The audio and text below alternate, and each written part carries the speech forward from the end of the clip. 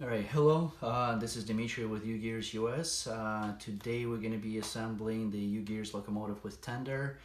I haven't done this model, it's just mainly because it takes a lot of time. And finally I feel like I need to get to it because I do get a lot of questions that how to proceed, specific parts do not work, etc. So I just want to make sure that I go through everything pretty much start to finish with the assembly. This is only the second time I'm going to be assembling this model, so I do not have that much experience with this particular one, but I have had assembled other models multiple times, so it's very similar in process. And let's see how long it's going to take me and if I'll be able to answer all your questions. So this is got one of the little damaged boxes, got damaged during shipping. Not a problem usually because it's a set of plywood. Not gonna damage the inside, it's just a physical appearance of the box. So let's go ahead and open it. And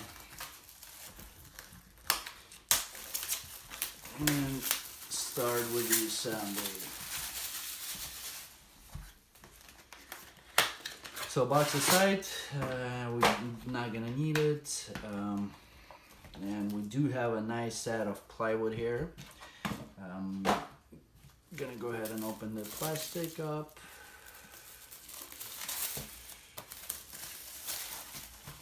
And get all the toothpicks out and rubber bands. There should be 12 rubber bands plus one extra slightly different color. That one's going to be for the flywheel.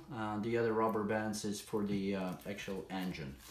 So, and we got a multitude of toothpicks here. I'm going to put them aside to make sure they're not on my way. Did not open it the right way and kind of messed it up a little bit. But here you go. We got all the sets of plywood. We do have a nice thick instructions on here. And as you start with the first page, well, first and most obvious one is do not light the candle on fire. So I do have actually a couple in here. One is used, one is somewhat newer tea candles. The candle wax is used for the lubrication. It is one of the better waxes and lubricants that works on the plywood, as it doesn't it's not liquid, so it doesn't get absorbed as much and stays on pretty well, lubricating the parts. The second warning is to not put your finger on top of the toothpick because you will get hurt. So it's also another obvious one. Going through the manual a little bit, here's some indicators that you need to watch out for. Exclamation point is to watch out for specific instruction. Sometimes they do get skipped and then you can't understand why the specific function is not working. Most likely is because one of these functions has been, or one of these exclamation points has been skipped. Second one is shows where you need to lubricate it, whether you need to lubricate the gears or some round portion or whatnot. This one is where to use the knife. I do have a knife here, and I do have a set of cutters just in case. I use these cutters also as pliers or grips just to pull the toothpick out if it gets stuck. When you see this one, that means that it's additional parts you have just in case. Mirror, obvious.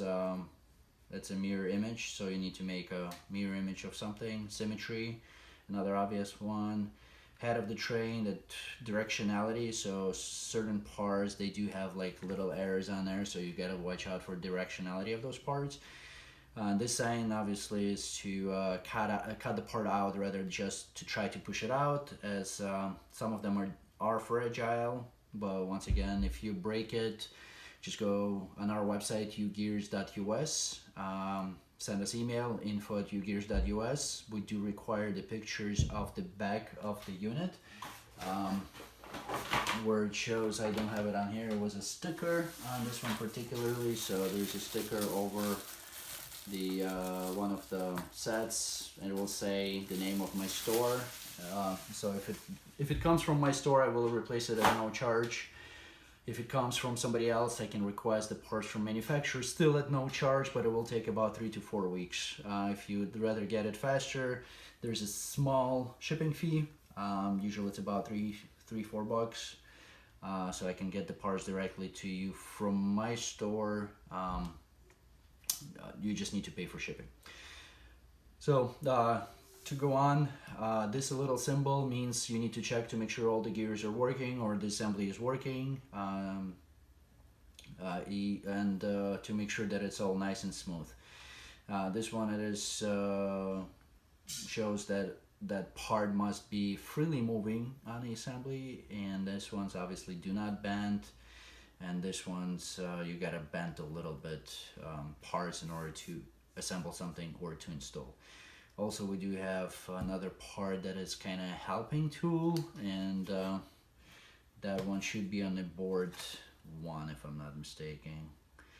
So I'm looking on the board 1 and I don't see it, so gotta look for it. And it is on the last board number 8, so I find it right here, right somewhere closer to the center. So one of the tips, one of the first tips that I have is you have 2 sides to the board. So there's a back side and there's a front side. The back side, as I call it, is the side where the laser enters through. It is a little bit darker. You see the lines are thicker. And the front side, it's a little lighter side. The lines are not as thick. They're nice, more clear and more smoother. So this is the front side. Recommendation is, because most of the time the front's going to be your front, visible front, to push from the back towards the front. That way the fibers at the connection points that you're going to pull from the material that is staying here rather than from the part itself. So just a little tip on how to remove it. And then vice versa, if the part is kind of, you have inside parts, so that part you pull out, and then the other parts you pull from the back in order to get that nice smooth finish. So I do have a helper tool. Open up, and we're gonna go ahead and start with the assembly. If any questions, just go ahead and write them down below in the comments, send me email. I'll try to answer all of them. So we start with board number 8. Step number 1 is parts A and B. So here's parts A and B. Those are just in case if something happens to them, you can just freely glue them together if you just accidentally break them. The reason is they're not used in actual assembly. So those are the parts that are used to install everything. So if you somehow accidentally break these 2 parts A or B, don't worry, glue them together. Use the super glue or something like that, and you can just use them as you're going to use it only for half of the assembly to hold some pieces together. After that, they're going to be no use for you. So I got these out, and then what I mentioned is that you have internal piece. If you try to push it out, it's going to pull the fibers from the actual piece. So you want to go rather from the back, you want to go from the front. But in this case, it doesn't matter. As I mentioned, these parts not going to be used for the assembly. They're just helping to assemble a specific portion of the train.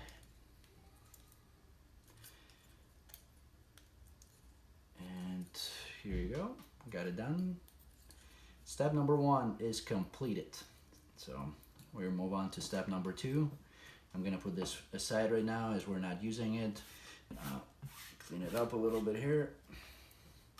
So step number 1 is in the second section. We need the pieces from board number 1. So we switch back up, and we have piece number 1 and 2. So we have all the pieces are numbered. Here's 1, 2 of them we need, and that's one of the pieces that has a directionality on it. So as a recommendation, another one that you want to work the part back and forth a little bit on the board.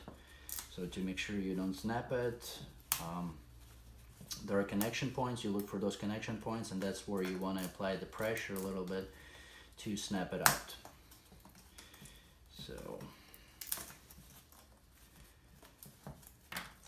This assembly is supposed to take about 8 to 10 hours for the assembly, so there will be a very long video. If necessary, I might be doing it in two different sets, but we'll see how everything's gonna go.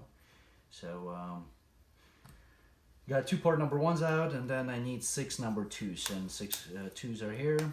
So some parts are on the kind of like a smaller boards, so I usually just get those boards out and work the parts out. Makes it a little bit easier and simpler to get it out than when you try to keep that board on the main plate. Once again, just work it back and forth a little bit. Smaller parts, sometimes you might want to use the knife or scalpel to push the parts out. Otherwise, usually the tip of your finger works well enough in order to get those out. Alright, so this one got a directionality, so we have a little arrow here showing the front of the plane, and we do need to put number 2s. There is 3 insertion points on each board, so I got 1. They all have the boss facing up as you look at the arrow going towards the right, and then the other side also the arrow goes towards the right, so you insert the number 2s from the back. Right away, there is, as I mentioned before in the beginning, there's 2 warnings or something to watch out for. Is the directionality. That's number 1. It says head of the train is this direction, and then the second part to watch out for is the, well, you need to lubricate specific pieces. So in this case, I'll use a toothpick to get a piece. Try to get a piece of candle out, and that's the piece I'm going to use for lubrication. So we need to lubricate the round pieces on both parts. That's obviously for a smoother operation of components.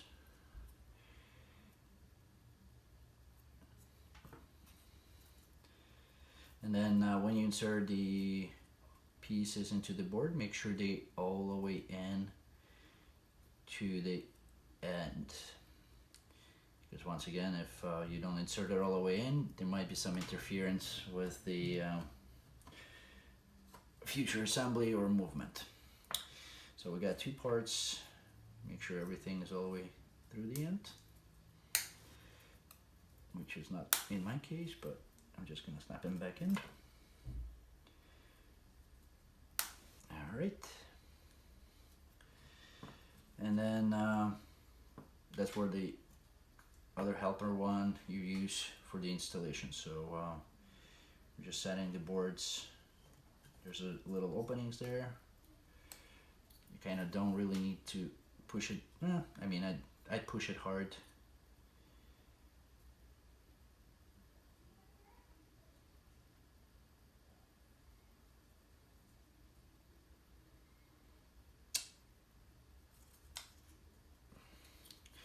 Looked a little bit confused there for a second because I thought I inserted from the wrong way, but I was just holding the part upside down, so bear with me. It is a late evening, so sorry if I got you confused. Alright, so we got these 2 parts sitting on the helping assembly, and put it aside. So the next one looks like we're going to be assembling some wheels. Then we go part number 3. Those are we do need number 4s from board number 1. So here's part number 4, and it looks like we're going to need all 3 of them, and then we need 5s. Need 1, 2, 3, 4, 5, 6.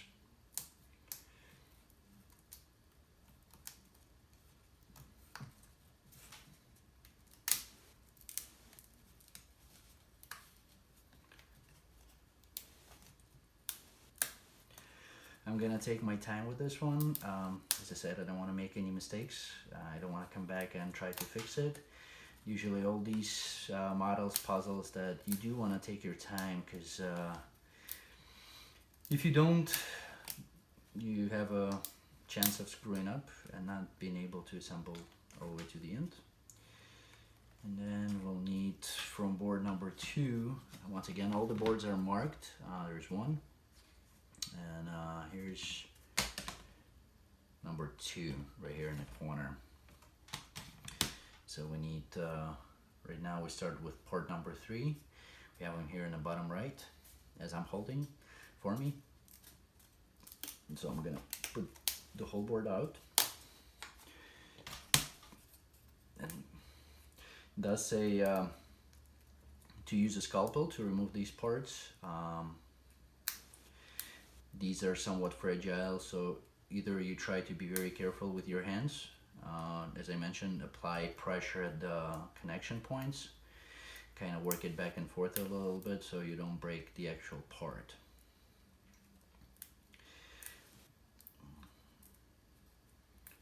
Or you can use scalpel actually to push them out.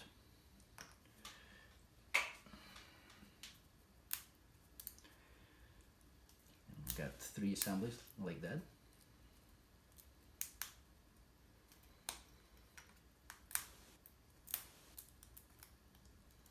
Once again, the cracking noises that you hear, it's cracking the boards, not the parts.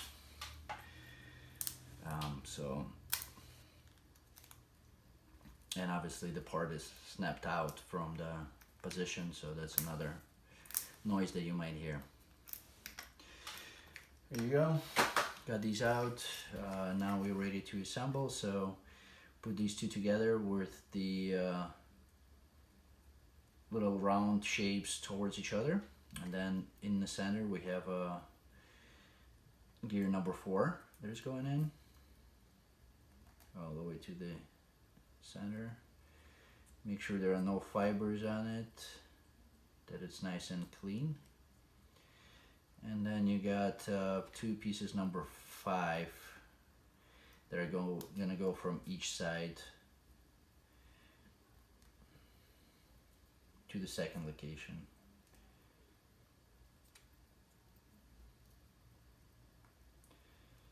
There are little cutouts on here on number 3s, so you want to stop at those cutouts. Here you go. 1.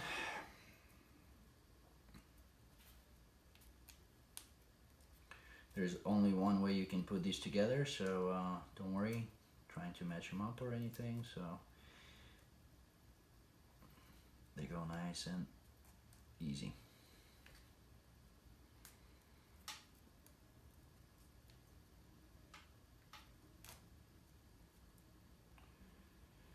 Two, and then number 3 is the same thing. So it's just repetition in a lot of cases. Once again, make sure there is no extra fibers on the pieces. You want them operating nice and smooth.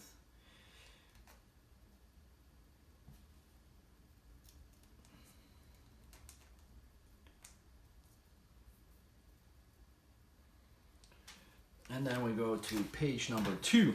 Whoa! No, I'm sorry, page number 5. So we're pretty far in.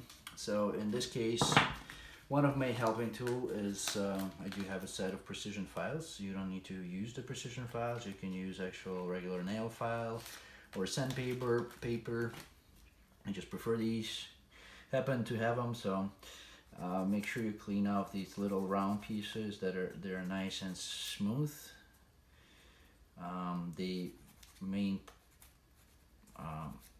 part that you need to clean up is the connection point, because those are the ones that are going to be sticking out. Just check with your finger, make sure they're nice and smoothed out.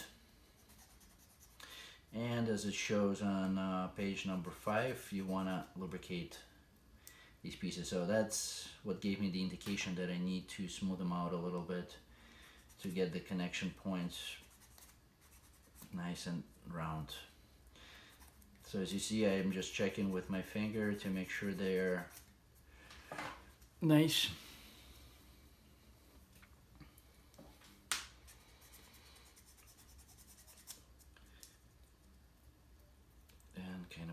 place everything back in where it's supposed to be.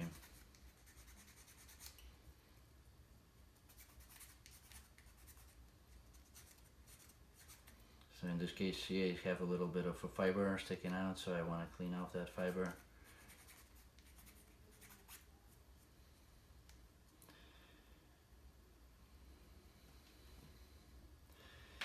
And then a third piece.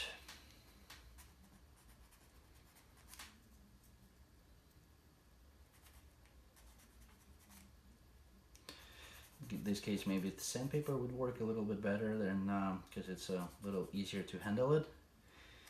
But I'm already using the tools that are in my hand, available right away.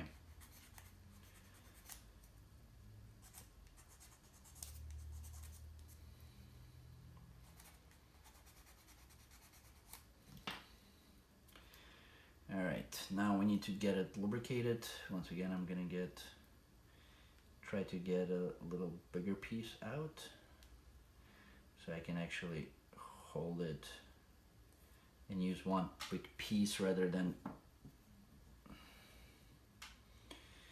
and kind of wipe it on.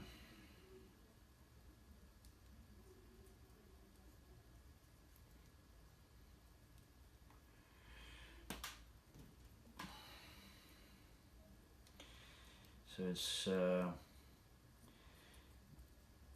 one of the important, well, all of them are, but assembly point is a lot of exclamation points or exclamation marks, just to make sure you guys watch out for that. And here comes the wheel assembly. So we need 4, starting with the number 7 and 8. So here's number 7 and 8. We got 7, 8, and 9. So those are the wheels that we need. 7, 9. Connection points is the main part. That you look for those connection points, and that's where you snap it. I want to clean out these wheels a little bit because they're going to be on the track or on the floor, so you don't want these little steps to interfere with your movement.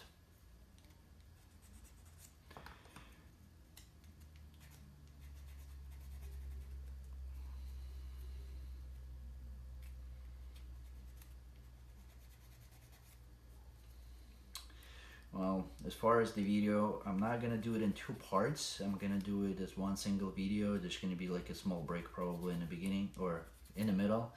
I mean, in between the assemblies. Because based on assembly time, I'm already about 20-25 minutes in or so. I'm just at the wheel assembly. And that means I'm taking my sweet time to put this thing together. But it's gonna be a very nice, sweet locomotive. Maybe I'll paint it. Nah, maybe not. We'll see. By the way, you can use the paints. If you go on my website, UGears.us, there is a customer gallery there. That's where users that assemble the units submit their pictures. And there are quite a few where the customers actually paint it up a little bit so it looks nice and pretty. So we'll take the first assembly and then here's the main part. So we're taking C. There's a little arrow on the number 7 and it says down. So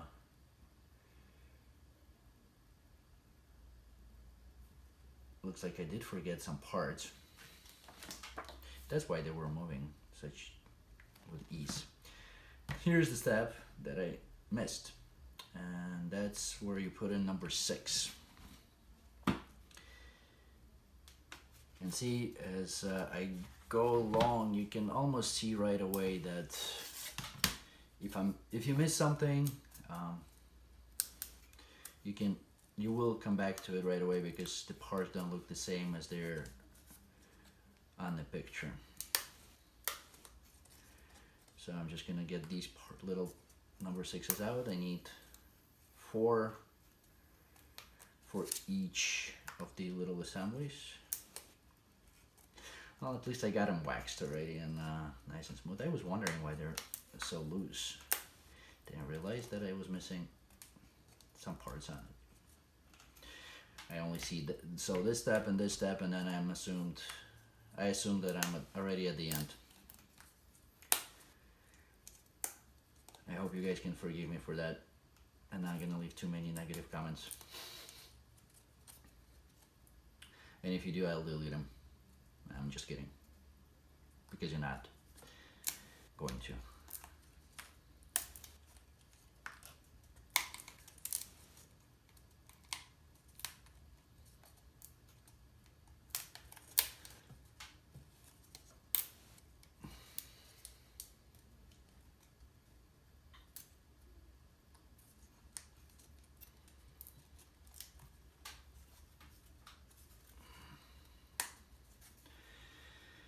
Alrighty, clean these parts off a little bit.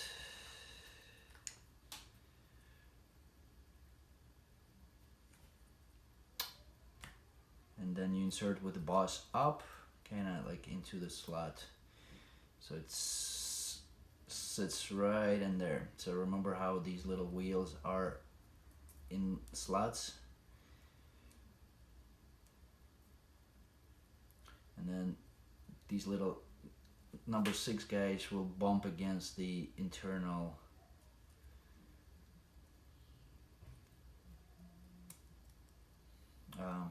gear.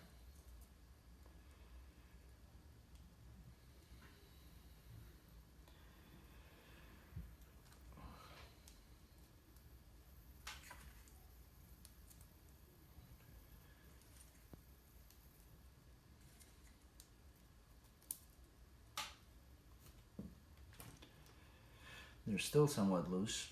I was expecting them to be a little bit tighter than that, but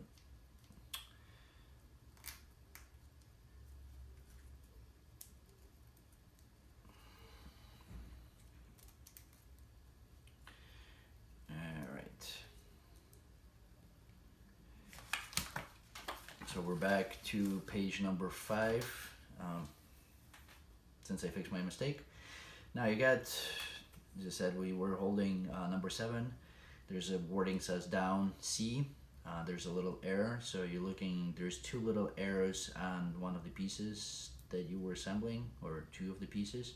So you gotta match one of those arrows with the other arrow. So let's go ahead and do that, and we get the wheel on. So it's one of the warnings. It shows right here that arrow gotta match that one of the arrows. So the wheel goes on, and then I got one of the number 8s. Also says there's a C, so make sure C faces the way that you can read, and matches the little holes right here. So the 2 C's match. C and C. Insert the second wheel. Then the other end, we got number 9, which has C up and a little arrow, so you gotta match. That has to be across from the down right here, and then match, let's see, up has to be exactly opposite of down. Right, so it's in this case it's not gonna match the arrow, but and it has to match, actually it will match the arrow because you're going to insert it from the other. So if you look at the wheel, it says C up, and the little arrow has to be opposite of down and match the arrow also. So the wording faces inside of the unit. So you got up, down, so you can see right here they're opposite, up, down. And then also you finish it up with the C that faces you, towards inside and on the same location. So here's the wheel assembly. It's complete. Now C up, you can read it, and then C down also, you can read it from inside, not from the outside. And arrows match the arrows on the internal axle. Now we need to insert, take 2 toothpicks, cut them in half.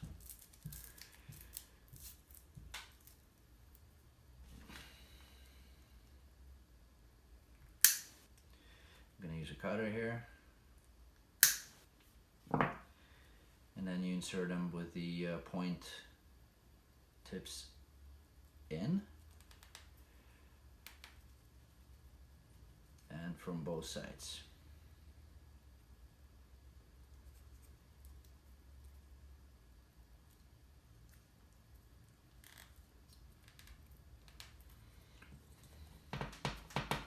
I'm going to use the table as a helper to get them all the way in. Just push them as far as they can go flat with the surface. So now I have my wheel assembly C up, C down, completely the opposite, so you can see C, C, just that everything's matching down. That's wheel number 1, and then it's all done and complete. We go over to the next page where we need to pull out the pieces number 12, 10, 11, 11, 10, 10, 11, 12. So we go back to the board number 1. We got 10, 11, 12, 12.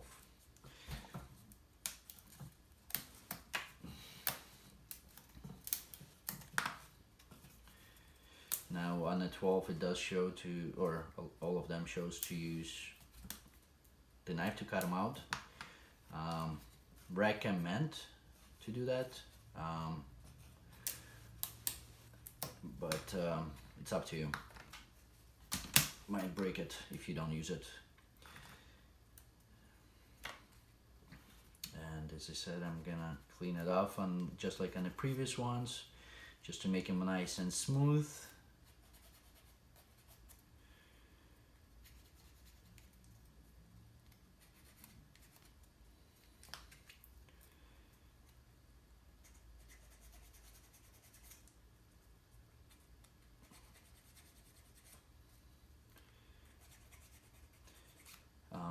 By the way, Locomotive is a #1 selling model for obvious reasons, because who doesn't like trains? This is an amazing model. It's very, well, not very, but it is complex. It looks amazing. It works amazing. And it's just a beauty. And even without putting any paint. By the way, coming back to the paint, you can use water-based paints. Acrylic is not recommended because it's kind of heavy. And then try not to apply the paint on the gears themselves, because it might interfere with the movement. So we're going to the second assembly. Same thing here. So we're taking R down, facing towards inside, and we insert to make sure that the arrow is matching the arrow on axle. Then we get it in, and then close it up with number 12. And number 12, that opening should match the opening number 12, obviously. Doesn't have any letters on there, so see, nice and smooth. And then we switch over to the other side, and then there is R up. It has to be opposite of the R down, and then match with the arrow. So I insert it, double check, R up, R down are matching, and then the other wheel is upside down, also matching the little opening, the openings on the part number 11. So the 12 matches on 10 and 11. And then same thing, you got 2 toothpicks, cut them in half.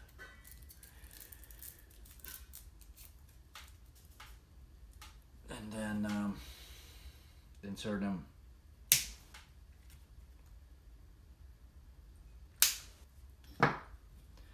I'm eyeballing them. They don't really have to be exactly, but close enough to be halves. So I got a second wheel in. Same thing, I'm using the table just to push this in. And our second wheel is ready. We're off to page number 7. Same situation here. We need pieces number 12, 13, and 14. They're on the same board. Got 13 and 2 12s on the bottom there. Board number 1. Here's the number, just in case you miss it.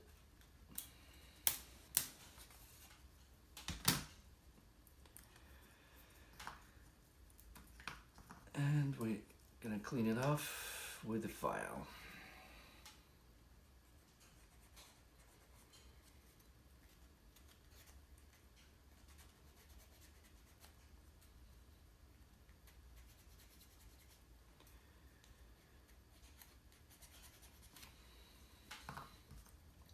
So it is time consuming, if you didn't know. There's 443 components.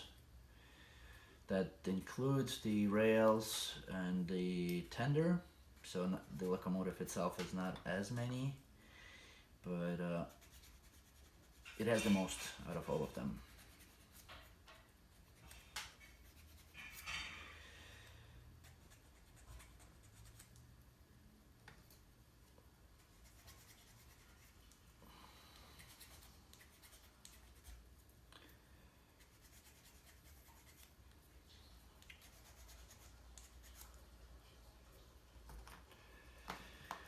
All right, and in this case we have L down, matching the arrow. So obviously in the beginning it doesn't matter which way insert it, in the sense that as long as it matches the arrow. And then the other part, the number 12 is matching the openings. Then you switch it on the other side and we have L up, facing towards inside. Completely or opposite to the down and matching with the arrow. So we have L up, L down on the opposite side, facing in, and close it off. 2 more toothpicks.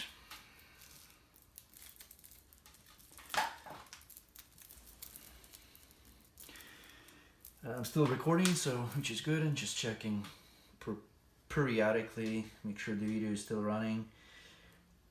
Don't want to go through half of the assembly and then realize that, hey, I wasn't recording anything. Wouldn't be good.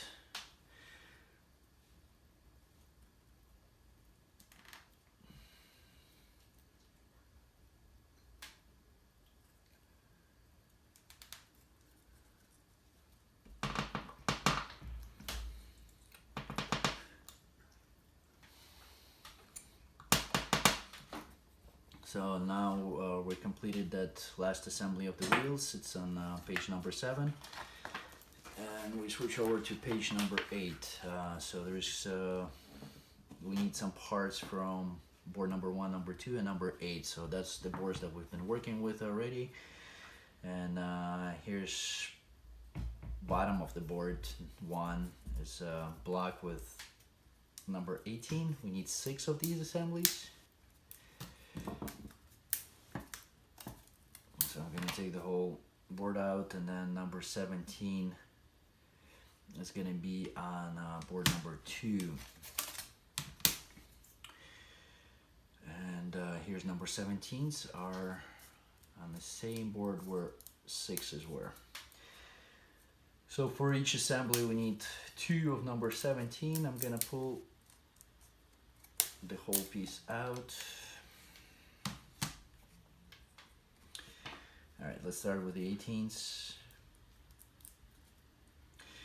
Working back and forth a little bit. They are smaller pieces, and obviously making it more fragile, whichever way you want to pronounce it.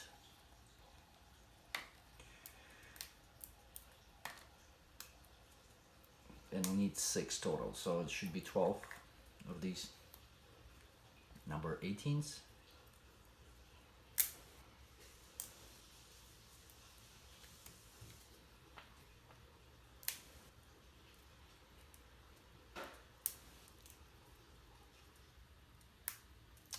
Once again, I'm working them back and forth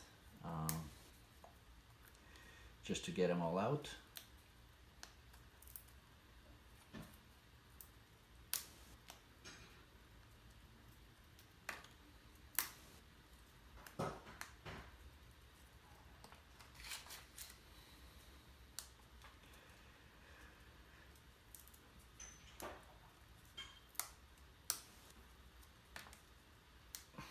By the way, let me know if you like my green tablecloth. Just wanted to make sure that you guys see everything, and that's kind of gives you a little bit of better visual.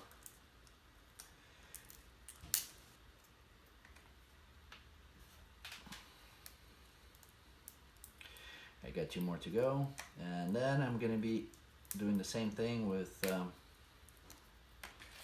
you go, got all these number 18s out, and now number 17th. They should go a little bit easier, and we need 12 of them also.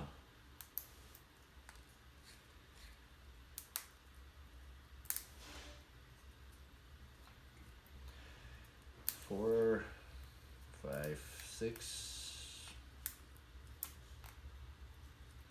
7, 8, 9, 10, 11, and 12. Alright, and then these go with the boss's vertical. Insert one side, insert on the other side. Kind of like that, and then get the second part on it, or second number 18, and squeeze it with from both sides all the way to the end.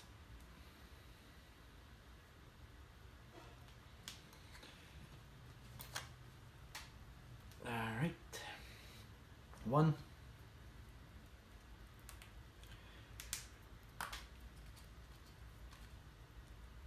2.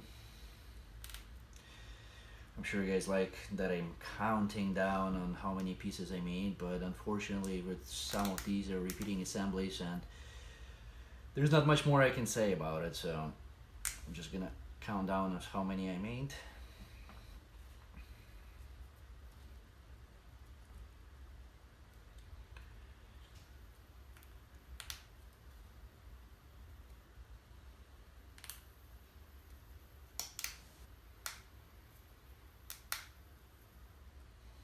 Three,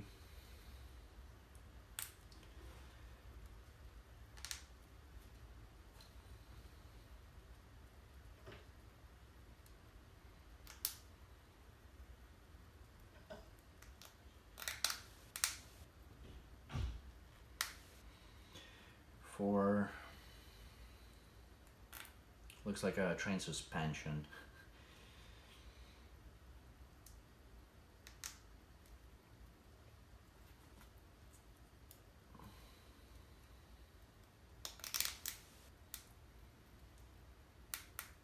5, and the last one,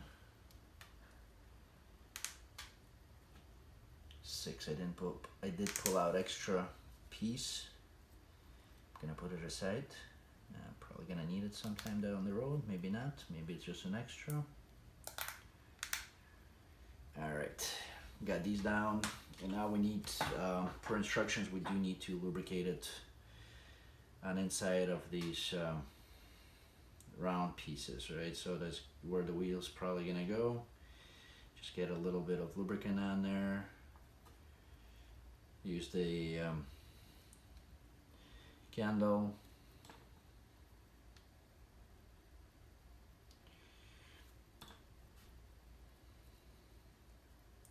wax.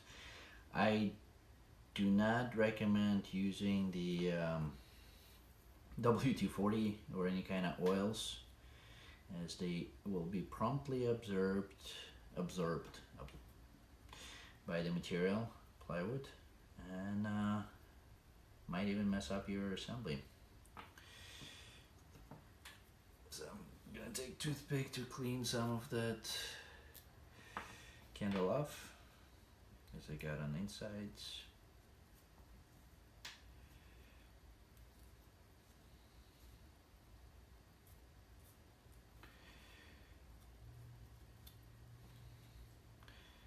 By the way, maybe using a regular candle is a little bit better, as you can get a better hold of it and just wipe it onto the parts. Then we towards the step number 3 on the page number 8, and that one requires board number 2. We are already on it, and we need 2 pieces number 16 and piece number 15.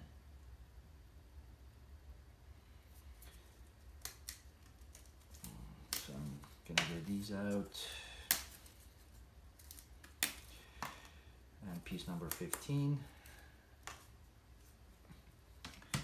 Make sure the connections points are nice and cleaned off, and then we need toothpicks for it.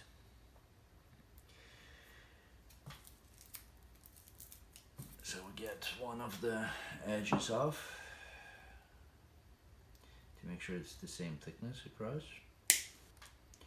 And use the helper tool. There's a little boss on one of the sides, so you lean against it and then cut to the other.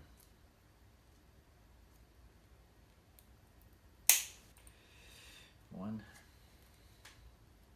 You might be able to use same toothpick for at least 2 of them. 2. And then I'll use the one that I was waxing a little bit. Use the wax on.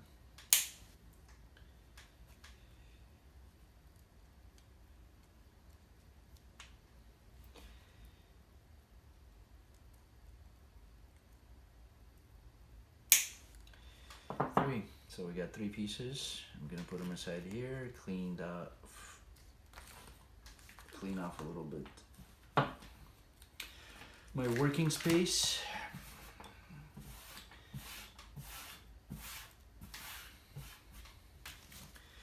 And then we get these 3 pieces into wheels or gears.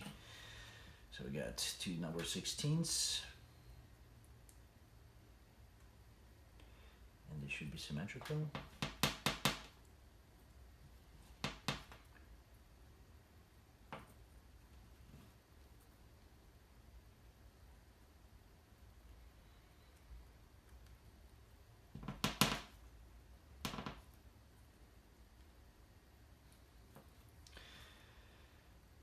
And we need to wax these, the gears themselves and the toothpicks that are in there.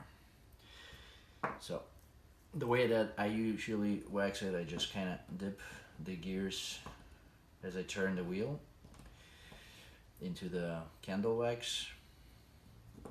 It usually just gets enough of it on the gears to get good lubrication. As I said, maybe regular candle would be a little bit better for that purpose. And then obviously we do need to wax toothpicks a little bit too, so just kind of dig them in there. Wax should get enough lubricant on it. Now we're ready to start doing the assembly.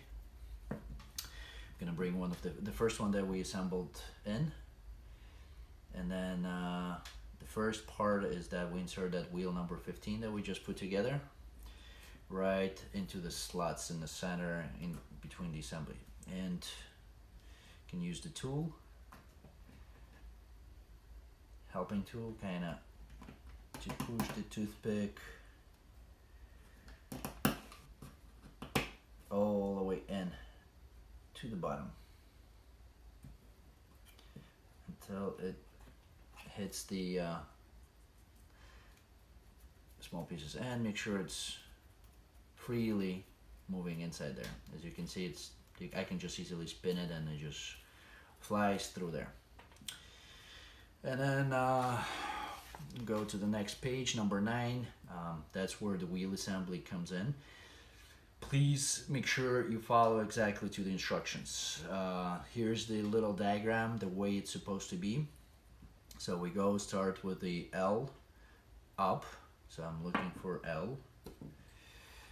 And then we need to make sure that the L up is facing away from you, and it's kind of like at 2 o'clock, I'd say. That's the way we put it into back here, right? So the way you can see where it faces, there's like a little notch on the inside gear, and that notch should face horizontally, should be horizontal on both sides. So that's the way you insert that. Then you go with the gear, what the number on it is, number 16 that we just put together. There's 2 notches on here too. So there's one is an internal and one is external. So the internal notch next to the hole should be right matching with the notch on the wheel assembly there, that L wheel assembly. And that's how you put it onto the assembly. Then the next one that we go with is the C, which is the center, right? And then up, also facing, so you also have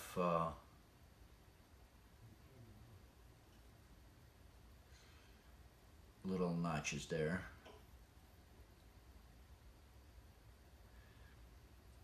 And in my case, it's either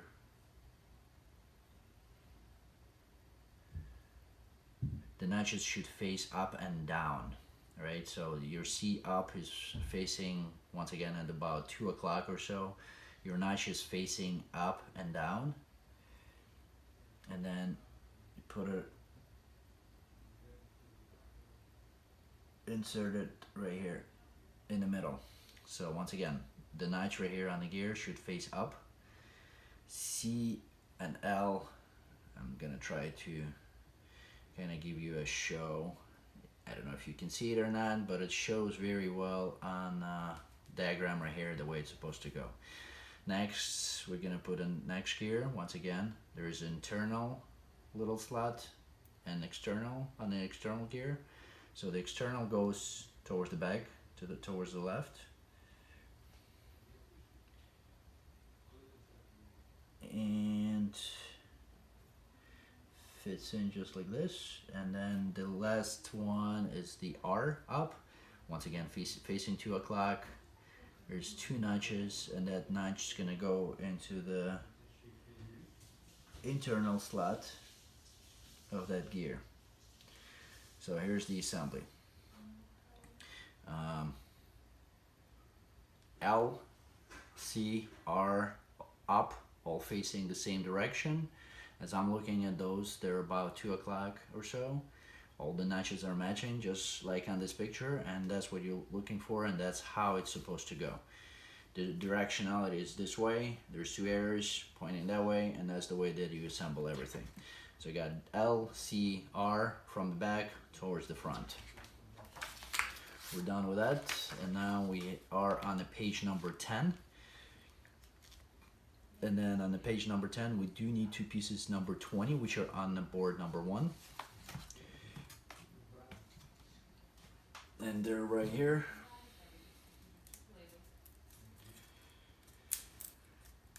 I'm gonna work it back and forth a little bit to get it out.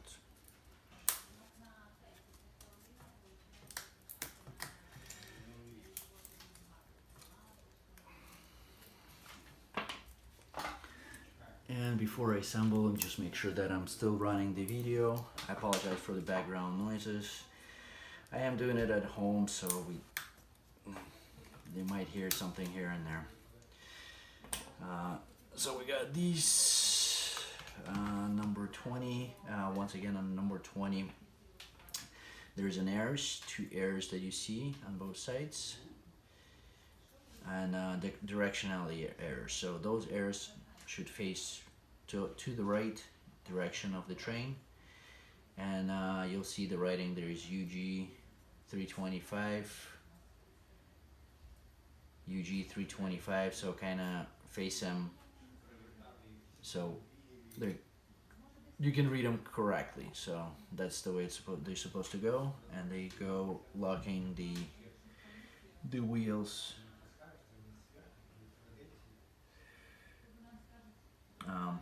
Before I do that, I believe I missed a step, and I have missed the step when I was telling you how everything goes. See, that's what I meant, that you do need to pay a lot of attention. So I'm gonna take these wheels off again, and I'm gonna go repeating it one more time. Now I'm not gonna do that. I'm gonna put these little assemblies that we made on page number 8 right here. I'm gonna put them back in. They're supposed to go right into these wheels after the assembly of that one gear.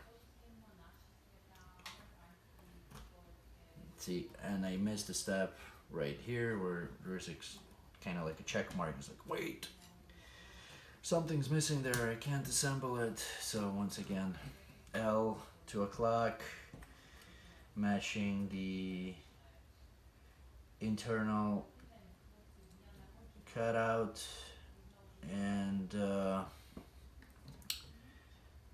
another one.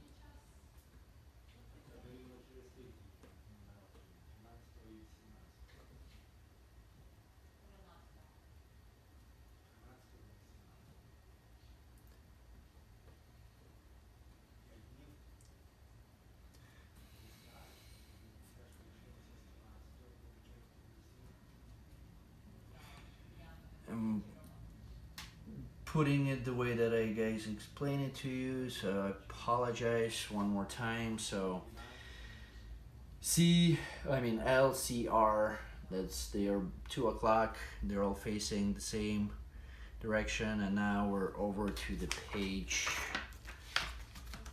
number 10, and then the directionality lettering outside.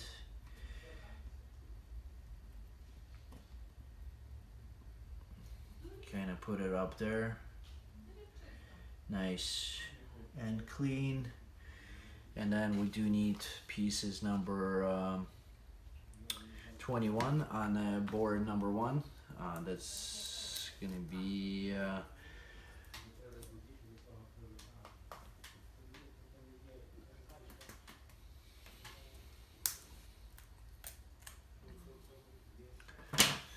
and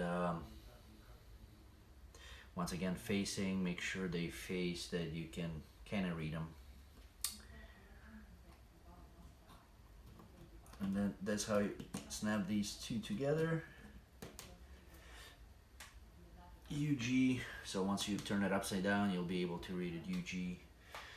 UG732, same thing on the back.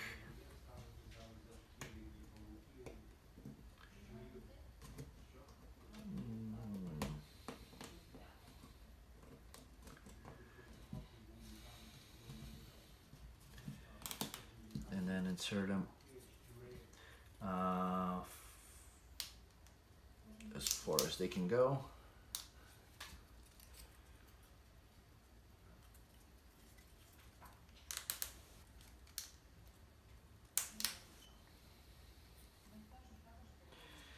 Which holds the whole assembly together.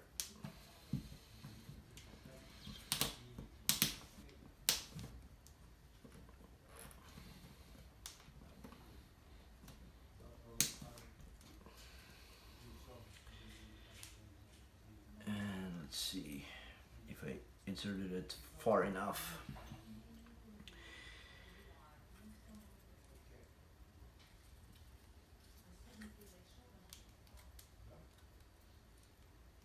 as far as they can go. So that's the furthest on both sides for me. I don't think I can push it any further. And now we need pieces number 22, which are on the board number 2, and they're right here as the longer ones. So I'm kind of work it back and forth. Use knife if it's easier for you. It is recommended to use the knife to cut it out. Kind of have a feeling of how it's supposed to work, and then those go into the C with the thicker boss towards the into the C, and as far as it can go onto the wheel. So there's like 2 stoppers and like right up to it. And then in the opposite end, same thing, onto the C. And as far as it can go. Kind of hold the wheel, make sure you don't break it. And all the assembly moves now, everything spins, so that's what you're looking for. Make sure all the gears are operational. Now we're going to page number 11, step number 4. Once again, you want to make sure that these operate.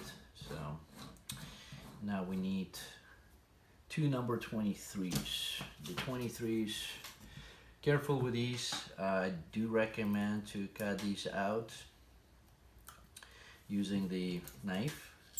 So you look for those connection points, and that's where you kind of like put the knife in to get it a little pre-cut, because this is the piece that breaks the most. So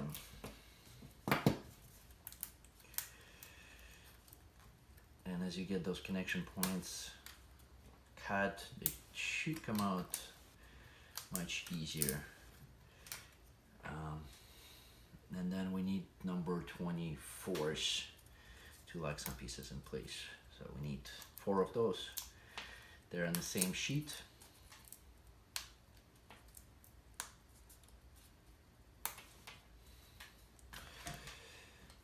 And then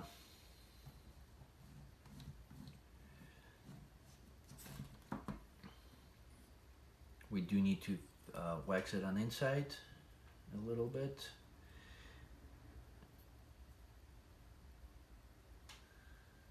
So get a candle or just bigger piece, or use a toothpick and kind of smudge that wax onto the interior of these little cutouts, circular cutouts on piece number 23. That's to give it a better run. And remove as much friction as you can physically. So both pieces are waxed.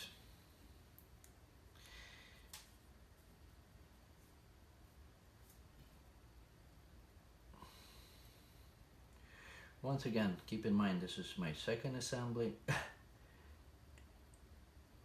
I apologize for a couple errors that I made. Good thing there weren't fatal errors, so to say. They're just something I forgot to put together, and you don't want to do that. Kind of misleading, but hey, I came back within a step or 2 to fix them up. Alright, so we got the wax in, on. Then you put it onto that little piece that you just inserted and lock it on with the piece number 24 on the other wheels. Make sure they match. Well, they have to match if you did the assembly correctly. Push it as far as they can go. Once again, they're supposed to sit all the way to the end here. There's like a little ribs, so up to those ribs. And then you do the same thing on the other end. Number 24 is into the wheel. Same, holding it with the finger in the back so it don't snap the wheel, and go as far as it goes.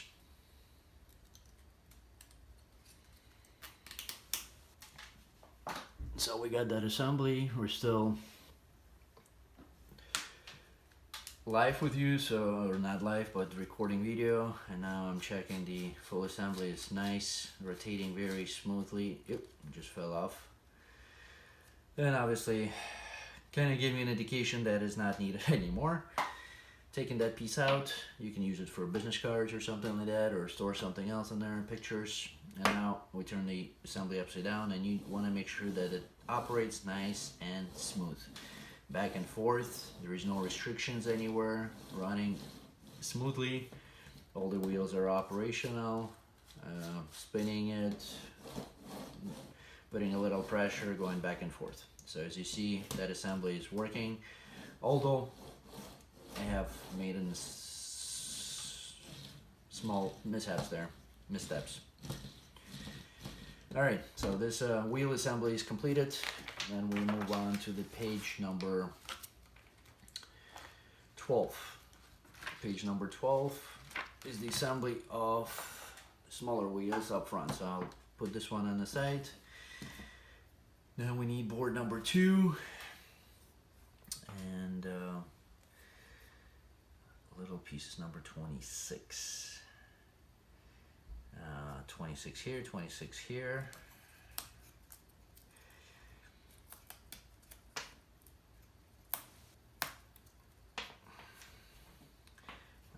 Piece number 25. 25 is right here. It's a little T-shaped. That one we might want to use the knife, although I don't see the connection points very well. Okay, got it.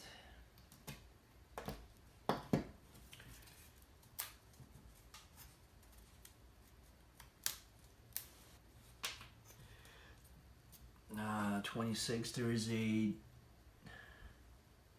little piece here, so it does not matter which way you insert it. Make sure they match, kind of mirror image. And then insert number 27 is on the same board. 27 right here, it's a bigger piece.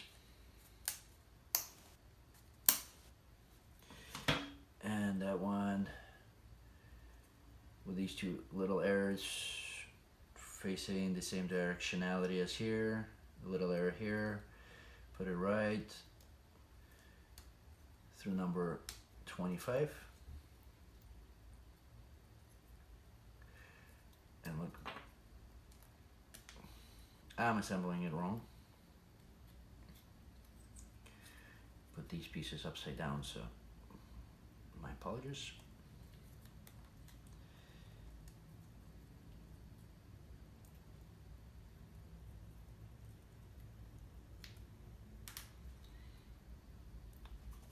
And then number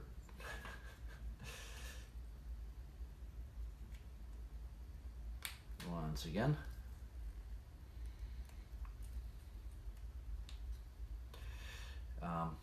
Directionality number 27 goes on.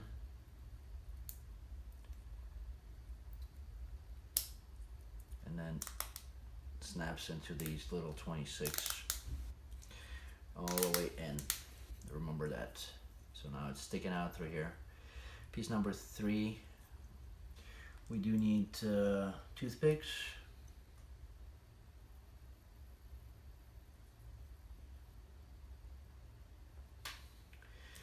Two of them.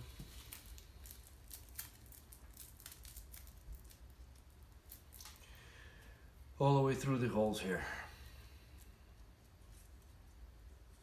So 1 and 2. Then we take one more toothpick, cut it in half, or 2 toothpicks, cut them in half. And there's wheels number 28 and 29. So we take 28 and 29. 28 in the front, or it doesn't matter in this point. Then you use one of the toothpicks that you just made, or part of it, and you kind of match them together and put the toothpick almost all the way through until it breaks. Cut it flush. Make sure there is enough toothpick to hold these two together.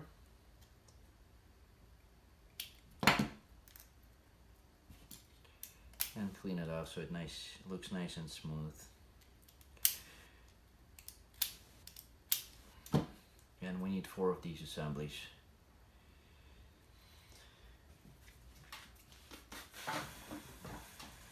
So I'm gonna put all of the wheels out.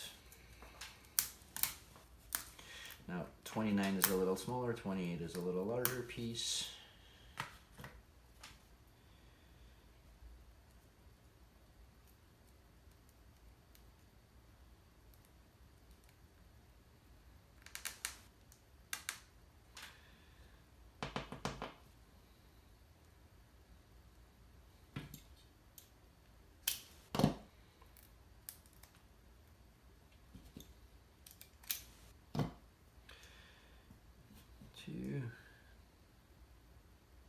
I kind of cracked this toothpick, so I'm going to use the next one. There are plenty of toothpicks just in case if you discover that you still manage to run out. I'd recommend just going to any grocery store there's around you. I went to Target. I got a bunch of extra toothpicks. I don't have them here to show you, but they work just fine. So here's number 3 wheel. And I think I will need to take a break. I'll see how far we can go with this, as it does look like I'm getting tired.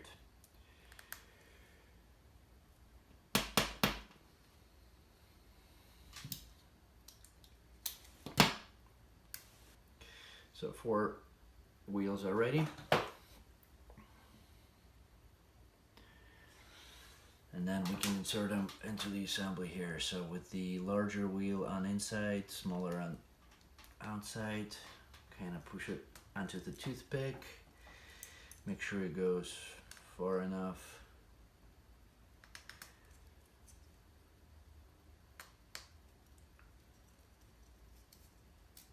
But at the same time, they still can spin easily. And kind of symmetrically too.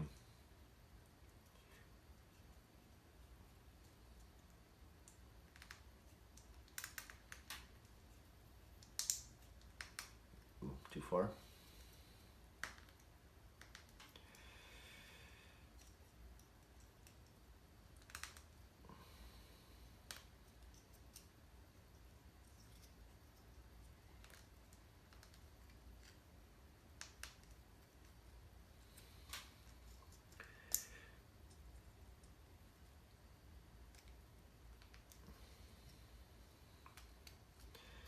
So these are on, make sure they rotate. Do need to clean off a little bit here.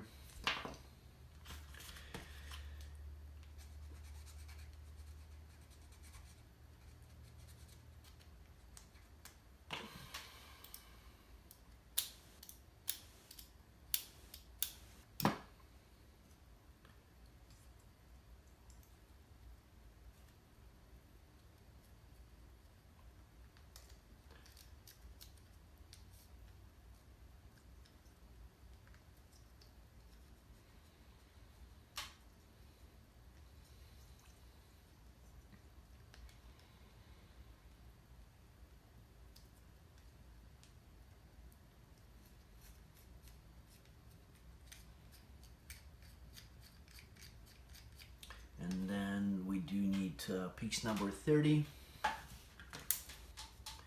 It's a large piece right here. Directionality. Once again, errors match. Make sure you insert it correctly. There is some movement.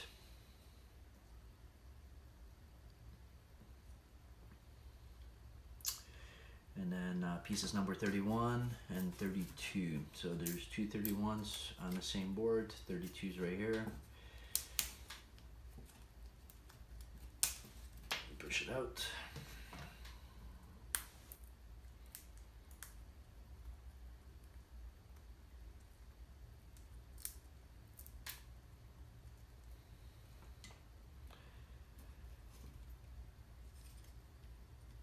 There they go. 31, 31 onto that little sticking out piece, and then 32 right behind them as far as it can go. Then we need 33, 34, and 35. They are on board number 5.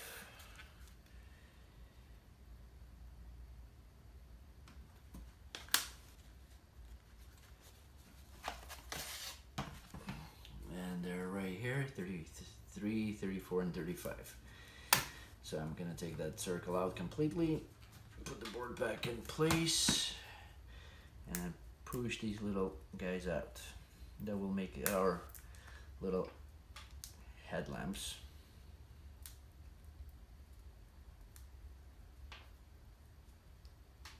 Once again, use your tips of your fingers to get them out, or X-Acto knife to pre-cut a little bit in the connection points.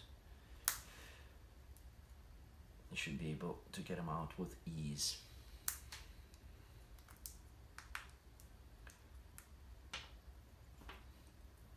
And then the 33 goes on here, and then you put 34 and 35. So it actually looks like it's bumpers.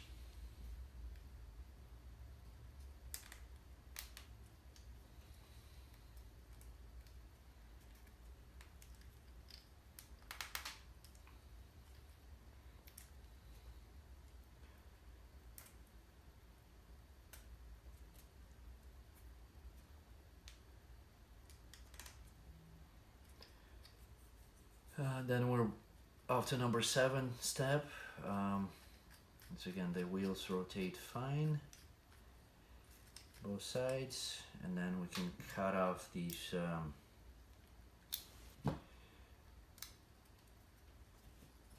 toothpicks. So what I'm doing here is pre-cutting it a little bit, and then just snapping it off. Or you can use a cutter and get them off.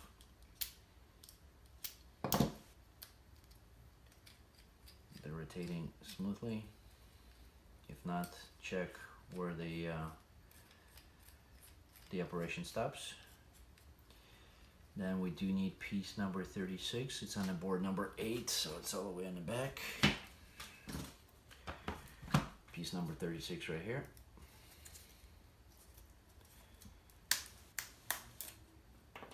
And I'll put the board back in the same. And then we insert it right up front of that assembly, next to the bumpers.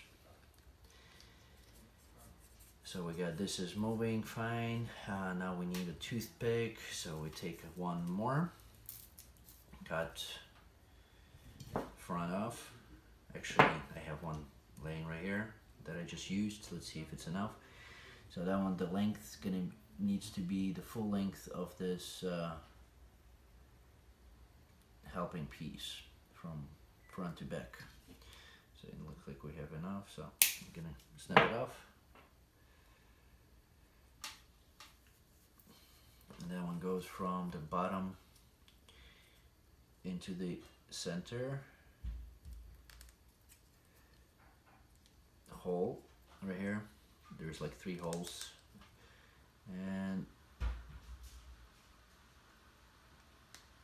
kind to lock it in place. So you can see it came out right in the center here, so it's locked in a position.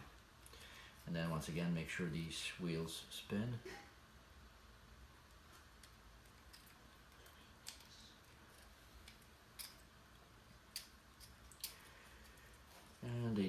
so maybe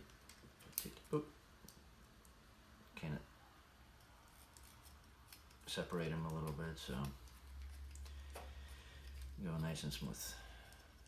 All right, so that one's finished too. Now the engine blocks. It's we're on the page number 13. They're a mirror of each other, as it points out at the end, and then there's some assembly to it. So let's start. We're page number 13, plate number 3. So 2's on the side. Page number, the plate number 3 is next one, and then here we need all the pieces right here.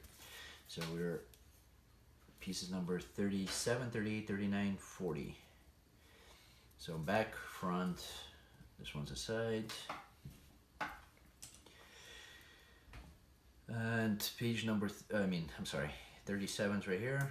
I'm gonna do one by one. So I got 37,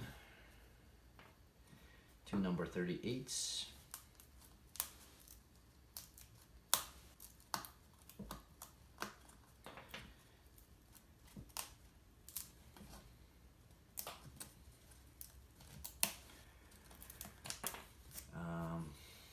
Number 39, 3 of them.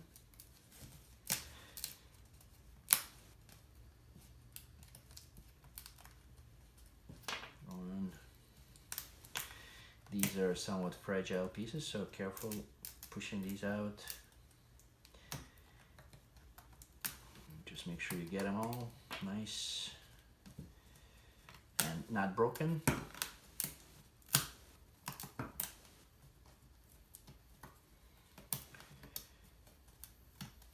They snap out fairly easy. All right, so we got 39s, and then 41.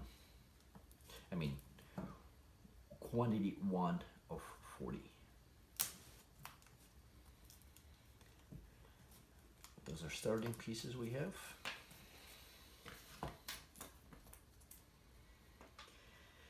Now we need 3 toothpicks for that assembly. That's a step number 1. And we're gonna go with number 37. This little guy. Make sure you have the same, faces the same direction. Number 37. And there are 3 holes. So you go through all of them. Kind of push your toothpicks through, or you can insert them from the other direction so you don't have to push them as far. But it kind of smoothens them out. Now I have number 40, 38.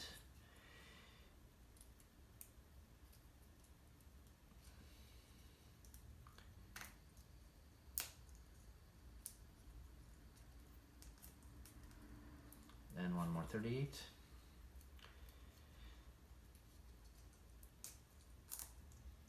Then pieces number 39. Make sure it matches the way it shows on the pictures.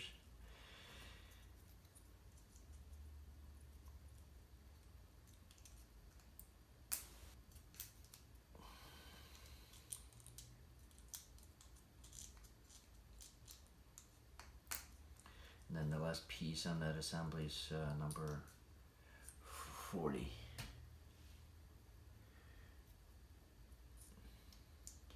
With a little,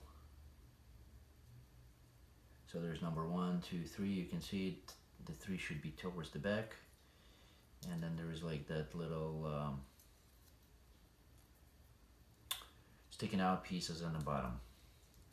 Kind of matches the rest of the assembly. So once you assemble, you see that all of them are nice, matching all the shape throughout. Then we have pieces number, on the board number 2, we have pieces number 41 and 42. So these are also recommended to use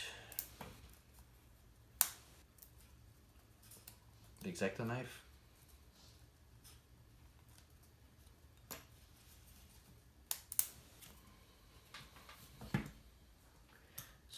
look for those little tiny connection points. They're pretty small on these pieces for that specific purpose.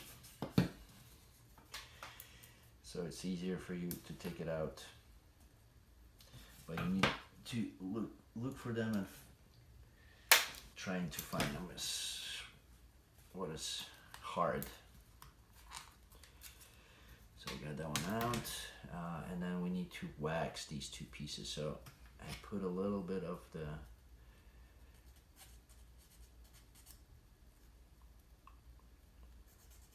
flatness into them, where the connection points were.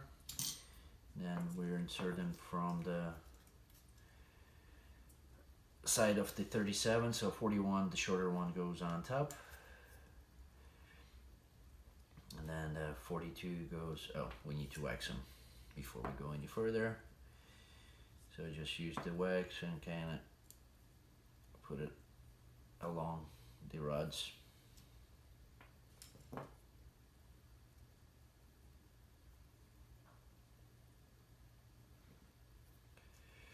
So the 41 is on the bottom, 42 is on the bottom, 41 is on the top. And then we need pieces number 43. They are on the board number 4. Right here.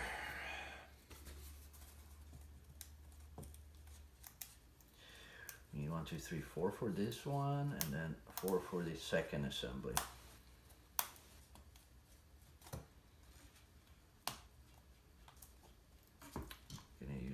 So I kind of snapped them off already, just need to push them out. I'm using my file to do that. Got all 4 of them. There's a flat portion to it. I'm going to smooth them out too, because there's connection points on the flat portion there.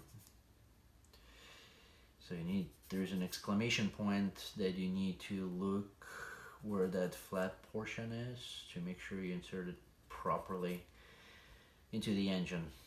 So these are pistons that you're going to see when the train is moving. So and those go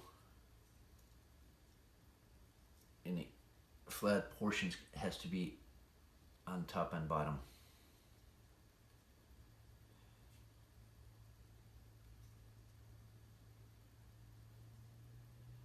And then as these are all the way in,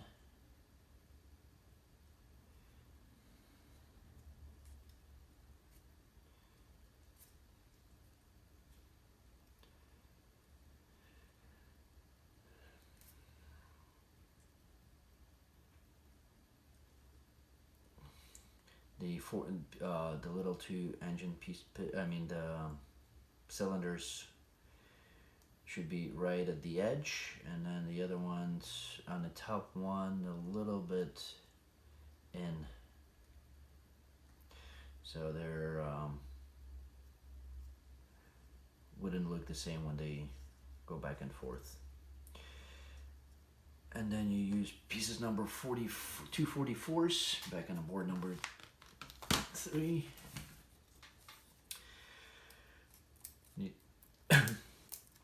2 of the 44.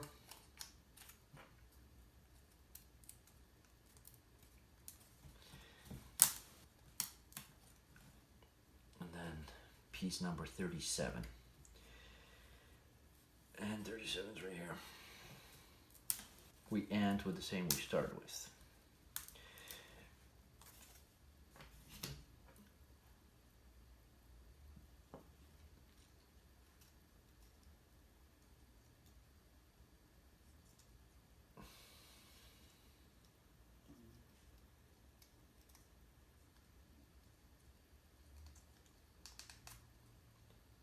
Put them all the way to the back.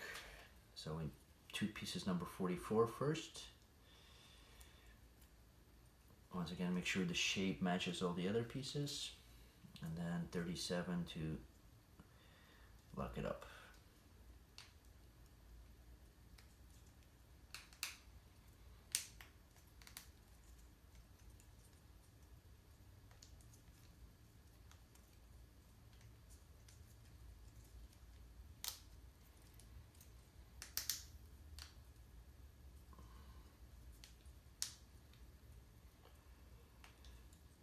once all of these are in, make sure these are moving freely. You can see the piston there.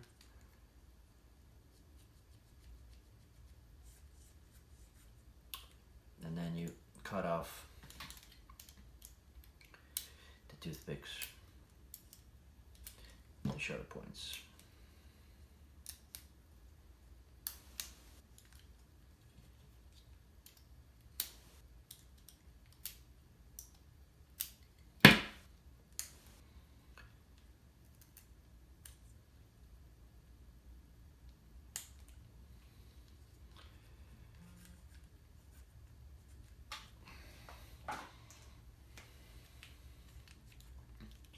So as you can see here, they're all moving back and forth. Now, freely, now we need to make a mirror image of it, so we start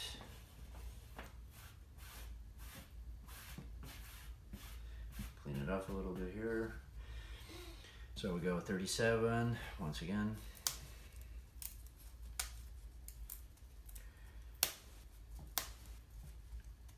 Two 38s.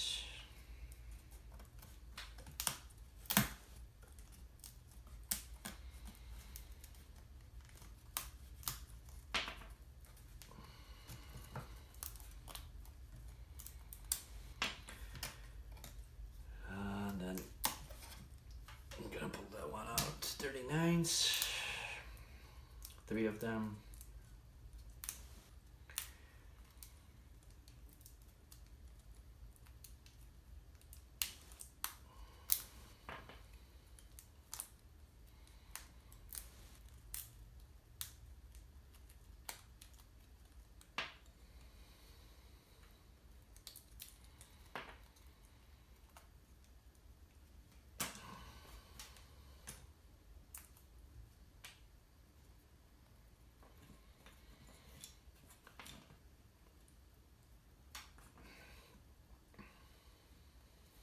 And we do need 3 toothpicks.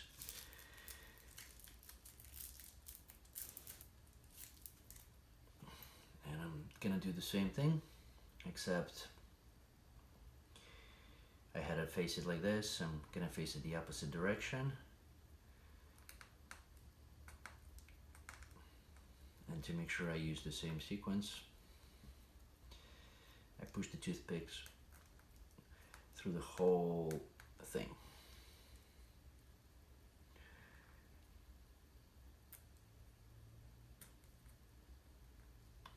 Now we go number 38.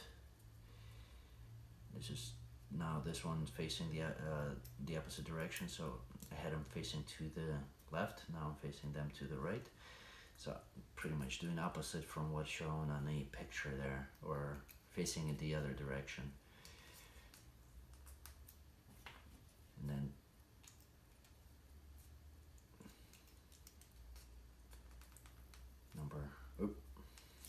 missed one toothpick there.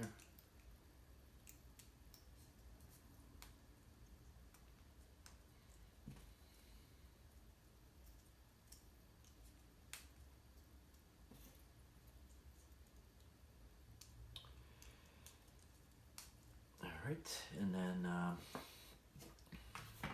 pieces number 41 and 42, once again. Let's use the X-Acto knife just to make sure that we follow the directions and make sure you find those connection points.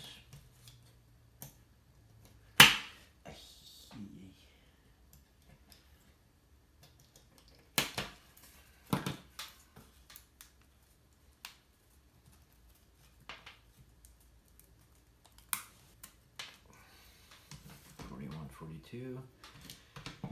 Use file to clean it off a little bit.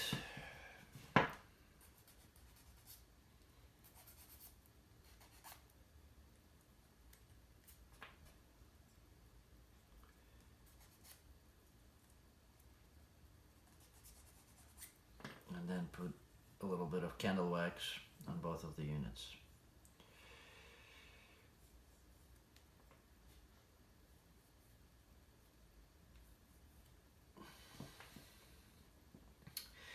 Now we need more, 4 more of the number 43s. And they're on the plate. Yeah. I'm gonna lift this one. I'm gonna put it right back in.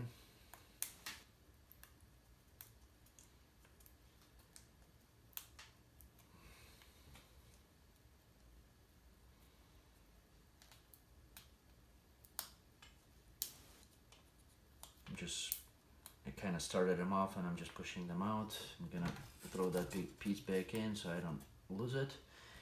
Put it back under the instructions. And then insert number 41 into the top one, 42 into the bottom one. And then once again, make sure the flat pieces, get it filed to it a little bit. 1, 2,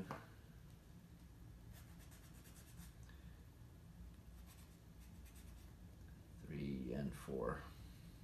Just to make sure that they run nice and smooth inside. Once again, with the flat pieces going towards the top and the bottom.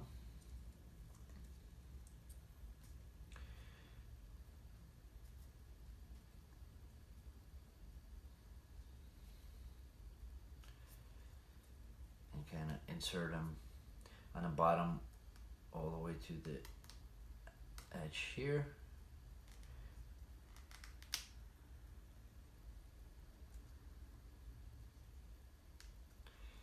And on the top one, a little bit past the entrance.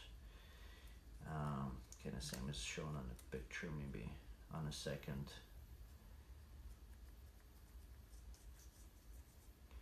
And then we need pieces number 44 and 2/44s. We have one here and one here.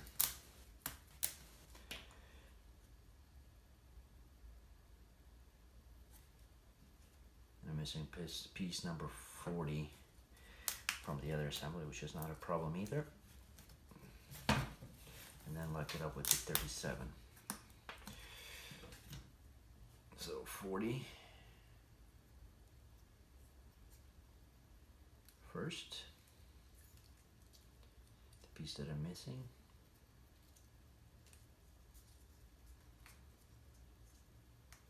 and readjust the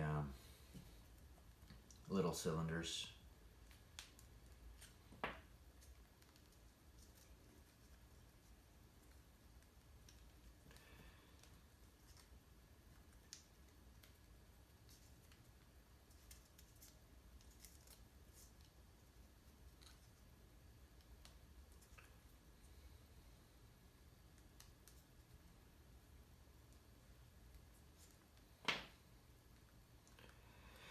Done that.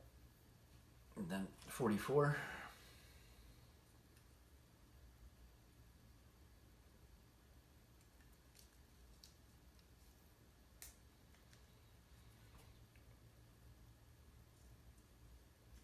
One more. And then finish it off with number 37.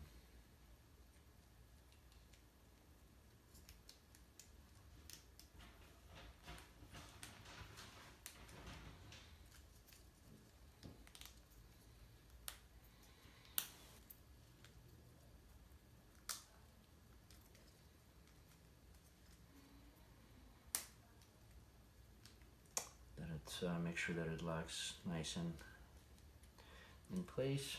These are moving, and that should be a mirror image of the other unit. And then we cut the toothpicks off.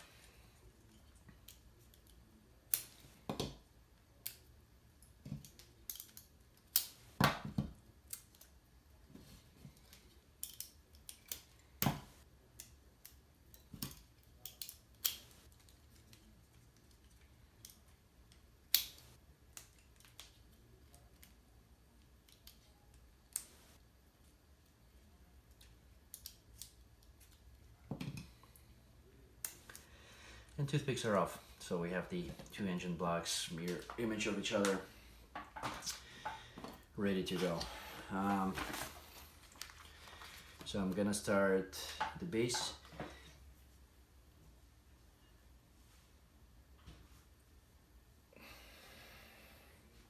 Give me a second for the brake. I'm gonna put these engines on the page sheet number 2. There's a long piece right here. It's piece number 45. So we're gonna snap it out.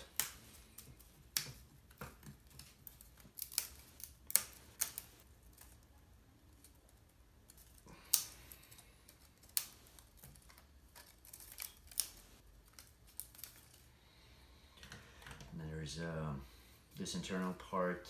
We're gonna get that one out also, as we don't need it right now. And then we're looking for piece number 46. Piece number 46 is going to be on the plate number 1. Once we pull that one out, I think we're done. And we can put that plate into the garbage side. And that one's going to go, so there's directionality errors. There's a top and the bottom portion, so I'll use the nice and shiny one towards the top. Use it on the bottom. Yeah, towards the top. And then 46 gonna go right into here.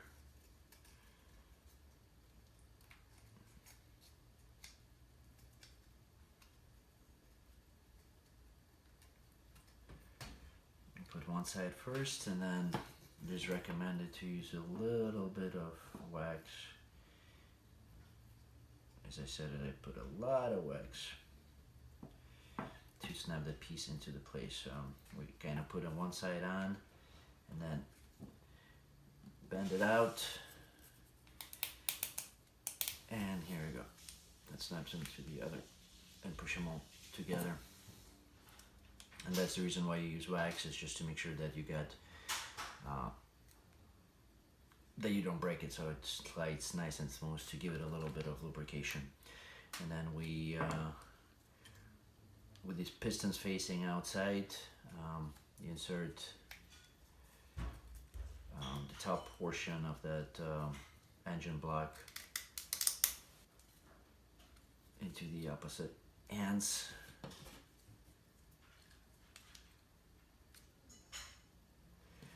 My bad. So these rods should go towards the back, so put it the wrong direction. There you go. That way is better. Now we do 2 toothpicks.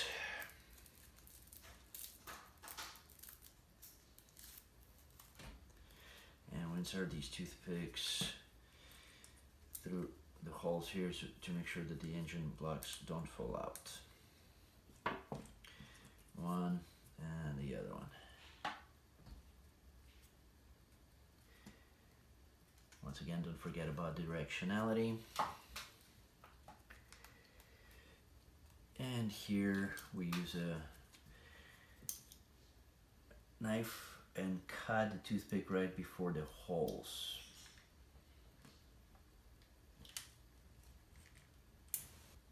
So it's A, to make sure there's no interference.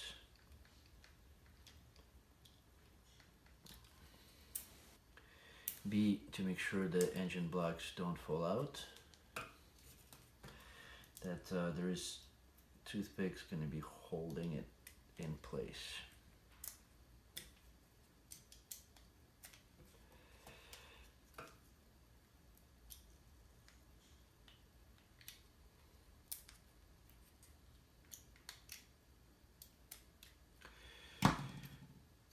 And done. Turn over to page number 15, and that one, this we can put aside, the assembly. And then we need 2 number 47s, that's board number 3.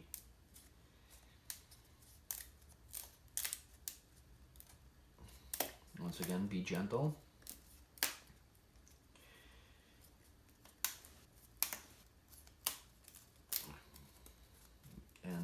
apply pressure at the connection points. That way you can get it out nice and easy.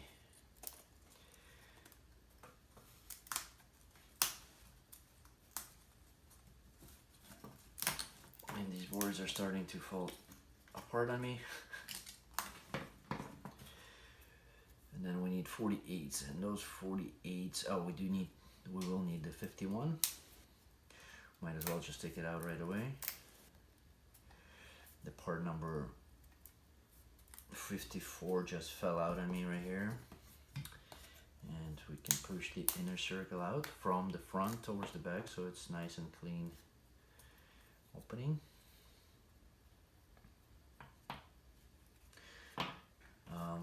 This little 107 108s we're gonna put aside, back to 51. Apply pressure at the connection points, get this out.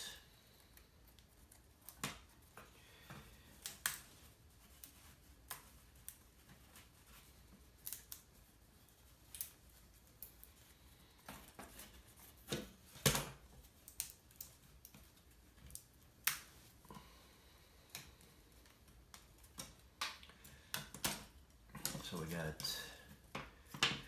47, 48, then we need 49s and 50, and those are located on page on sheet number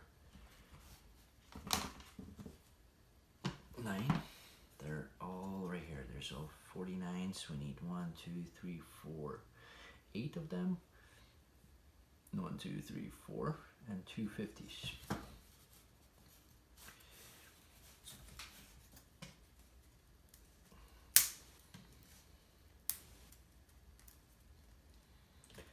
These are tiny little things, so I'm going to use a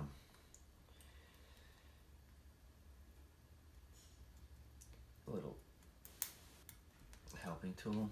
So I pre-start them with my fingers, or I should say with the tip of my finger, and then once I feel that they move inside there, I just push it out with the file or any other piece. So we need 8 of these. Got 4 out.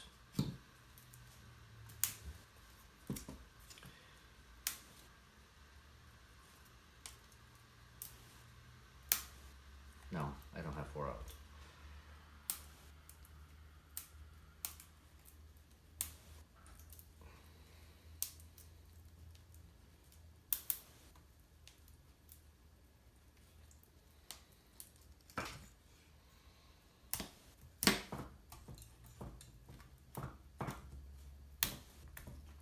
So I got all the 48s that I need.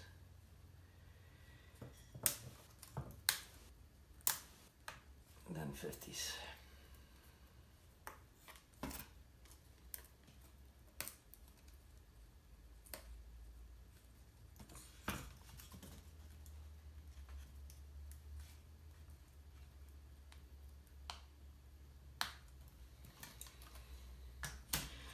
Now we need to use the toothpick to get the internal surface clean. The reason is because there's pre-cut and there's some dust left in there.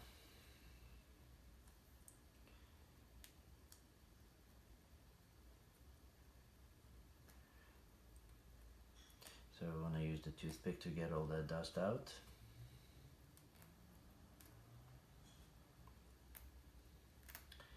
Burn, ashes, more like ashes.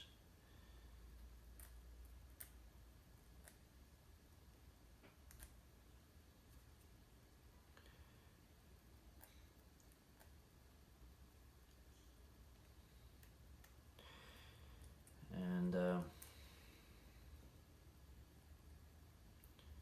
almost done. One more piece.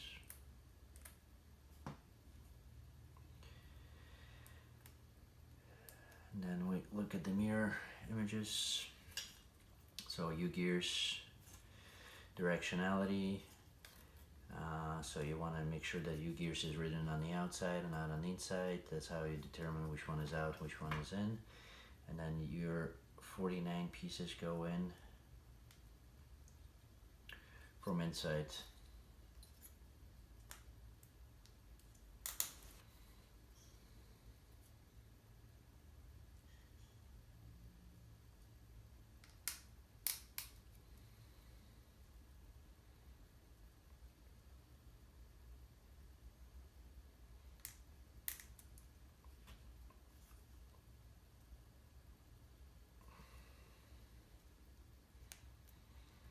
Make sure they sit all the way in, and then 50 all the way in the back.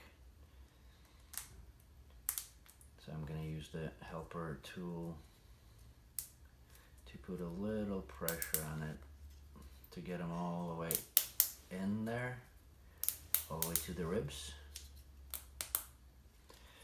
It's on one piece, so on inside, UGears on the outside. Same on the opposite end. UGears on the outside, and then you from inside you insert these little number 49s and 50.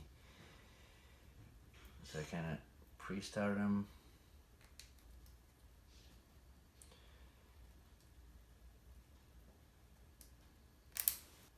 Hopefully you guys can see everything. And then all the way in the back, it's a number 50.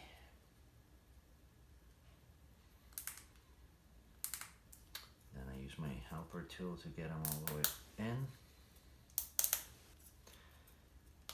as far as they can go. And should have done it up front, but we get all the ones, all of them filled with wax. You want lubrication.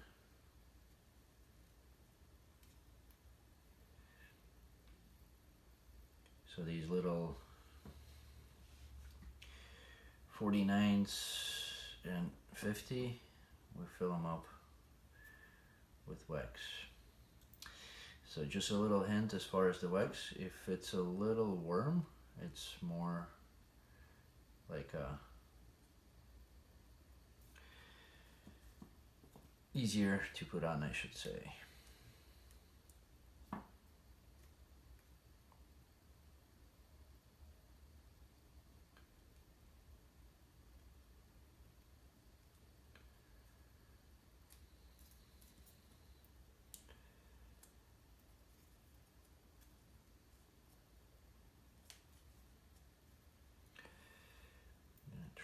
I put in maybe a little bit too much.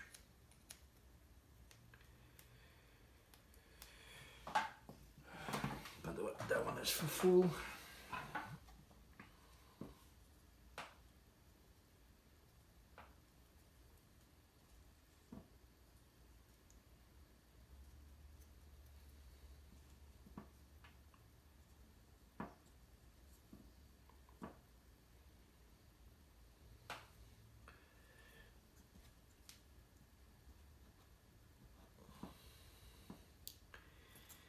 And fill them up. That's where the toothpick's gonna sit, so you do need the wax there for the nice and smooth operation.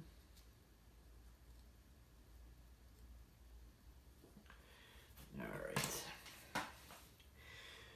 and then so we got these two parts, UGears. Now we need numbers from board number 4. We need number 53, which is right here.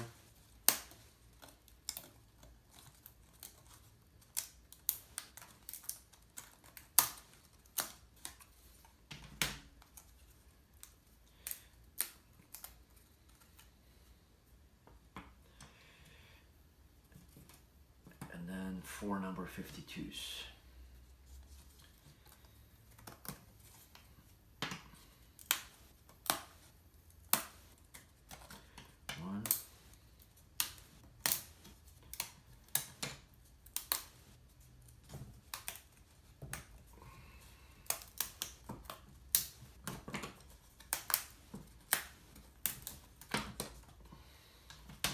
facing from the front face. So once again, to make sure the fibers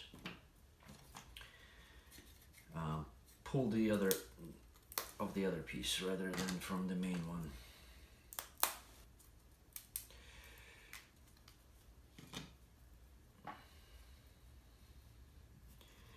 Then we take one of these.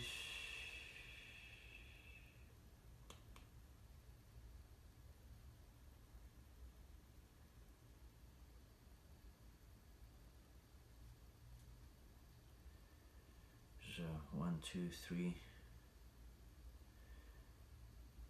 That one's on front.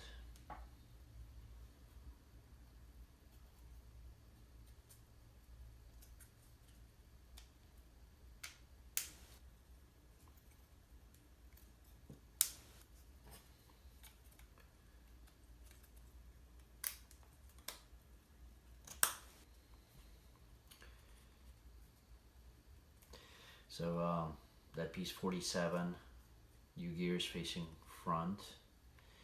We insert number 3, 4, number 52.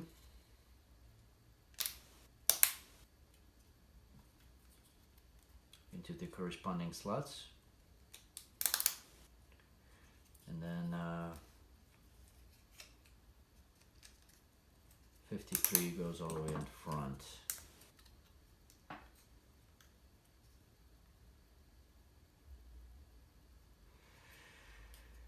And then right underneath we have a 51.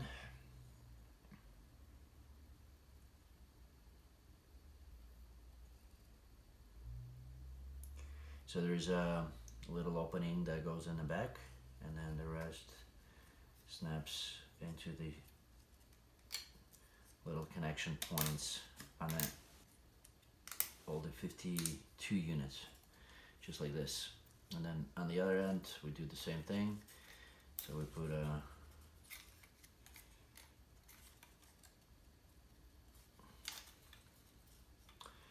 that's 48, and then we just snap it in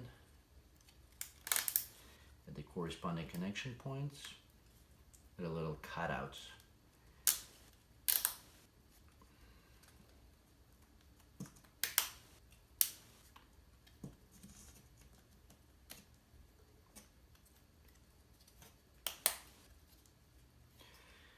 And then also towards the back, and the little boss is facing down. So we already have like a body of the locomotive, a little frame, and then so that is all connected, the little hooks, and then we need number 54 piece number 54 we cut out before. That one with its 2 openings facing down, we put it all the way in the back, or actually that's, this would be the back of the unit. Insert it into the corresponding slots.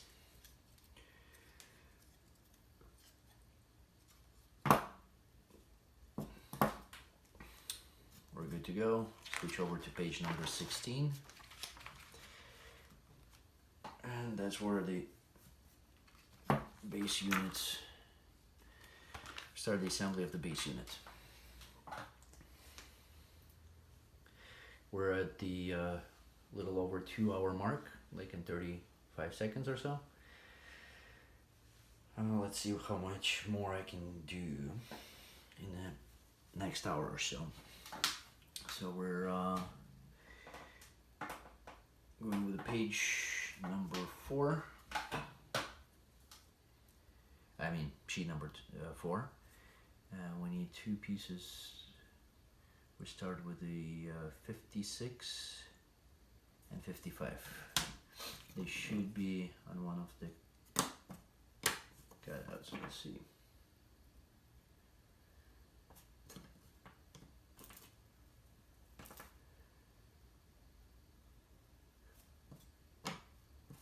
Here's piece number 56.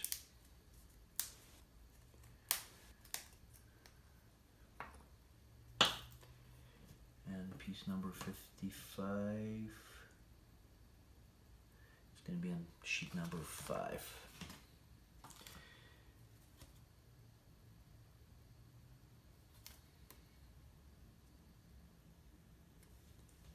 That one says caution 12 rubber bands max. That's right here. So I'm going to pull that one out.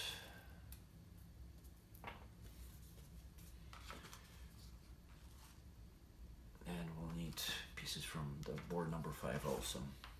So we got 56, 55, need 2 toothpick, actually 1 toothpick, sliced in half. Have it right here. Just gonna cut it.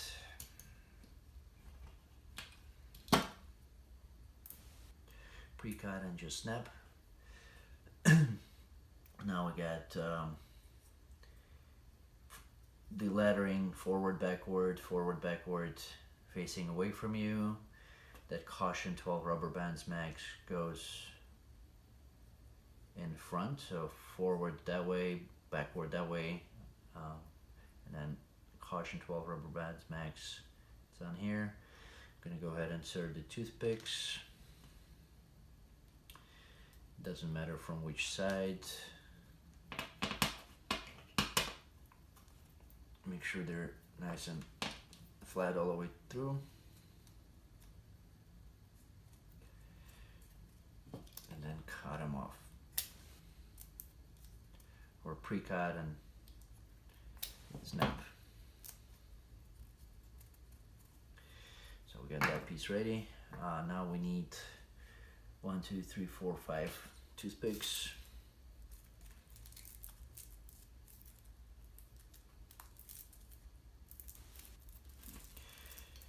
Need to clean up my area a little bit, as I guess for this assembly it wasn't a great idea to use a cloth, as everything stays on a cloth. Alright, and that one we need to slice all of them in half, so I'm gonna pre-cut all the toothpicks.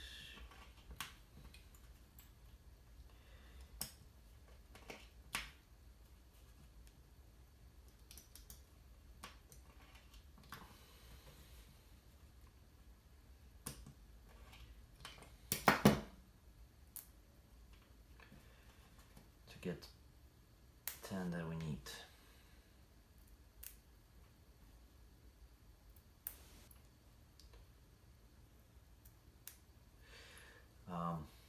Next one, we need number 57. 57 is on sheet number 5. Big piece right here. Work it back and forth a little bit. And 55, it does show there's like in the center of it. So we got 57 and we insert all the toothpicks. For 60 from the back. Let's see, we need 1, 2, 3, 4, 5, 6, 7, 8, 9, 10, 11, 12, 13. Do we use all the holes? Looks like it. Except top one. So I might not have, unless I miscounted. 1, 2,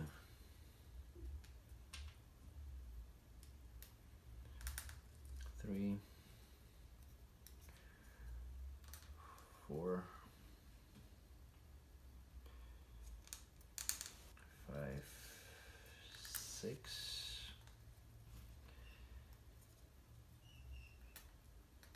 7, 8,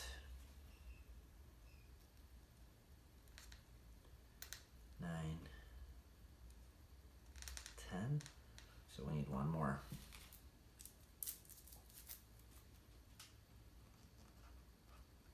Yeah, it's 6.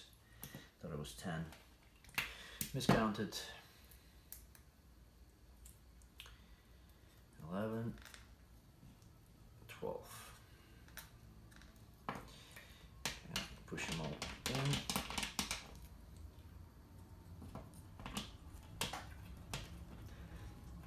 All the way to the back. So it's nice and flat on the other end. And then we need piece number 58, which is on sheet number 4, right here on the bottom.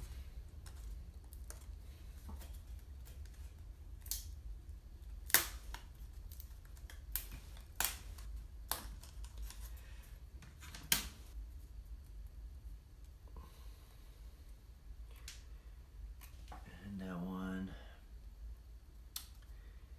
fix. It goes through the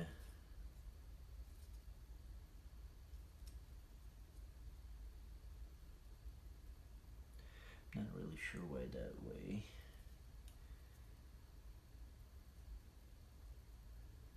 Give me a second.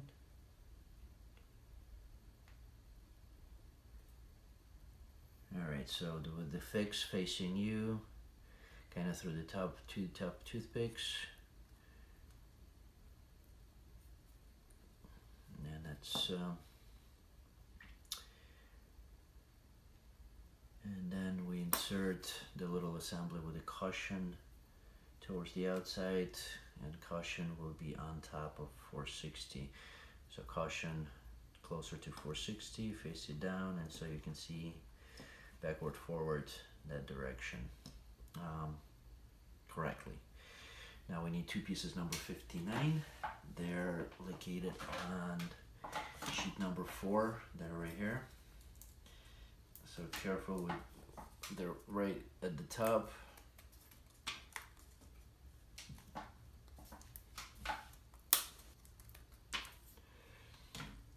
And then we do need one of the rubber bands, so there's more than 12 in here.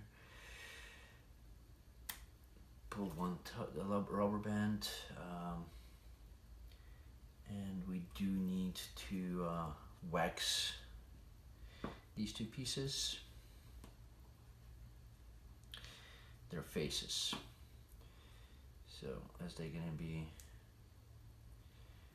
rubbing, we need to make sure there is wax for the lubrication to prevent the friction, or to decrease the friction. All right, and then we put a rubber band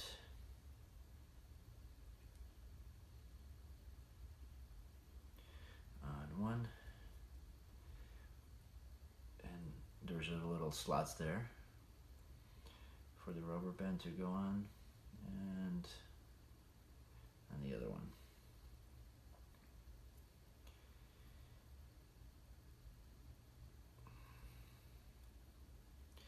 And then those go on these 2 little center ones.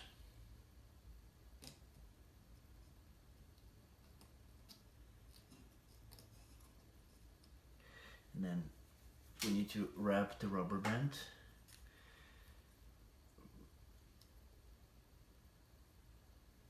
around these. There's like little airs that shows how a rubber band's supposed to go around the outside ones. Then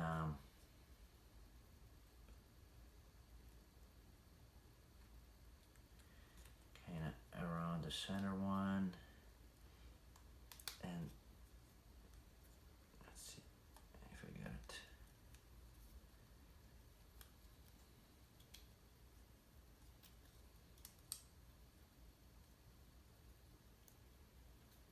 Just give me a second. I'm gonna get it in and try to explain it.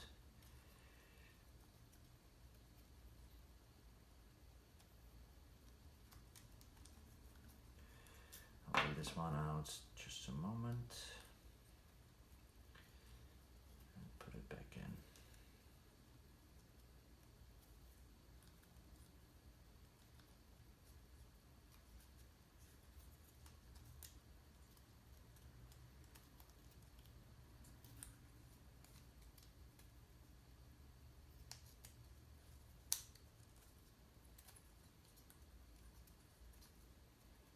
All right. So I got these two in. The rubber band goes down, obviously on both sides, around this toothpick. Comes back up, wrap it around the bottom portion here. Then comes back out and on inside around the toothpick, all the way in the bottom toothpick. On the outside there's a little directional errors that the way it's supposed to go. Comes back in this one locks right here, and then these top portions. And here we go, and then we insert over it, we put piece number 60. Piece number 60 is also on the plate number 5, right on the top here.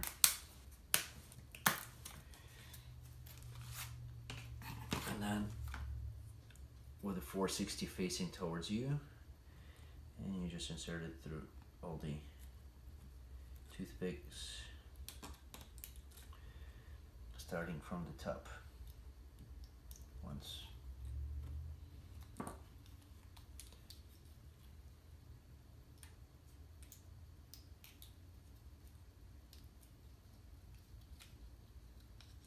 Make sure nothing is falling out, like in my case. All toothpicks are going in.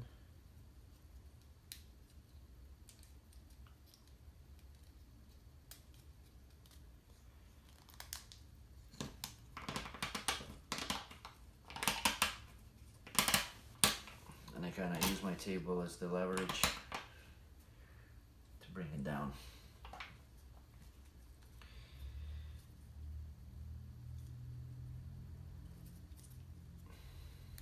Now you have a rubber band here on the outside.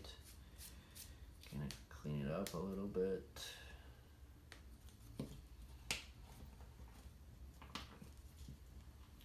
Alright, and now we can cut off all the toothpicks that are sticking out. So this is going to be your front face. You're kind of going to see it. You want to cut them as close as possible to the surface.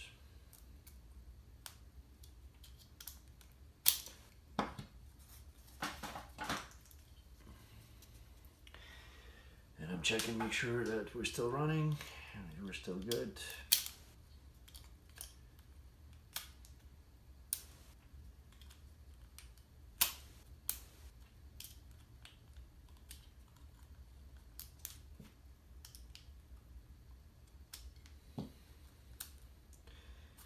And we're finished with that piece. So we're assembly number 10, and switch over to page number 17. So we need sheet number 4, still on it. We need pieces number 61, 62, actually 2 61s over here. I guess we pulled out another piece with it.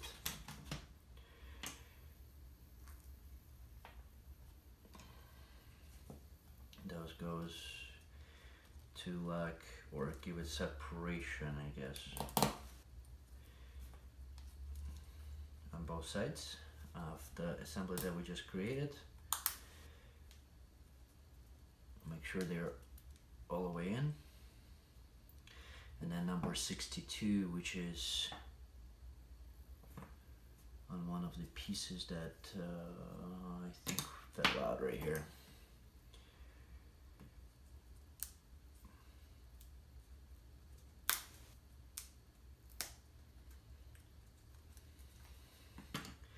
And then that one with that little opening facing to the right, where you insert it just like this and press it down.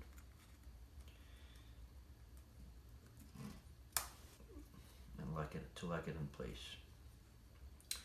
Then we need another piece number 62.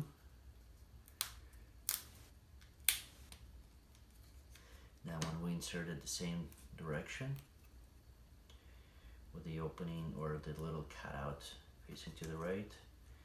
We insert it, and that one we actually put push it up.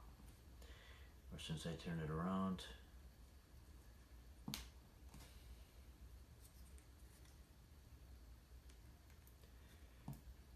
and then in between we need a piece number 63 that is on the same plate.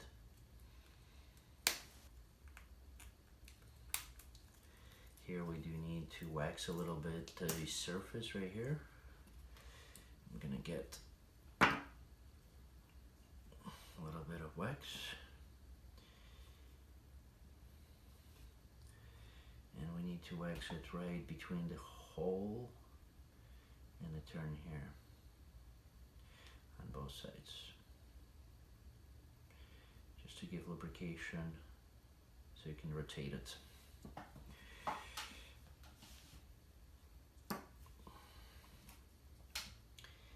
And then the arrow facing, one of the pieces snapped out a little bit. Arrow facing towards here, kind of insert it so it's on the left facing down. We insert that piece in, and then kind of creating a little hook here in the back. And there we use one of the toothpicks, which we have plenty of half toothpicks. Go from the bottom. There is a hole right here, so we need to make sure that it goes through that hole. Use a helper tool to push the toothpick all the way through. So that one locked in place. As you can see, that opens up and closes down. I'll clean out a little bit of wax that is there. Make sure it moves nice and smooth. I cut that toothpick off, or pre-cut it and snap it off. And then we use that rubber band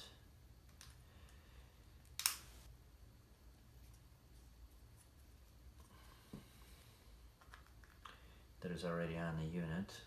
We loop it around these two little cutouts and then a cutout on the lever. So when you release the lever, it kind of snaps back in place. We need to double check, make sure it works. Here's exclamation mark. So, and now another function that we need to check is that when we switch this lever right here to one side, to WH or BH, BW, depending from which location. If you look from the front, so if you do backwards, you need to make sure that this little tooth locks it in place, this one opens it up, and then if you move it to the opposite end, then this one locks up, this one opens up. So that's the functionality. First of all, make sure it moves back and forth, and then these little teeth move with it.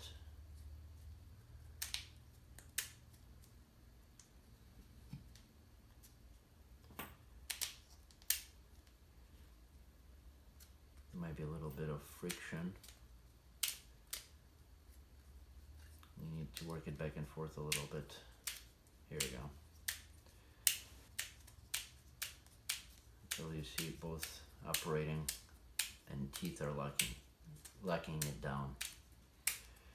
So we got all the operations working, and we switch over to page number 18. Put that one aside. Add off onto the assembly of the rubber bands. They were not rubber bands, the mechanism on the opposite end.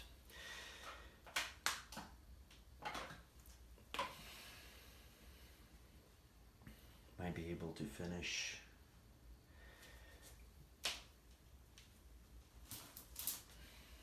the whole or part of the assembly, at least apologize for that need a little bit of movement.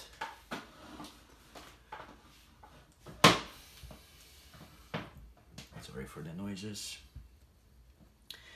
Alright, so we're in sheet number 4. There's a 2 pieces 65 or 65, 65 and 64, so we have 64 here. And 67, that's internal piece right here.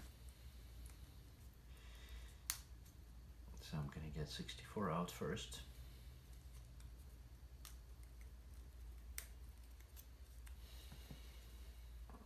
And then get 67 out. Put it on the side.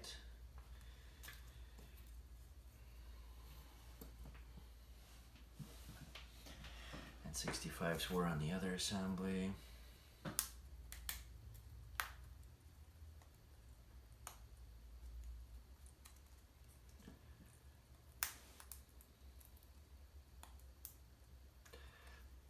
Four little wheels,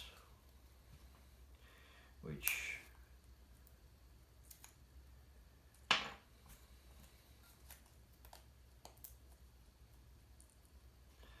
we do need to lubricate. Alright, and lubrication needs to be on the outside and inside. So we want to first kind of file it down a little bit on the connection points. Make sure they're not interfering.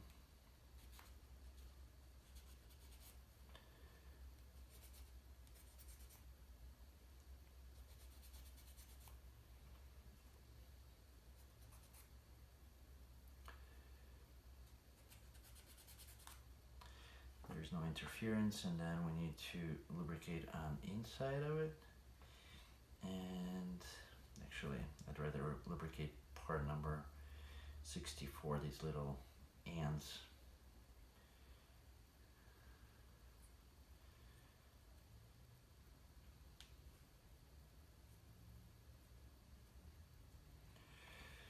And then the wheels, kind of slip them into the kindle.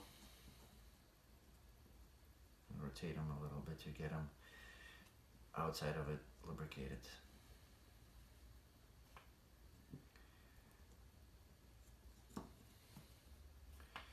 And these 4 wheels go onto the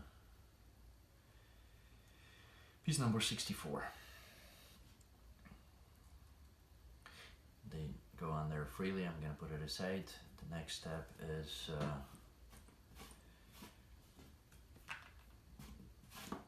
part number 67. We're just looking at it. I got 2 of them.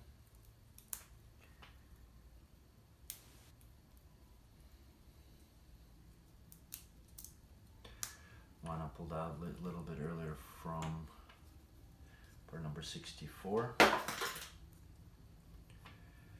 And then one is on the board number 4 all the way in the bottom here. So you might want to go from the back. Then we need piece number 66, which is right here. So I pull one out. And then we need 2 toothpicks.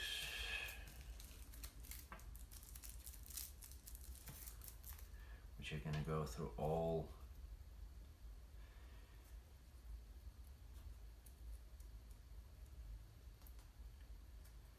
67.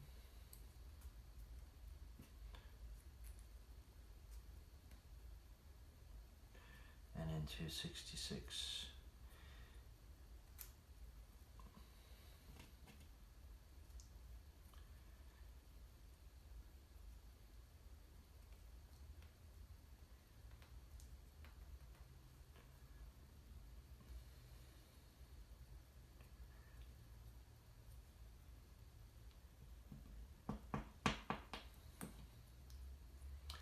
And then 67, so I'm gonna file them down a little bit here.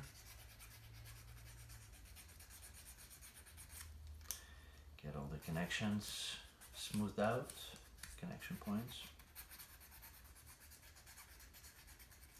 Sandpaper works also very well, and then use the candle wax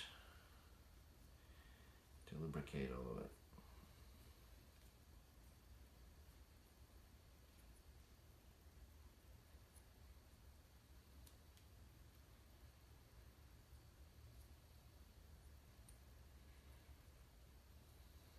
I think I gave it enough lubrication. Now we need piece number 68, which is on the bottom here.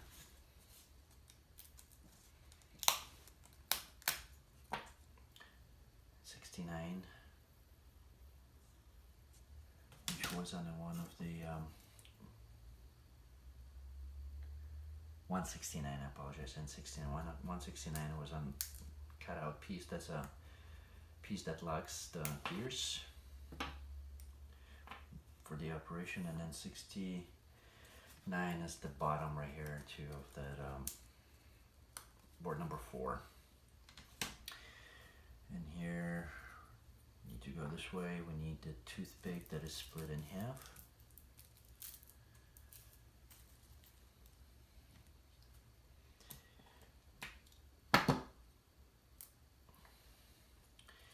We go from the back towards the front.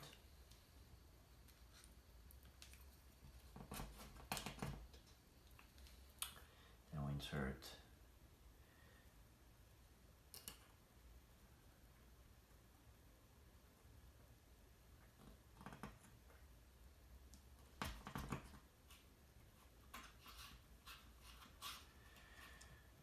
and then we put this number 169 inserted on there on one of the toothpicks that are closer to the inside, and then 69 we put over these two toothpicks with the boss towards the center also.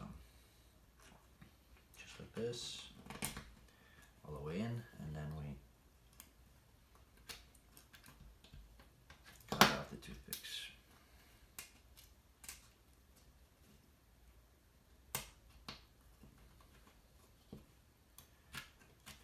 Now we assembly that we just created, we put it through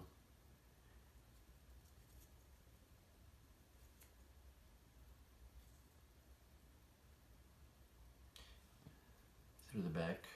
So if your hook is on the left, the assembly you put through the back, then you insert the wheels, or just like this. And then you put piece number 66, the second number 66 that we had in there.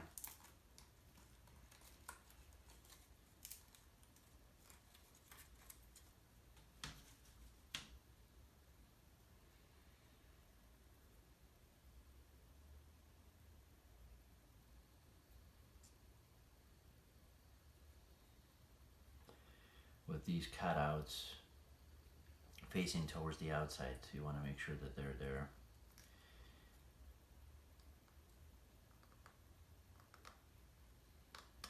Then you put it all the way towards the back. Now I'm gonna remove that piece out. Well, this one doesn't matter much. I had the cutouts on the wrong side, but decided. Alright. So we got these ones all the way in, all the way at the end, and now you cut off the toothpicks. Make sure they cut all the way to the back.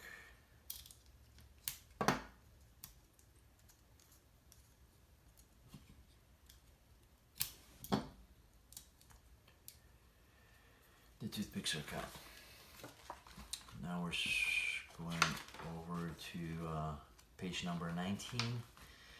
This assembly we put on the side, and then we're on page number, sheet number 3 and 4. So on sheet number 3, there's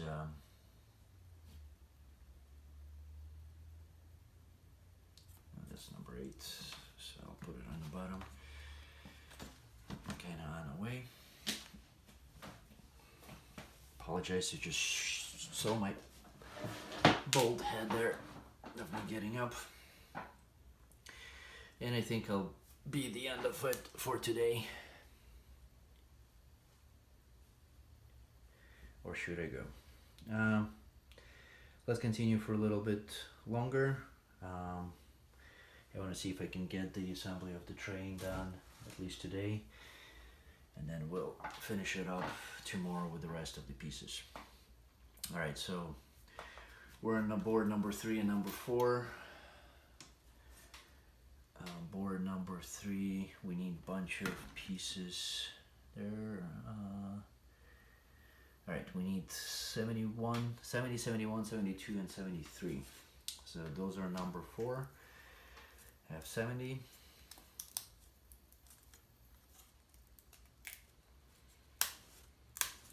All the way in the bottom here.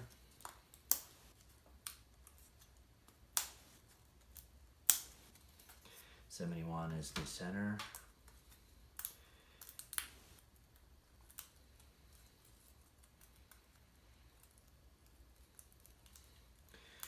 So we'll try to get that out, and then all this extra pre-cut out of it. All right. Then need 70. So we got 70, 71, 72, and 73. And those are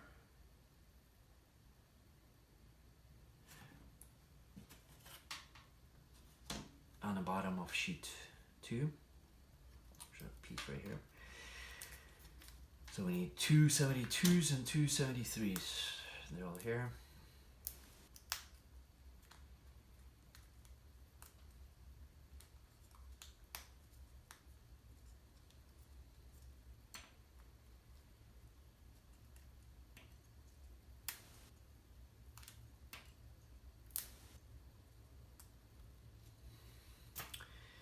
And they're, so we do 71, 70, actually we'll do it from the other end because this is the back and the other one's going to be the top. So 73s,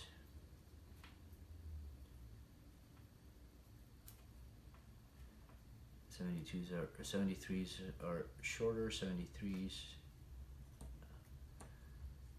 72s are thicker boss, 73 is the thinner boss. So thicker boss goes into big main 70 piece. Make sure, once again, all the way to the back. And then 73s. And,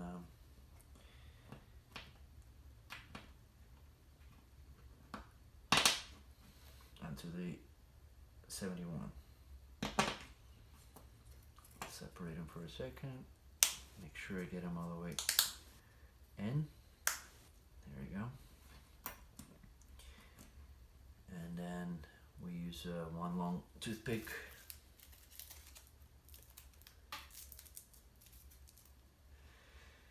to connect these two together.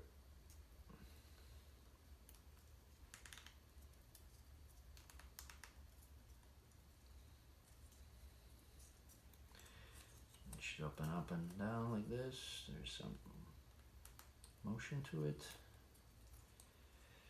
You can use a helper tool. There's like 2 pre-cut holes on here, so if you insert the toothpick and kind of push on it,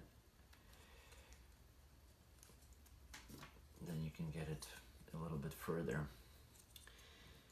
And then I need another toothpick, cut in half.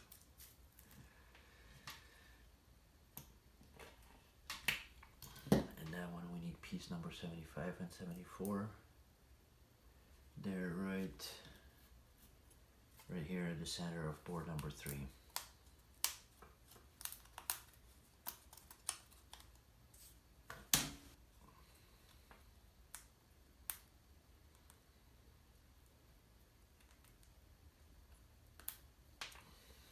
So the 75 piece, this smaller piece goes on the back. And you put the toothpick, one toothpick goes through the hole.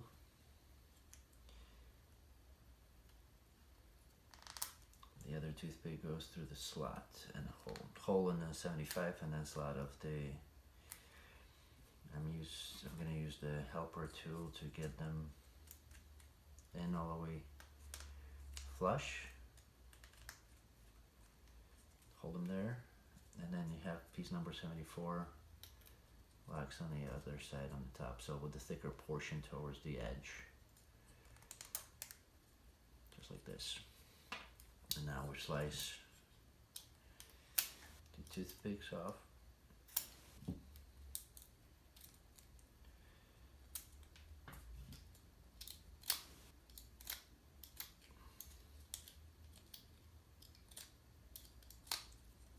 And then these two.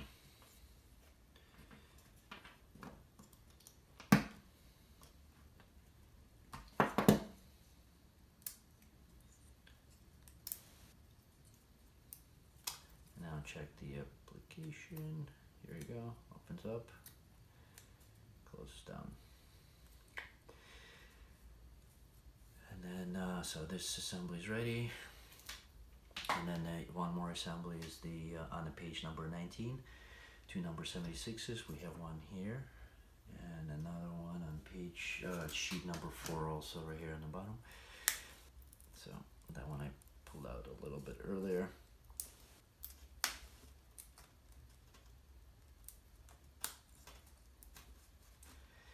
Kind of work it back and forth a little bit.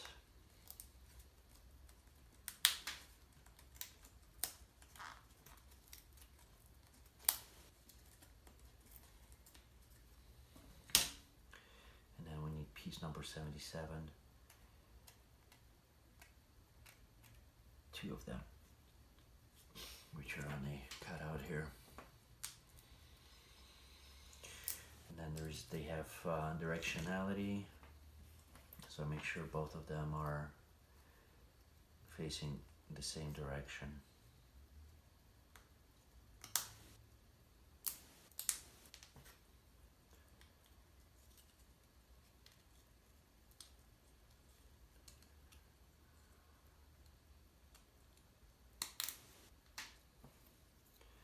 So it's arrow, arrow.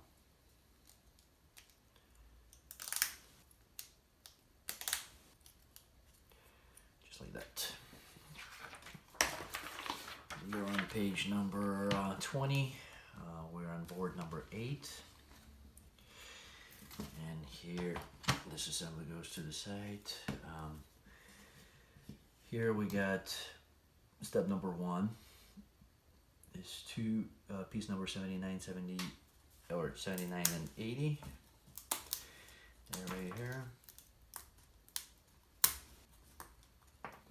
And also 78, which is a big piece right here with a 460 and UG.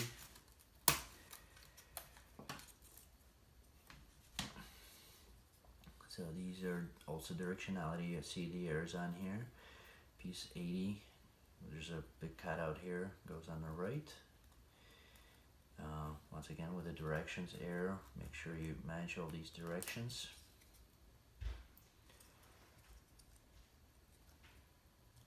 Then piece number 79 goes on the other end, also with the directions matching all these other directions. And then also 81, that's a little ladder right here on the bottom of sheet number 8. And take the ladder out and we insert it through. We want to put a little bit of wax on here.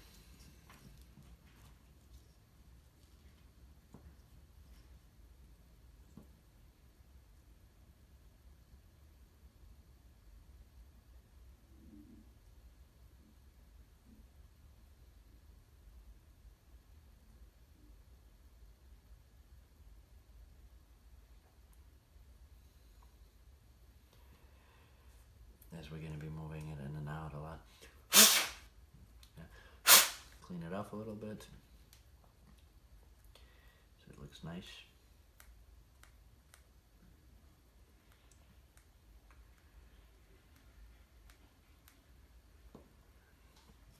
Put it in there.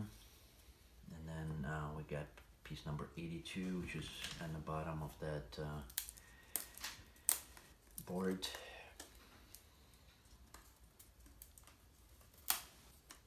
There's two of them.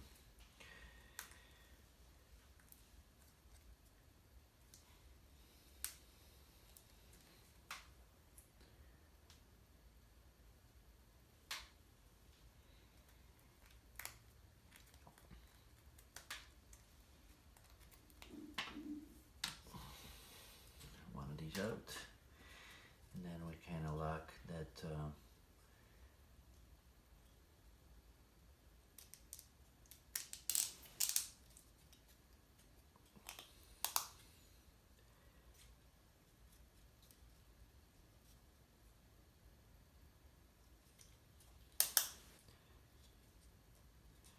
I'll lock 82 in here, and then switch over to step number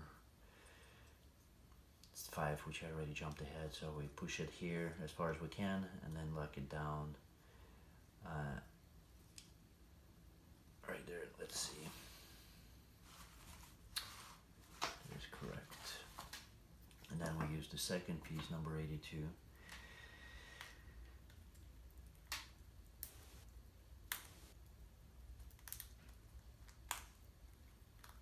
To lock the second end.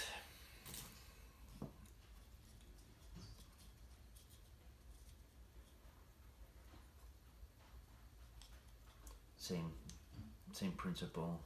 Push it from the front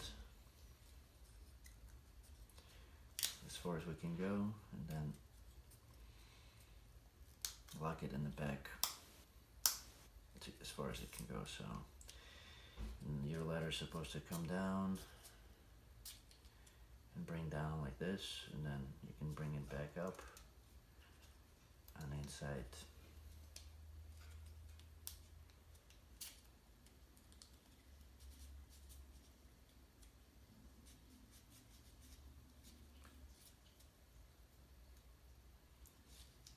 And you can fold it the other direction too. Both directions. All right, so this piece is complete, and we're moving over to the page number 522. So let's see how much more. I'm not gonna check, but we'll see how far we can go today. All right, so we're on page number 22. I'm probably gonna go up to the assembly of the rubber bands, and we'll see, maybe not as far. All right, we're on the sheet number 5. We need piece number 86, which is right here. And then 83s and 84s.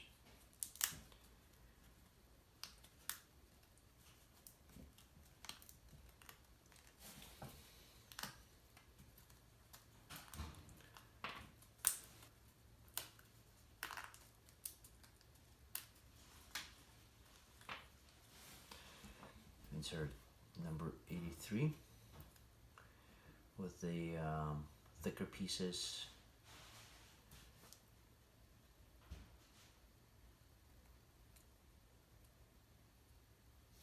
inside of the gear, and then airs facing each other. Now thicker gears. So there's like a little interlock there. There shouldn't be any interlock.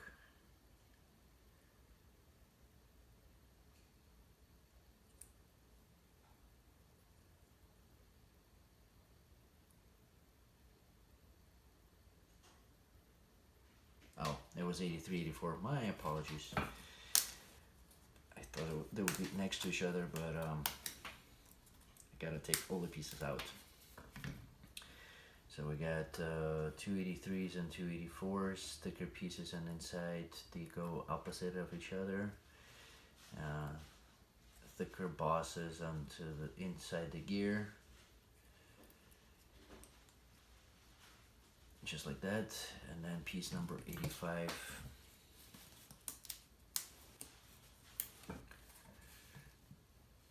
to lock all these axles together, and then we use the toothpick, the one that shows on up front with the number 2. So we use the helping tool, put a toothpick inside number, and cut it number 2, little two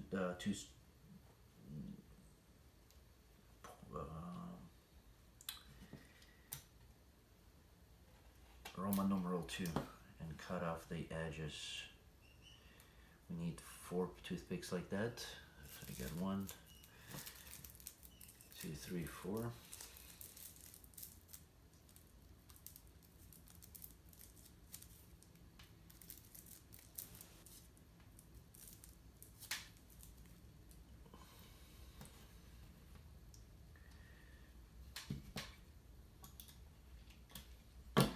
And I kind of pre-cut it with the knife and then break it off.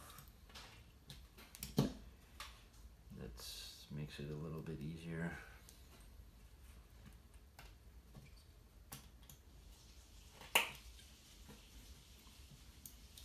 So you don't cut through into your surface, working surface.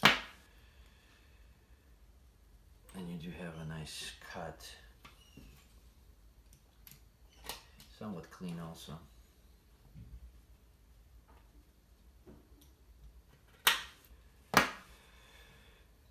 And you insert that toothpick, kind of work it in.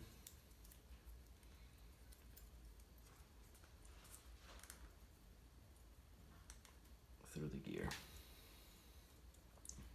Should be symmetrical, sticking out about the same distance from both ends. And then we need to wax the gear.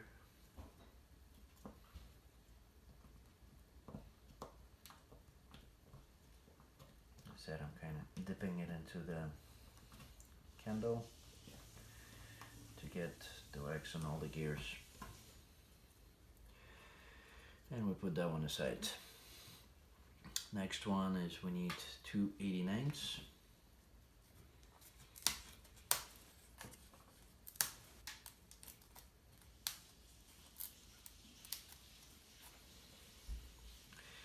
'88 and 87. These are axles. As you can probably hear, I'm already somewhat tired. It's pretty late at night. And I will need a break soon. So we got 88, and then we'll need to connect it with a 90, big wheel, no, big gear, and then the 85. And 85 here at the top. So we got 2 89s.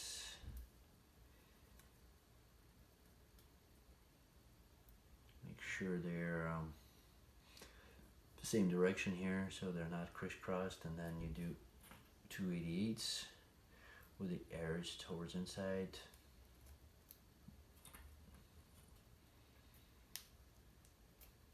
And 2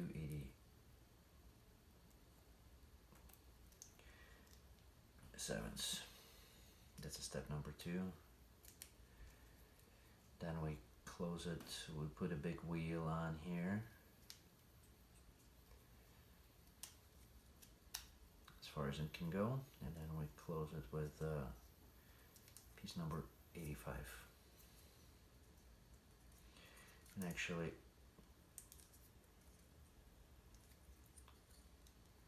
before we close it, the big gear is supposed to go on the center of the wheel or of the axle, and then you lock it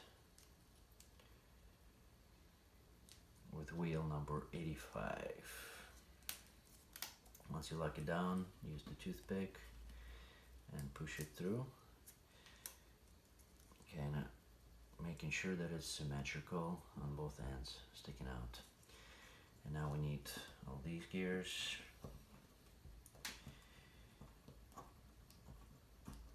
Dipped in wax, and then obviously the big gear also.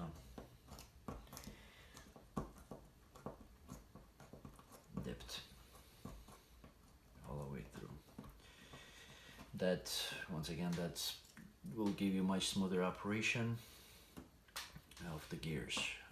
Then we need two number 94s.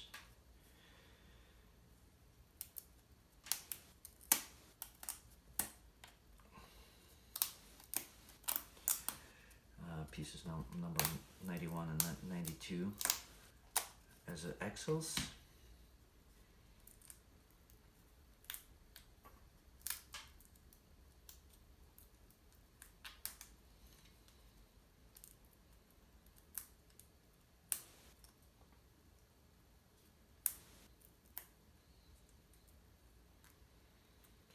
And we'll use 91s first.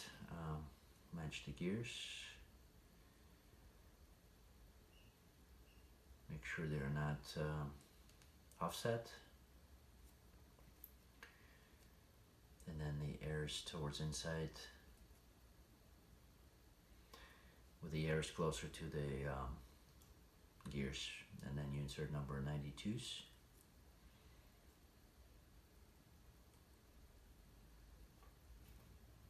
Also the airs towards the inside. Then you lock it with the big wheel 93.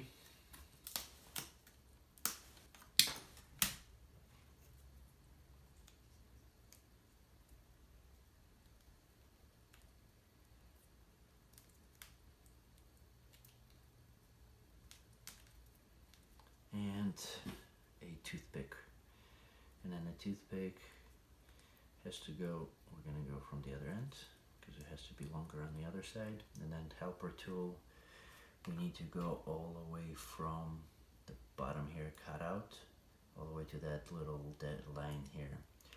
So we set it just like this on the gear. Need to insert a little more. And make sure it's up to that little slot. Just like that. Same here. Need a little bit of lubrication on both of the gears.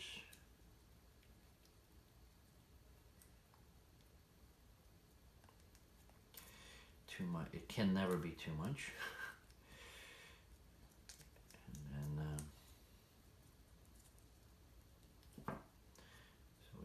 lubricant on here, put it aside. And one more, we need also sheet number 5, got two pieces 95 here, 95 there, and then clean it off a little bit. We take two toothpicks, slice them in half.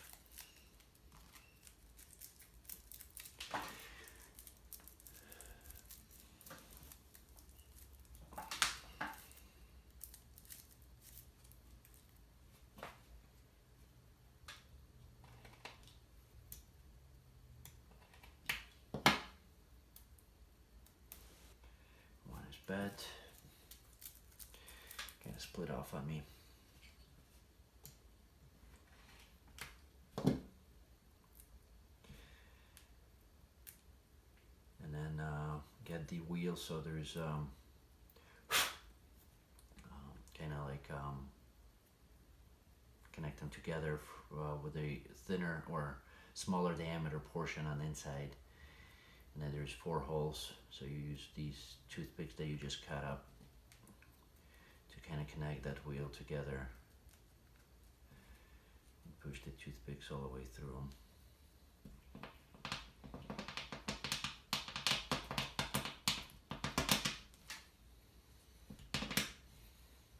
Until it's nice and flat. And cut off the other ends.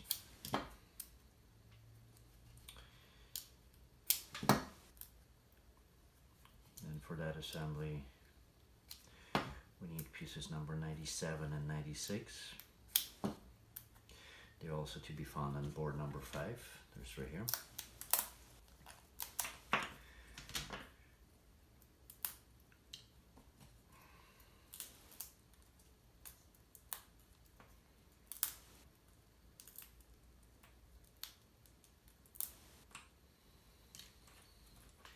And then we insert them with the arrows towards inside.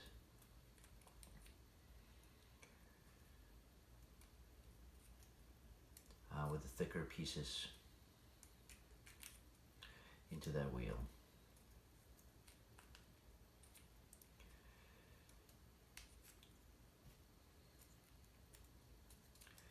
Then we do need 2 number 94s that we used on the previous assembly.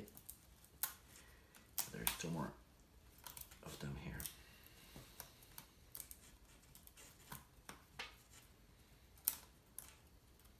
And then once again, make sure they're matched up.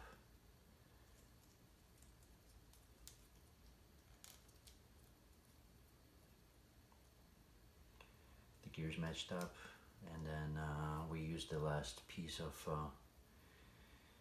toothpick, push it through, make sure it's symmetrical, and then we do need the gears to be waxed.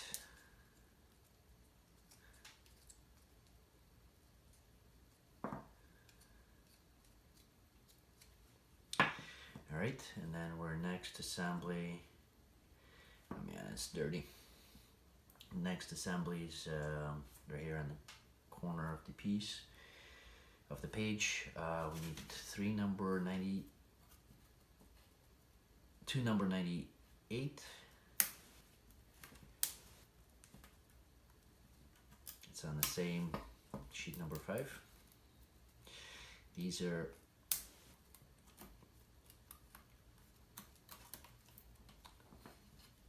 tough. Make sure you don't break them. Hard to push them out. Big round wheels, and then 298s and 199, and then use 3 toothpicks and one of the toothpicks we need to pre-cut on both ends to the number 2 size. So same way as before. Insert the toothpick, slice it with a knife.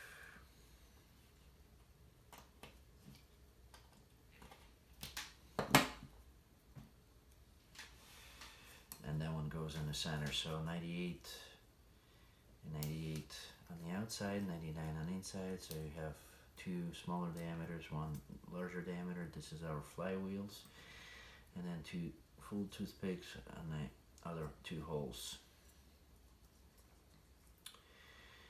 Now we need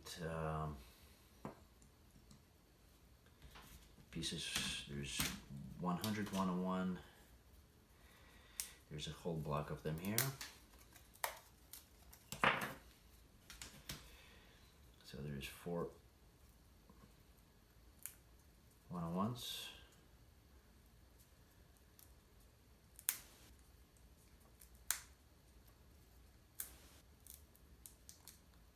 And 4 100s.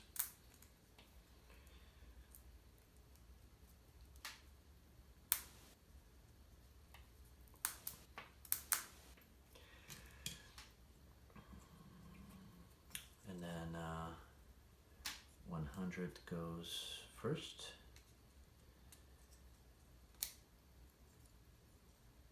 Then we have 2 101s.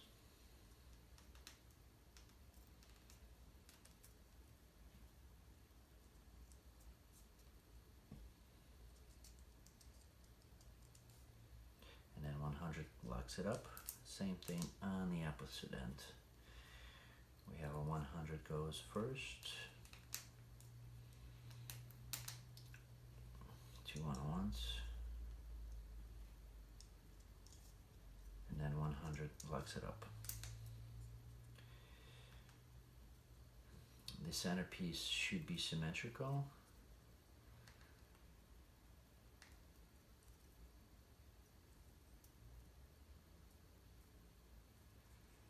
And then the two outer ones, we want to slice them off.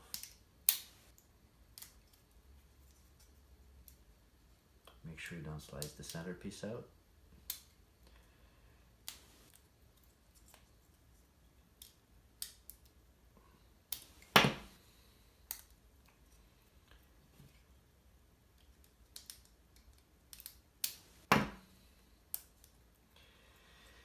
And we move on to page number 24. So that's where we're ready to start assembling pieces together. The first step is we get the base with the engines. We set up one of the assemblies that little cover with the this plate goes towards the back. Everything else is over the front, and there's holes that you can snap it together. And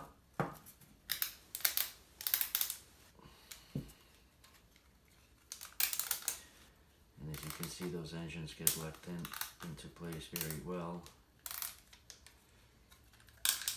So make sure you use the corresponding holes. And then everything will fit perfectly right in.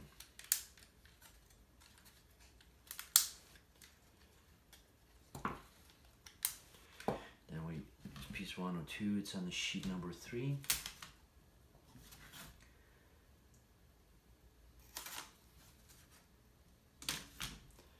There's a piece 102, it's right here, right in the middle.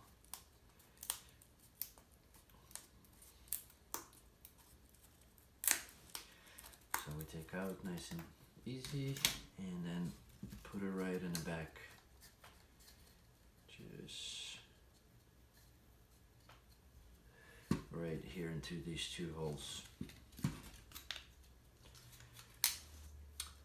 Next, there's our rubber band assembly. We need to take piece number 103 and 104. They're on the sheet number or plate number 4. And there's 103 and there's 104. Take these two, connect them together like this, just like shown on the picture, and then we need piece number C. I'm assuming that would be on our sheet number 8 right here. Or it's not C, it's more like U, but looks like in instruction looks like number C, or letter C.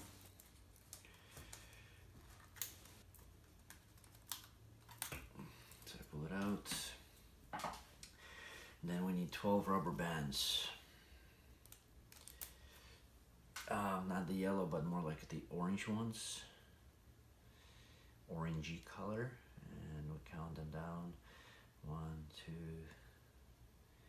3, 4, 5, 6. 1, 2, 3, 4, 5,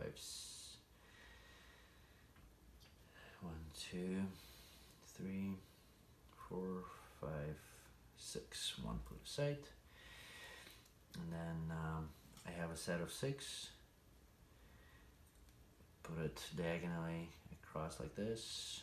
Use that C channel to lock them up. Then I use the other set of 6. I put it kind of crisscross, and also with a C channel to lock it up, just like this. Now I go through one of the assemblies that we created, which is this one right here, where it says 460 on it, and I go from this side of the hole where the little you can read BWFW on the back. So I push that helper tool through and push all the rubber bands as far as I can go, and then your that little cross should be locking in place. So the smaller side vertically, the longer side horizontally, and then you lock it in place because the little bosses go into the channels there, just like this. Still pulling on the rubber band a little bit to have some pressure or tension. Then we take the assembly with a little hook here, and on the side of the hook, that's where we push the rubber bands through, all the way through that assembly.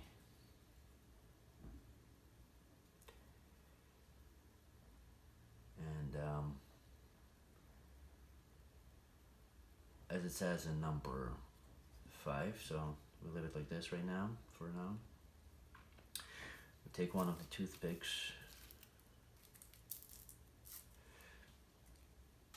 and then we need to get it to the size of that opening on a piece number 66. I wish they told us that earlier, but you can kind of eyeball it a little bit.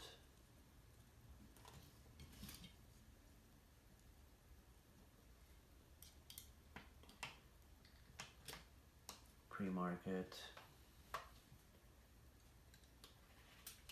Cut it down. And then we'll move over to page number 25, and you insert that toothpick in between the rubber bands. Make sure they hook on it, make sure the toothpick fits into that opening, and you kind of pull it, well, remove the helper tool and pull it back to make sure that all the rubber bands are sitting on that toothpick, just like this. And as you do that, we can insert it with a step number 8 into the back, so that gear wheel goes towards the center. There are openings in there to lock it in place. Goes in fairly easy. And then the back piece obviously gets inserted into the back.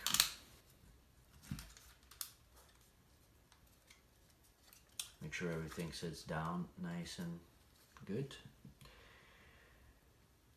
Then we use the little arch assembly. That arch assembly goes to protect the rubber bands. Make sure you have the directionality facing forward. And then you insert it into the openings there.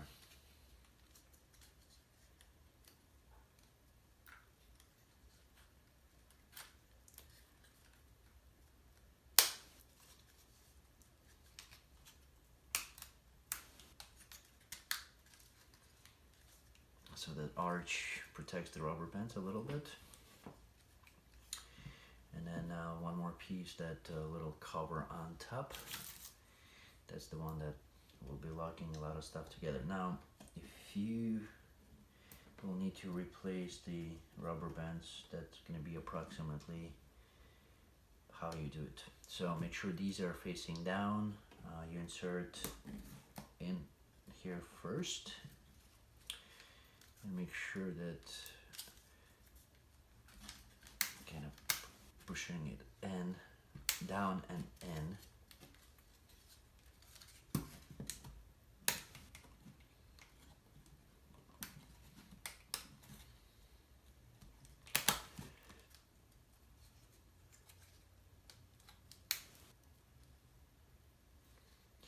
And then push the back piece out a little bit so you can get it slided in. and then lock it in place.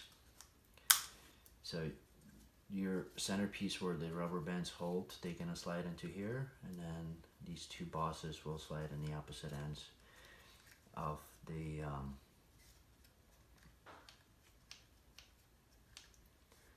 back and front. Then we switch over to page number 26. So this one's locked in place. Here's step 1 and 2, how to put it together again. Although it is covered on the previous one, so it kind of says 1 and 2, so you kind of can figure it out. Then there's a door assemblies here, and then we switch over to the rest of the train assembly. But I'm gonna pause on that. We're gonna come back to it tomorrow, and see you guys in a bit. You guys gonna see me in a second, but in reality it's gonna be almost a day pass by. Okay, hello. We're back, day number 2 assembly. Hopefully I'll finish it today, but we'll see how everything's gonna go. So we got up to page number 26, first part right here, and now we're going to the assembly of the doors. And we're looking for the board number 3. I have them kind of on the side here, and then we need pieces number 107, 105, 106, 107, 108, 109, and 110. So I see on these boards here, it's probably on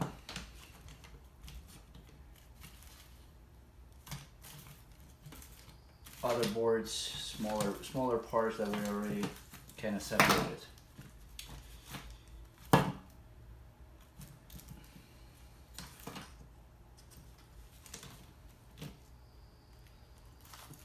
Alright, so here's 107, 108.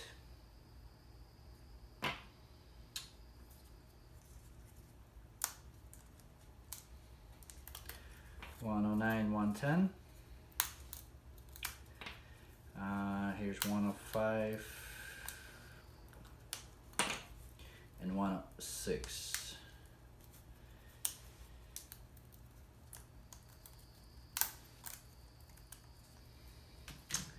All right, so we'll start.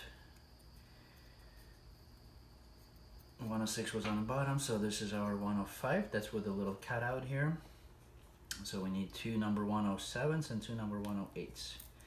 So let's work it back and forth to get these out.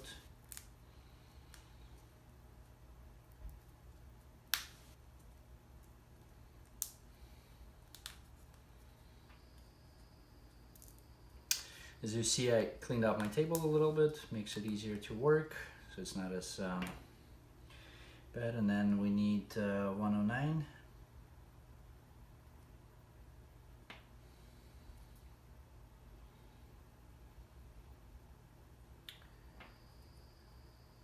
That's with the little round off edge to the left when you're looking at the writing, and it's should face you BR460 with a little round off piece to your left if you get confused. So, and then remember, you gotta push it all the way in.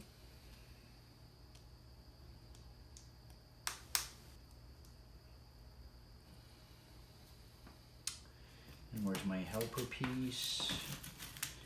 Okay, clean it off a little bit. Now I can't find it.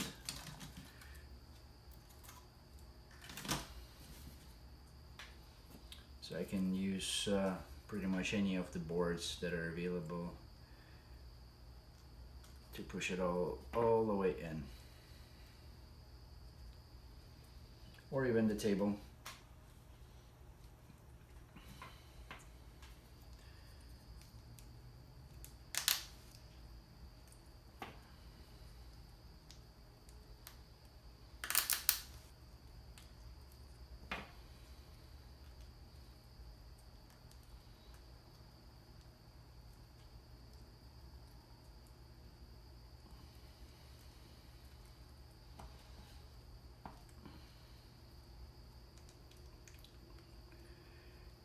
Little tough little guys, but let's see, I'm gonna try to get them in as much as possible.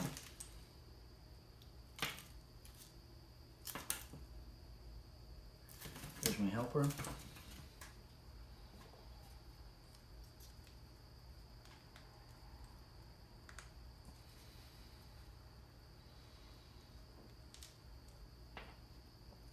And then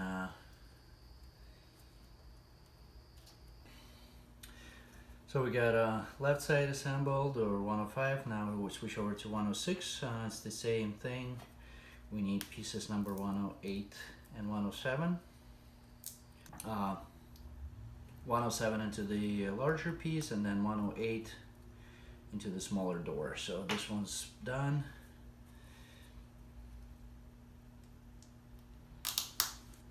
Once again, remember all the way in.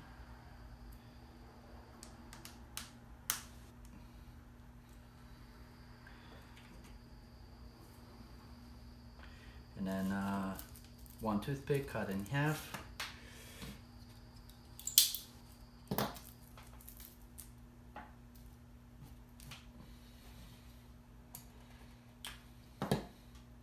Pre-cut, snap, and then you can do it either from the top, from the bottom, doesn't matter, as long as you get it in.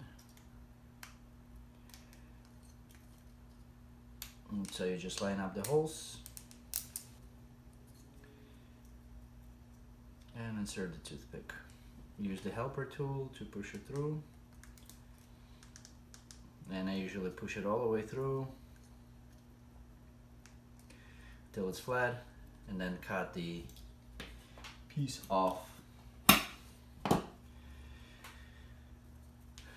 So the doors are working, and then the other side is the same thing. Line them up, line up the holes, insert the toothpick, use the helper tool to get it all the way in.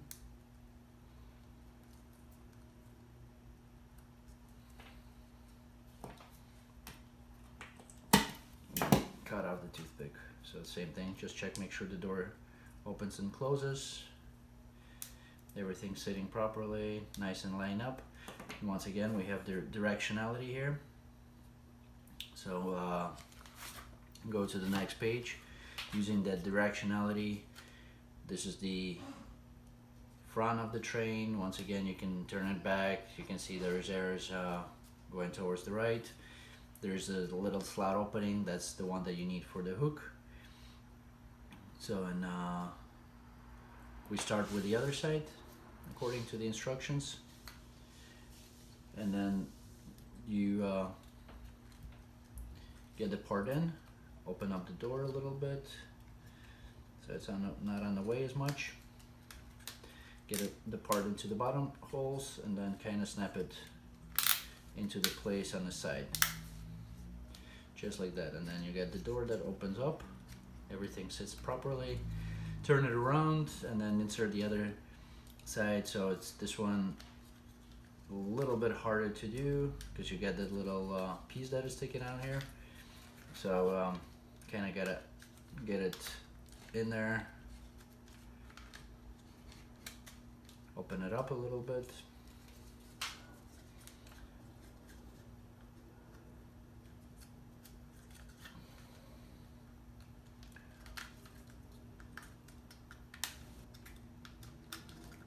And then you get the bottom portion in first. Once again, directionality is the main thing that you need to look out for. And then once you get it into the bottom, into the base, then you push it in to lock it in place.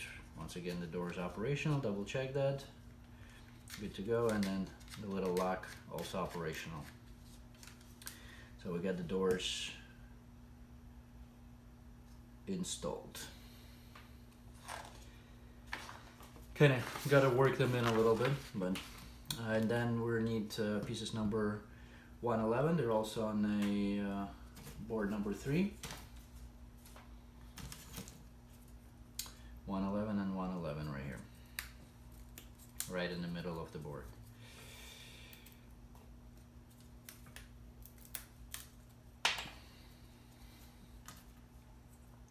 Put it aside. The opening down Doesn't matter which side is which, they're both the same, symmetrical. I just pressed it too hard and then hooked the rubber bands.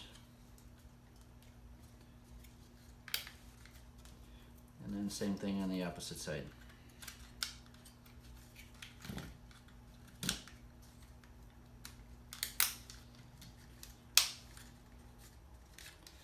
Make sure your hook is still operational. Now if you do that, both sides are finished. And now we need to go to the step number 3 on page 28, where you use another toothpick, cut it in half, and kind of secure that whole assembly in place. And that's what snapped out just right now. So cut it in half, and then there's 2 little holes on that bosses that of that back piece. So that's where you insert the toothpicks.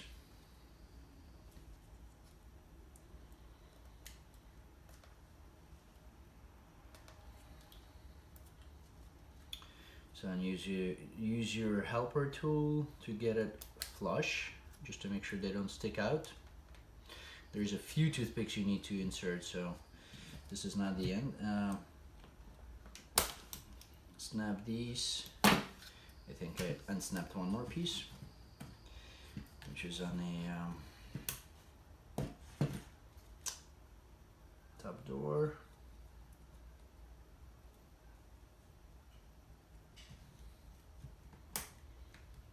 Didn't break it, just unsnapped it. So give it a little pre-cut.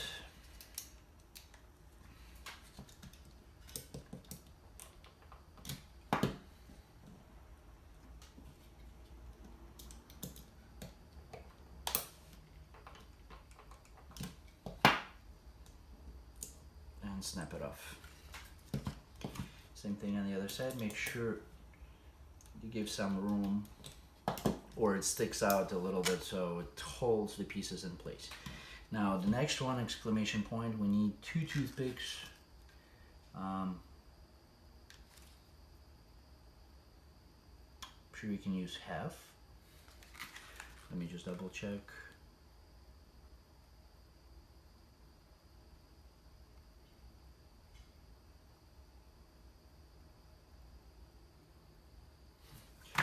Same thing, you can use halves into that centerpiece here. Do like the other side in. Push it down until it's flat. And then once again, okay, you can start it off and then snap them off. And then one more place you need the toothpicks, one more you cut in half.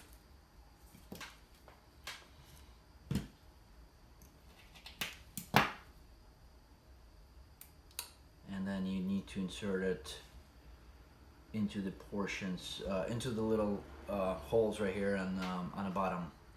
So in this case, I'd probably recommend to insert it with the flat end, not the sharp edge. I mean, it doesn't really matter. Sharp probably would be better. Just kind of to start it up, so brings it up a little bit, or connects it a little bit better. And then I'll cut those ends off. Put it right to the size that I need. Let's see if we can manage that way.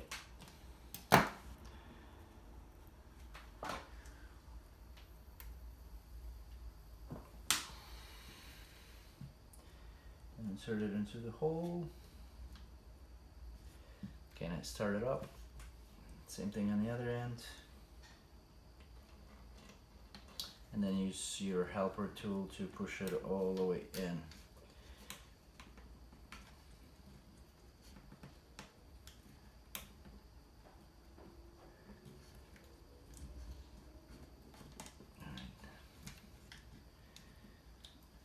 And when I say all the way in, it has to be flush with the surface so it doesn't interfere with any other parts.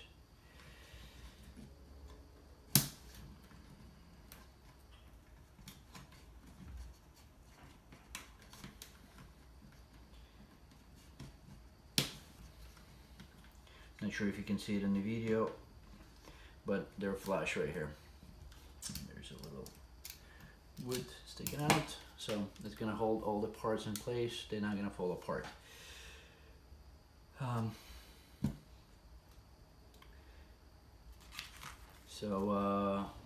Looks like we're good to go, and we move to the next page, which is page number 29. And step number 1, we insert that assembly that has 460 and UG on it. So that goes right with these two slots towards the front. And there's directionality also. You can see it on the little bosses here. And you put it in place.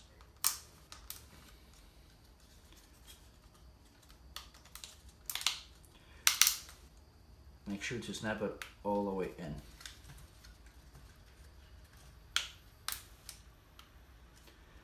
Watch out where you hold the part. You want to hold it on these longer pieces to get it in. Make sure your letter works.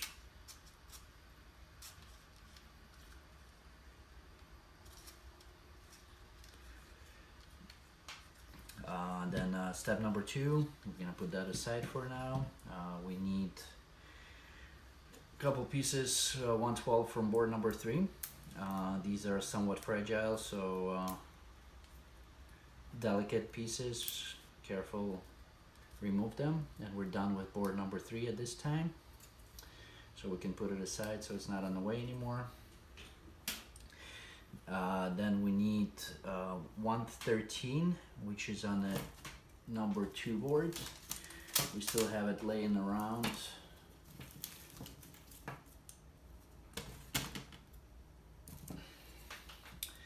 And they're right here on the top.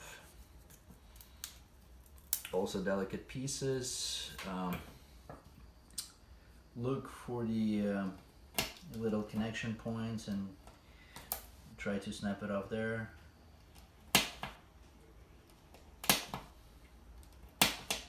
That will give you a little bit easier to remove them.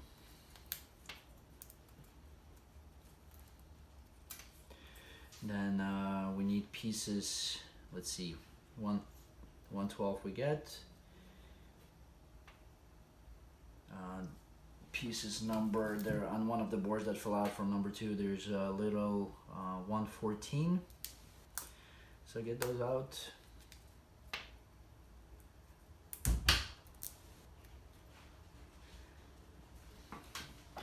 And just give me a sec.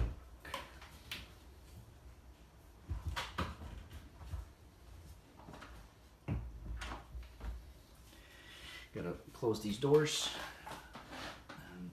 Let's see, then 115, 2 pieces 115, and that one on the board number 8. Once again, the board that we're already familiar with. And 115 are right here on the top. So we need total 4 of them. So board number 8, we have number 115, and we need 4 of these pieces. So I got all 4 of them out. And let's see, now we got 112, 83 facing to the left, U83, and we insert number 115 from the back into the second hole right here, the one that's closer to the center.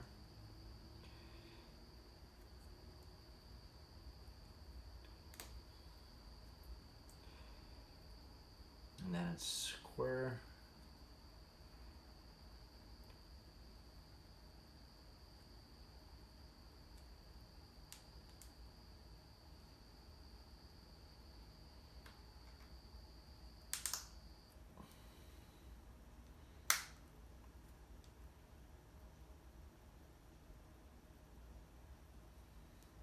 And then from the other side,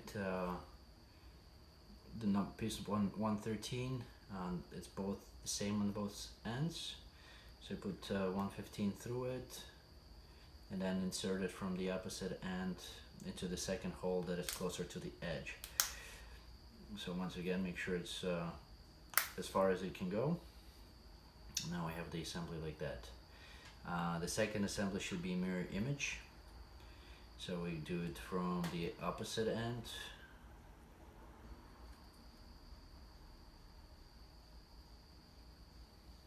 And I did not insert it the right way. The 83, so it should be facing, actually, looks like it doesn't matter, right? It's facing up. Yeah, so it's fine. Just like that. And then the other side is the opposite, so facing the opposite direction, push it through.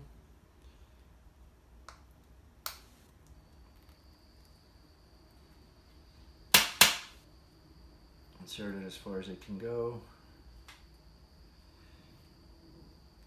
And then the other one closer to the edge.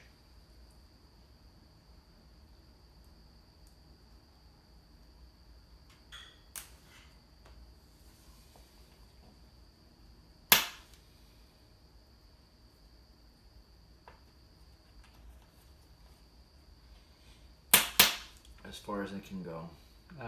Kind of gives you the idea if it's flat on the other end, so it should be good. So it should be easily movable, and I forgot to wax it a little bit, so I'm gonna use a toothpick, one of the pieces that already broke off, get myself a little bit of wax, and use the toothpick to kind of like shove it in the little hole there for the piece 113. There you go, and on the other end.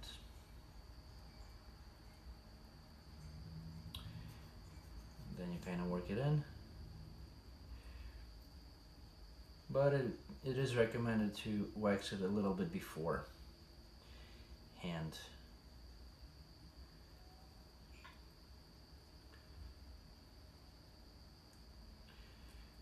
So I got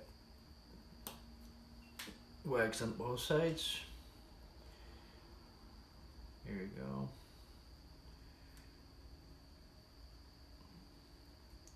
Once again, you don't need too much, just a little bit should do.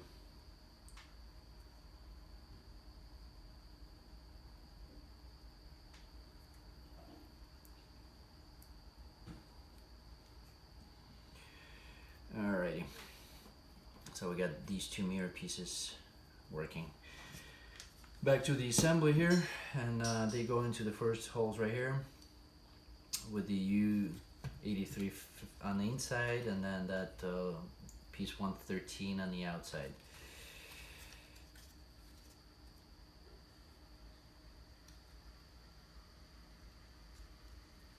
And then make sure you got the direction. There's a little hole, so when it's up, it's facing towards the front. So got it actually on the opposite end. Make sure it goes all the way in. Same thing on the other side.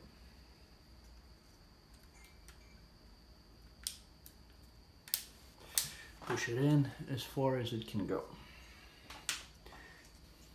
I hope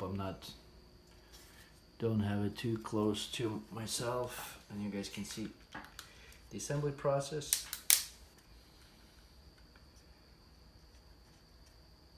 There is no script. And then we need two more 115s. And also on the board number 8.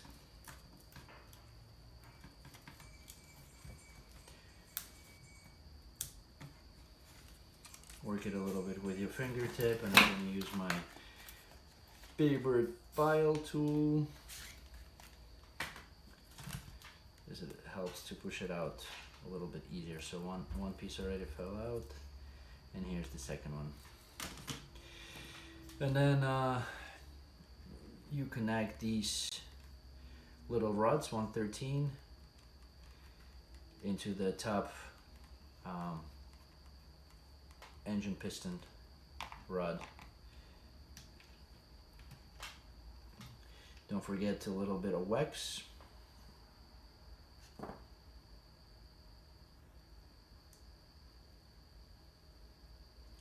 So I'm gonna put it on that 1/15 piece, and as far as it can go. Then you check, make sure it works, and we'll do the same thing on the other end. A little bit of wax here.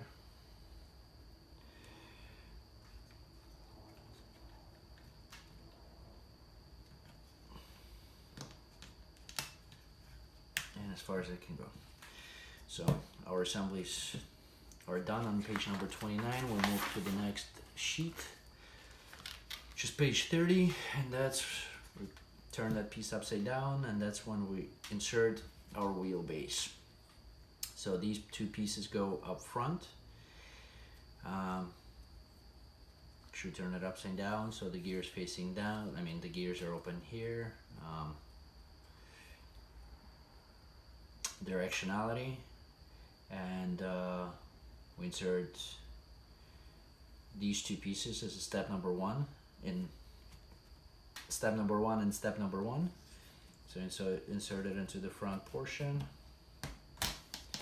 and then you bring it down and insert it right here, the second piece all the way through, and lock it into the board underneath it. Once again, make sure it's all the way in on both ends. All right, and in into the other piece. So everything's there, and wheels rotate freely. Don't forget about that part. So we got that. Now we're number 3 step, and that's when we need more rods. It's rod number 116. It's also on the sheet number 2.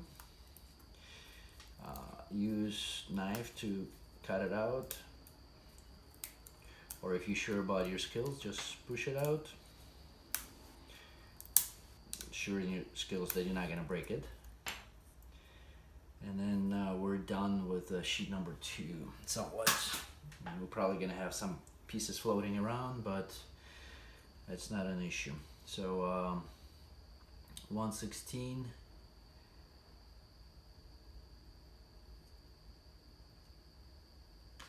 Let's see, we need also piece number 117. It's on a little piece that was floating from board number 1.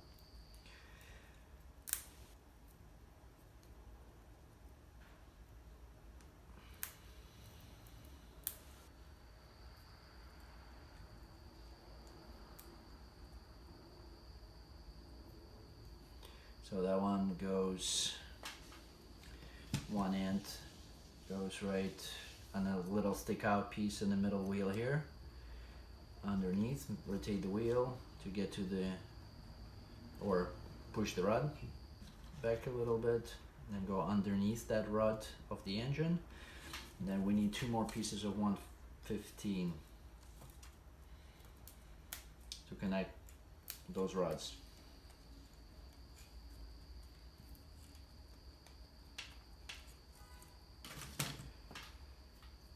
So we go one side first, a little bit before I snap them together, a little bit of wax on here, just to have a little nice smooth action.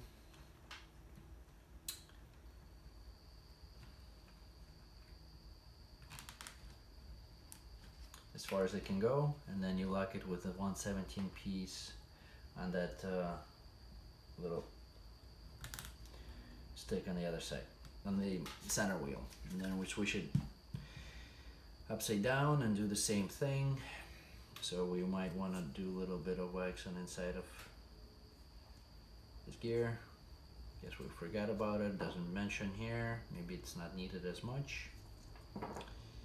This is smaller pieces, so,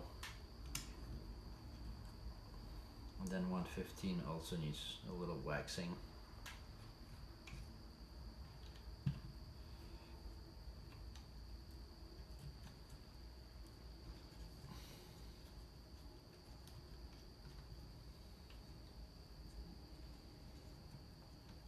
connect 115 first, all the way in, and then use 117 to lock the rod in place.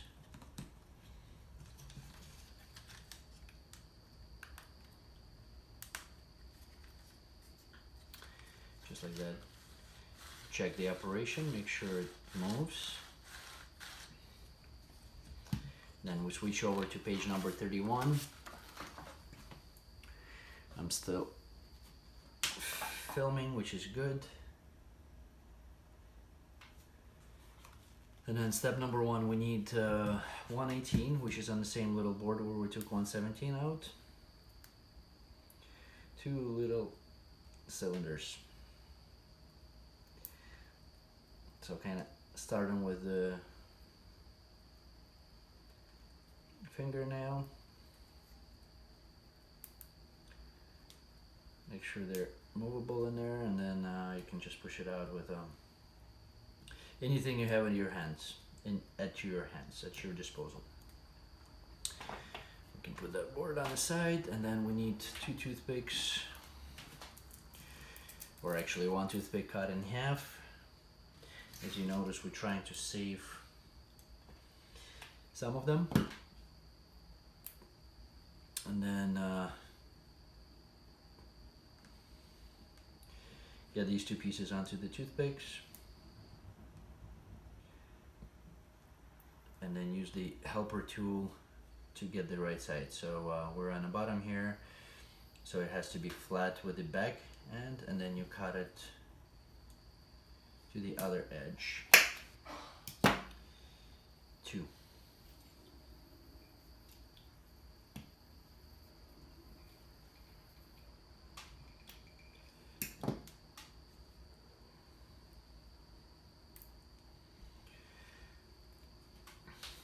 And then we use these toothpicks to connect that rod.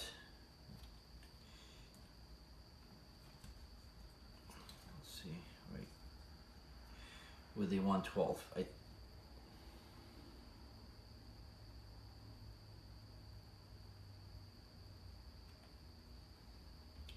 There's that long O-brown, I guess, somewhat under the angle piece, and it goes into the rod. There is a hole in the rod.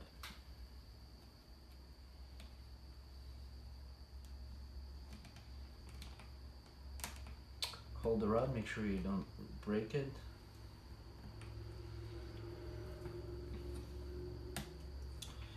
And just use the tool. Same here on the other end, through that long brown hole into the rod. Make sure you insert it. And once again, make sure the wheels make a full rotation, 180 degrees. Might take a little bit of force in the beginning, but now as you can see, everything moves, the top portion and the bottom portion. Nice and smooth. Got these pieces, so we're done with the step number 3. Now we're step number 4. We need 2 pieces 119. They're on board number 4. Right at the center here. Also have some thin portions to it. Just careful pushing these out.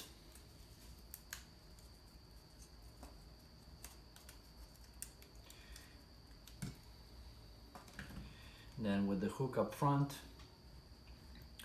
we just insert them into the front portion here. It's little nice decorative pieces.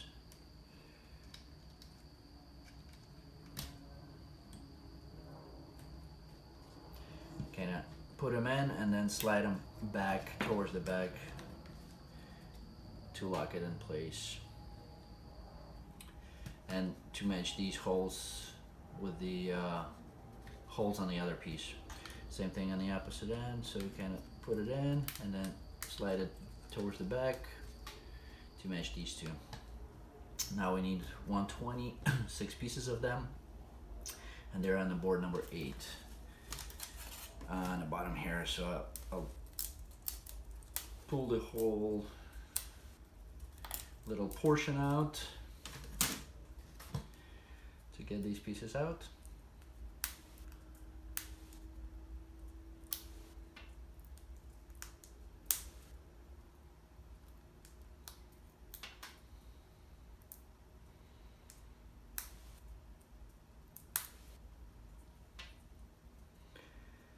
Push all of the 6 ones out. Pieces number 120.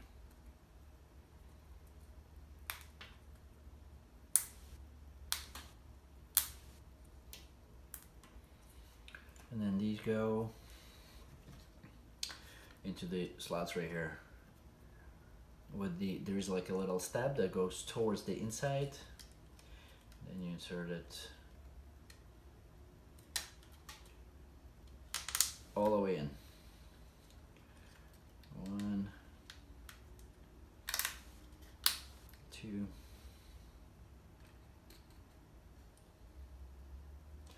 3. So one of the pieces goes right where you inserted piece number 119, and that opening right next to it, or part of that opening, and then same thing on the other end.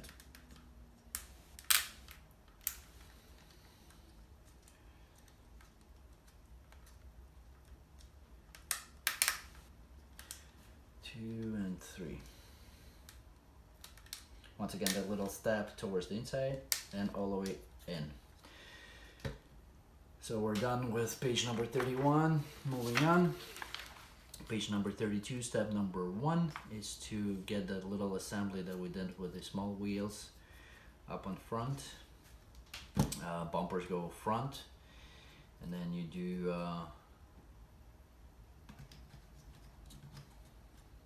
let's see,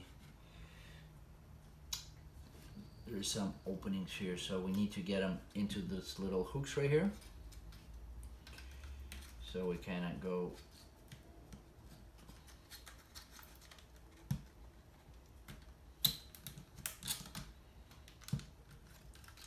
I pull the piece out, let me get it back in.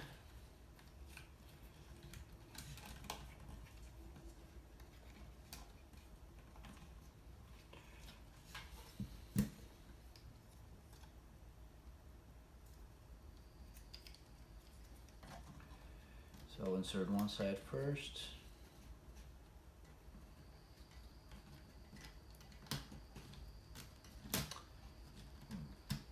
Then bend a little bit here on the other end.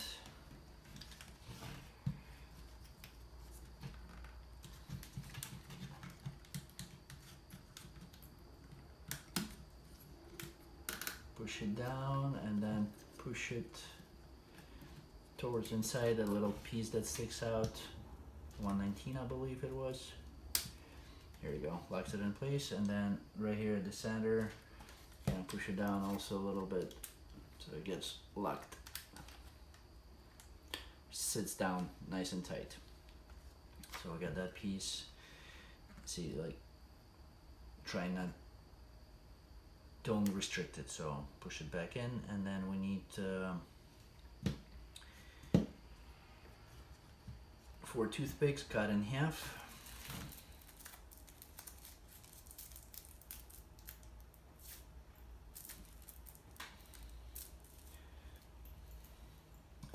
And then cut to a specific size. 1, 2, 3, 4.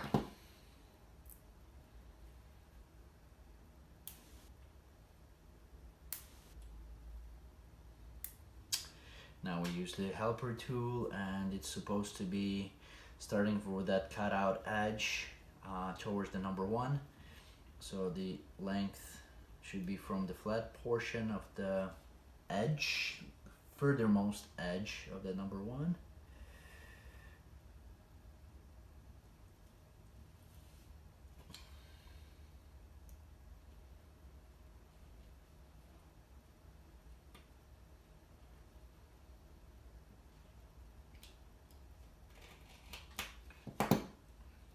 So I'm gonna do one, try it out. and as I mentioned, it goes from that one piece into the second one, and make sure it's nice and clean on both sides, doesn't stick out anywhere, so we're good to go. So it doesn't matter, I'm gonna do all of them the same.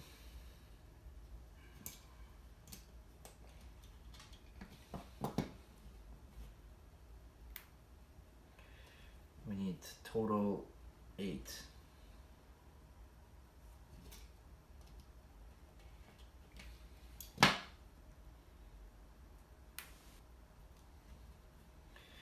Two, three, one already installed, so we got 3 in.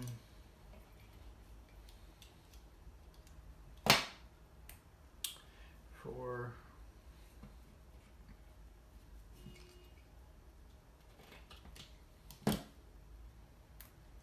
5.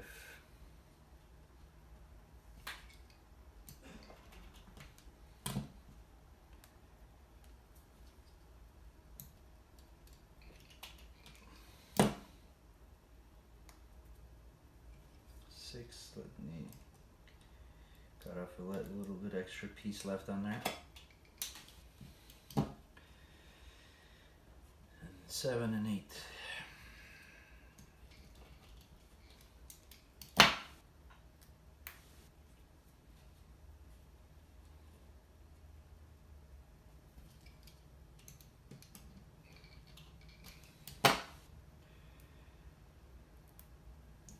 A little bit left on here too. Gonna slice it off,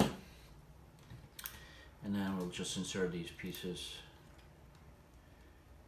into the corresponding holes. 1, 2. As you can see,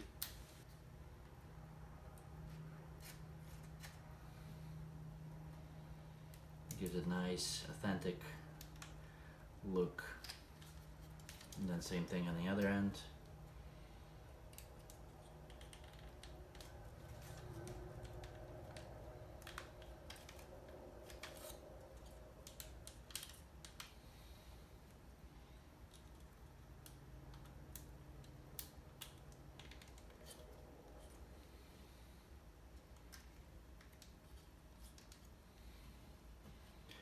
Need my helper tool here.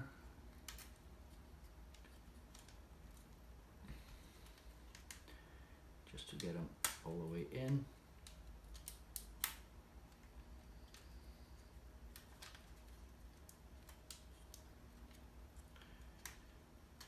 Here we go.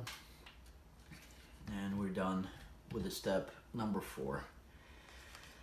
So you can see right here, these are the 8 toothpicks we just inserted. Now we're moving page number 33. We need 3 pieces, 121. They are on sheet number 8. 121 right here. 1, 2, 3. So this what I will use the because they're little delicate pieces, so I'm going to use the knife to cut them off. You see the 2 connection points and all of them. Let's see if that's true. If it's only 2, it should be popping right out. Yep.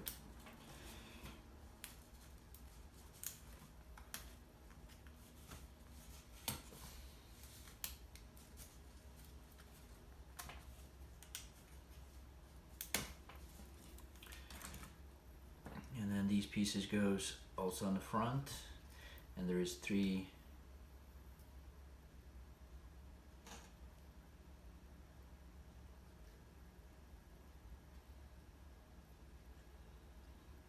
holes.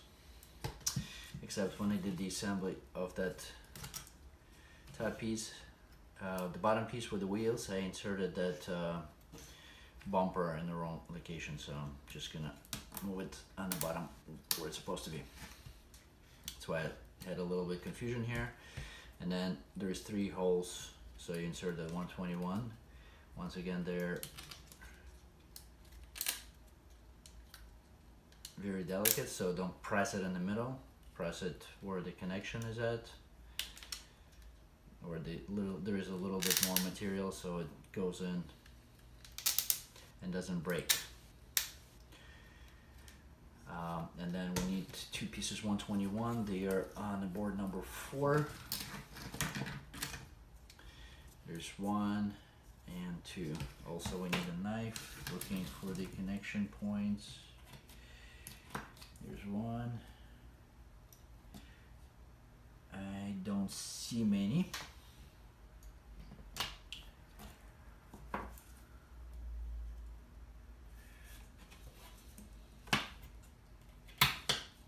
So 1 at the edges here, right before the turn, and then 1 closer to the other edge, right by the hole there.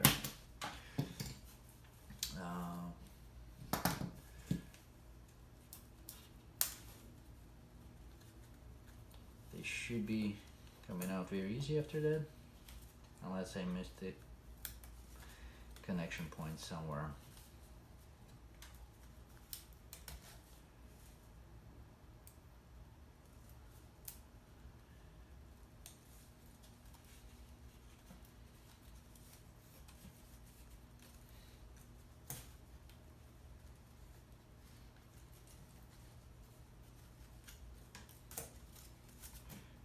We got one side out, and then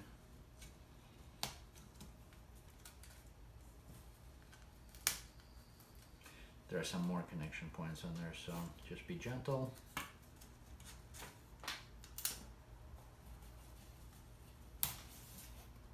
And pull it out. And these go through the 120 pieces that you installed. Kind of push them through all the way into the back here.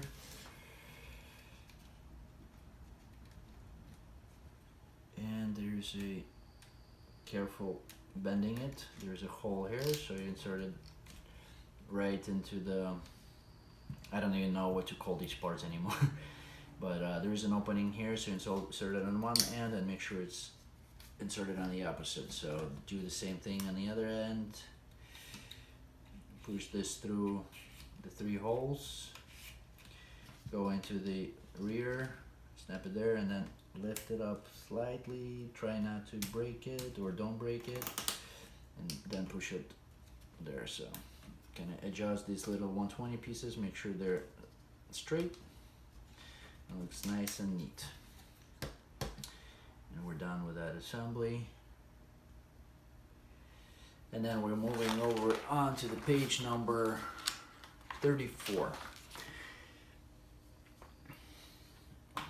And 34, step number 1, we start putting the gears in. So the first closest to the base, I have, this is the gear with one big gear and then one little wheel here. So put it closest. Okay, you gotta kind of work it in a little bit. Go maybe from the other direction. And put it into the first set of, make sure it interlocks with that horizontal or perpendicular gear. Then the next one is the biggest one. So there's one in the center, there's one gear to the closer to me, and there's a wheel on the back. That one goes in the second slot. So again, twist them a little bit to get them in. Once again, more interlocking with the gears. Next one is the smaller one out of 3. That one with the small gears towards you. Interlocking into the slots.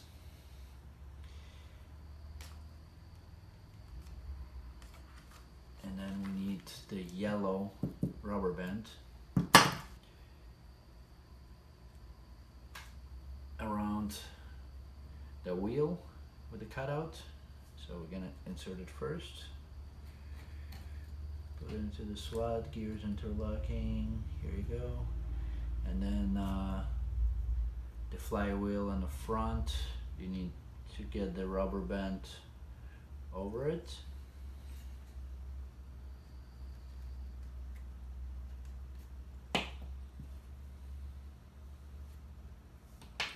Over one of the gears or little wheels, and then insert that one also, just like that.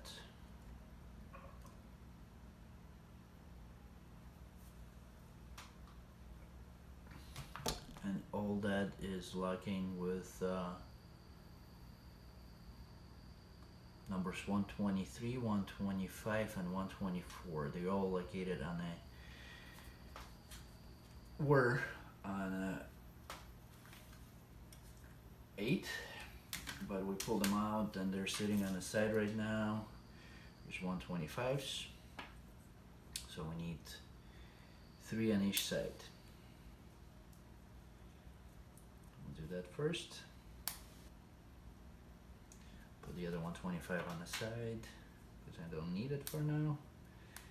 We still have a tender to assemble. So we got 3.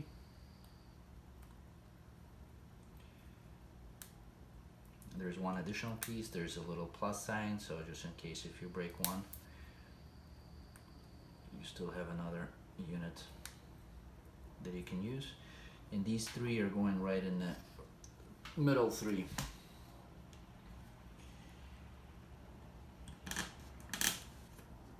This is to lock the gears so they don't fly off. As you notice, they were just sitting in there. Now once you put these on, it's kind of lock them in so they can't go anywhere. Make sure the gears are sitting there in there properly. Like in my case, one of them fell out, but not a problem until before you put the other one in. Make sure it's sitting there, and now can't go anywhere.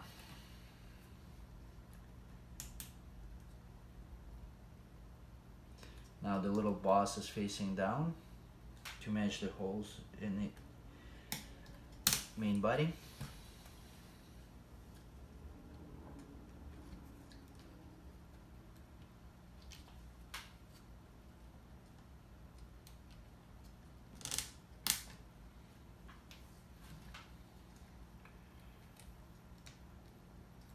So we got 125s in, almost all of them. One more left. Alright, the center gears are locked in place. Now we need to find 124 and 123. And they are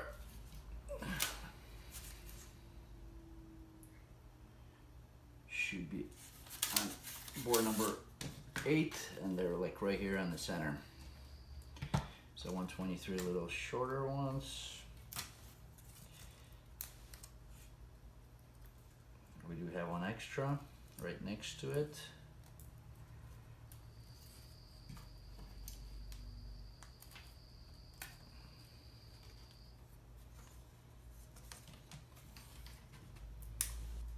And then 124 is the longer one.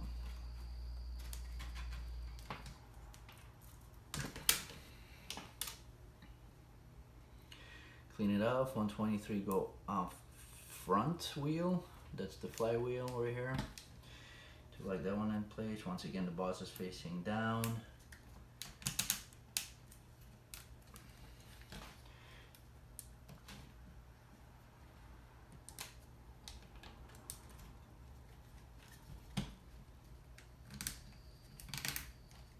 And then the 124 goes all the way in the back.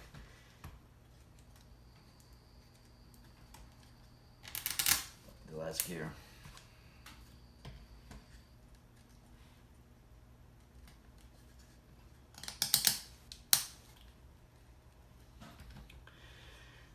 Now we're in their exclamation points.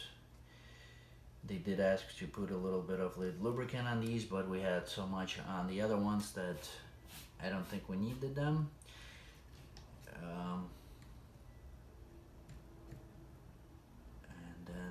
the next step is we need pieces 127, 128 also on the board number 8.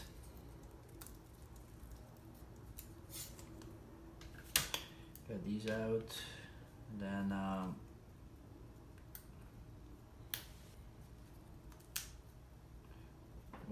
460, that little circle. Make sure you get the ring off of it. There you go. And then we need pieces 126, 127. I mean, we got 128, so 126. They're also on the board number 8. They're right here on the bottom, right next to these two circles that we just took off.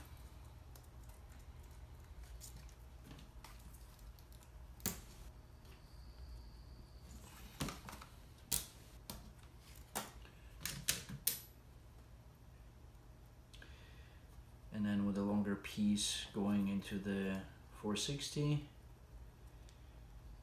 the longer side,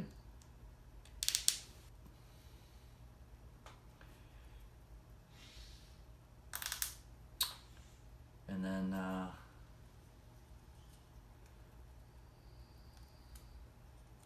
from the back insert it into the piece 128, so it kind of sticks out just like that. Move on to the page number 35, and the step number 1 is you just sit it down at the front here.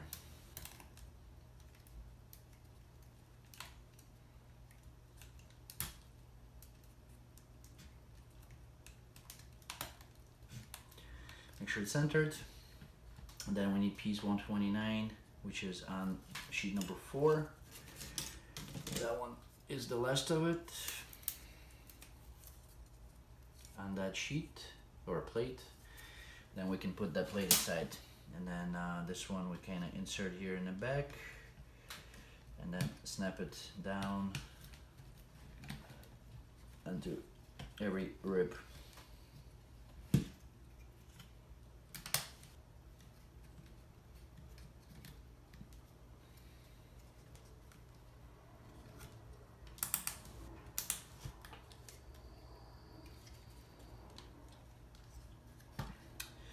Now we use the toothpicks, and we need 1,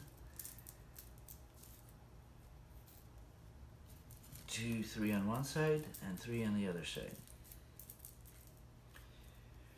We do need to pre-cut them a little bit because they're not gonna fit, at least the 2 of them. So I'll just take a little bite off of it. Make sure it's nice and clean edge. Bite of the second one. And then you insert it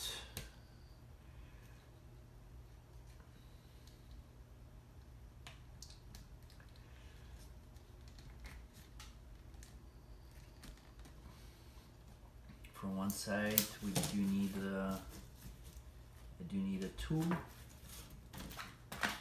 Where's my file? So kind of bend it a little bit to get it into the hole.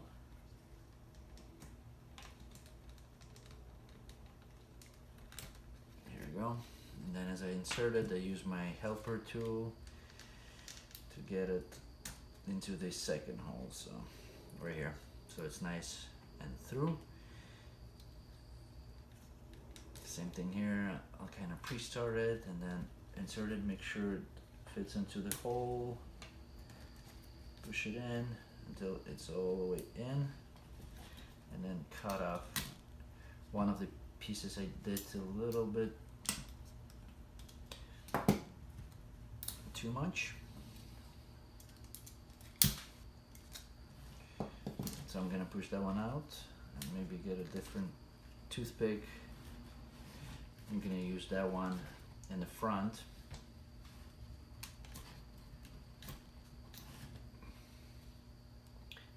pre-cut the other one.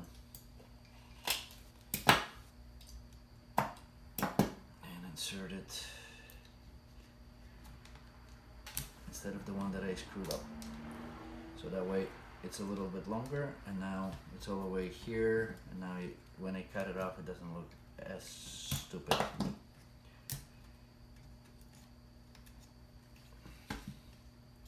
Gives it a nice look to it. And then the one more piece is that from the front, make sure you guide it through to get all the in, and then once again slice it all the way to the edge, kind of pre-start it, and then as you break it, it should break off right at the connection. And now we need 3 more toothpicks on the other side.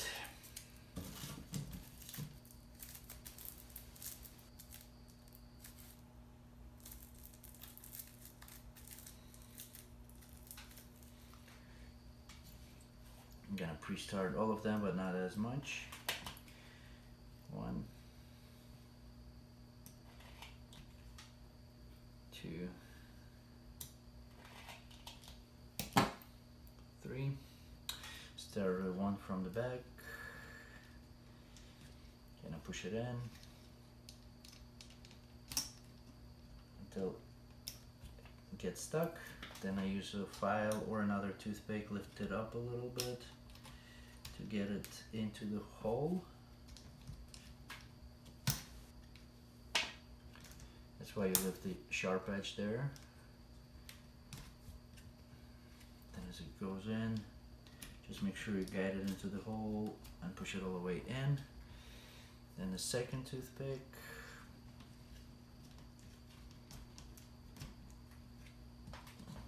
Little guidance.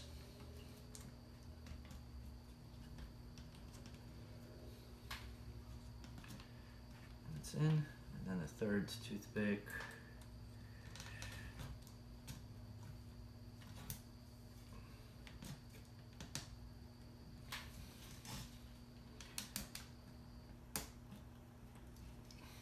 And then pre-start it with a knife. Should be able to break it off to make it nice and neat. Clean off with the knife. You got some leftovers on there, and here you go. So all these pieces, now one of the rubber bands fell off a little bit, so I can fix it.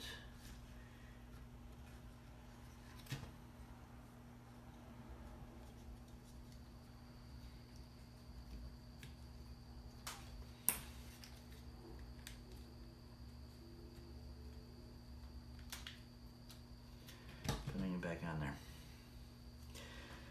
So we're done with step number 5 on page number 35, and we're off to the tender. So in the meantime, I'm gonna check my work. So I'm gonna move the little lever to the forward position, which is all the way to the right, and I'm gonna wind up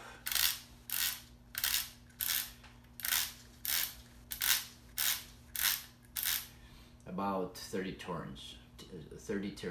So I got about 10.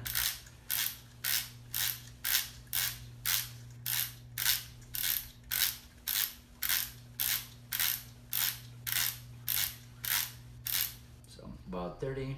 Release the lever and make sure that everything works. So I kind of give it a little bit of the roll. Make sure it goes in.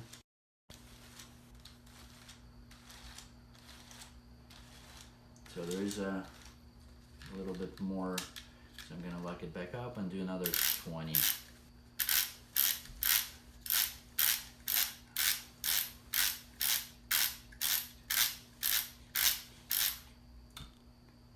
So I did another 20 in here, so it's 10 full turns.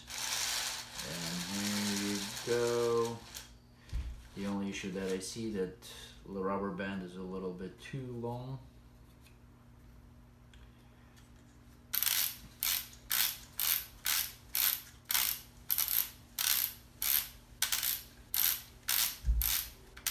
I'm holding the wheels right now, although it's unlocked.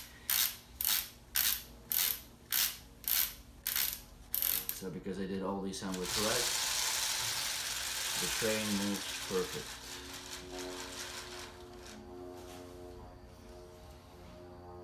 Alright, so we're done with the locomotive assembly. The actual train, I'm gonna put it aside. By the way, I did get a little bit shorter rubber band. So the other option, if you do have a longer one, it's just loop it probably around this additional gear. It shouldn't give much interference, and it would work as well. So I can try to do that just to show that it's gonna work, or replace it also, or we'll fix it later. So in either case, I'm gonna go ahead and move on onto the tender assembly. We're on page number 36, step number 1. Clean it off a little bit here. So we need more of number 49s. These are right here. So I'm gonna push it out right away. And we need 6 of them to be exact.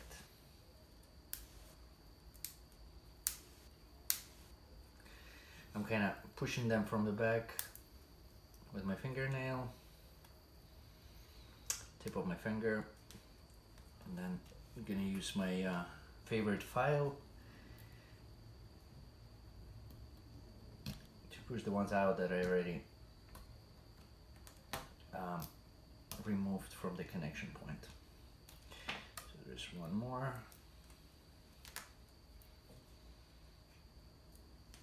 All right, and then we need on sheet number 7 we need 130.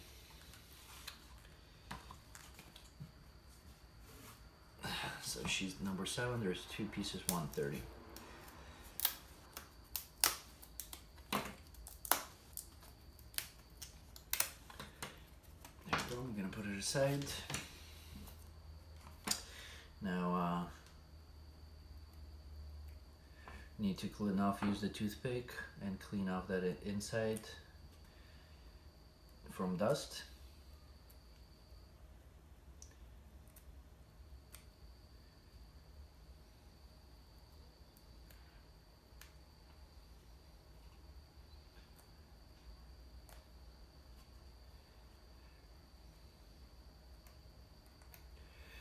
And then we use, there's a directionality, there's an error, same thing, and then we're gonna insert these from inside.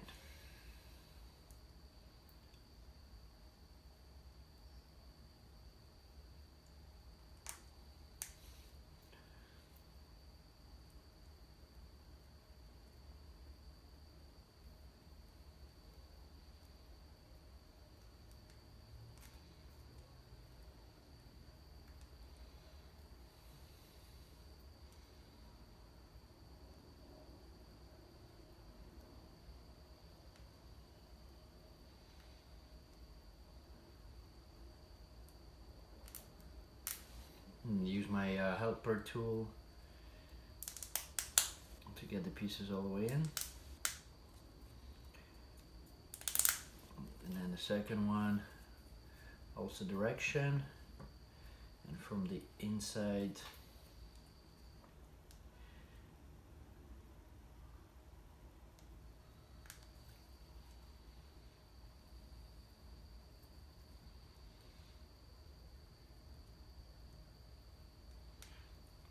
put this number 49s in. Okay, and starting them up, and then use my helper tool to insert it all the way in.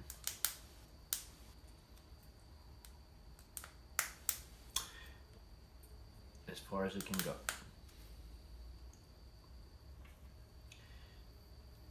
It's a little bit crooked. Same thing here.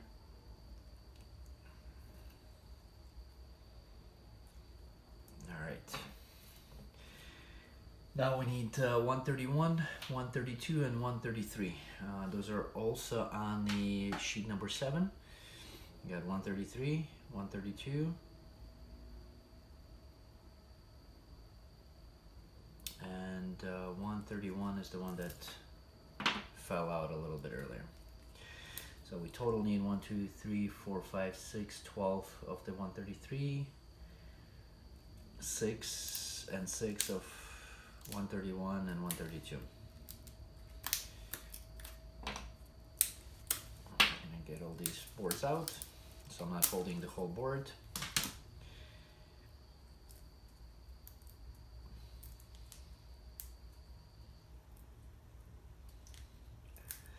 So work it back and forth a little bit.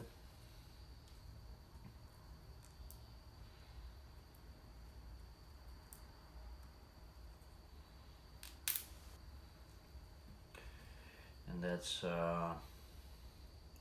133s that I'm trying to get out.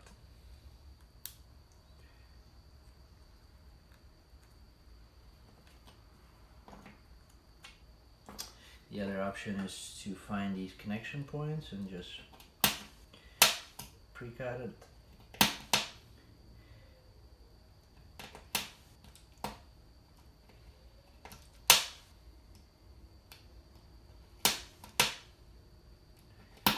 And you can kind of hear it snap as I cut it through. Also because I'm working on a table that has glass. And kind of, once you pre-cut it, you can just push them out. They come out much easier.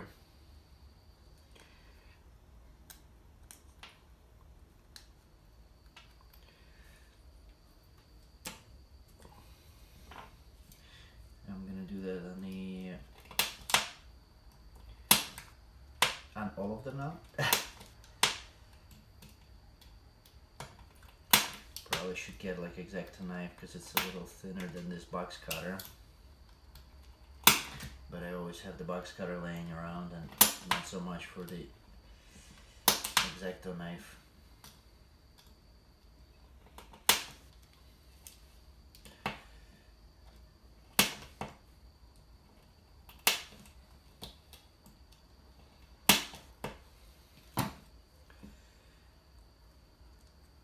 Once again, once you pre-cut it, you just push them out. You can use your fingers or you can use the tool that you have at hand. Toothpick, file.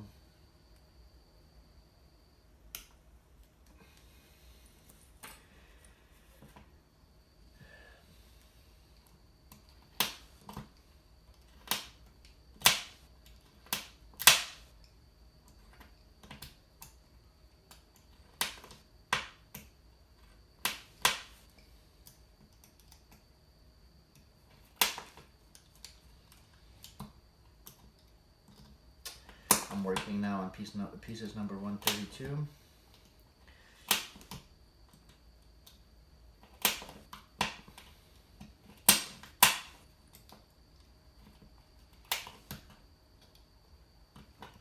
And we need 6 of them.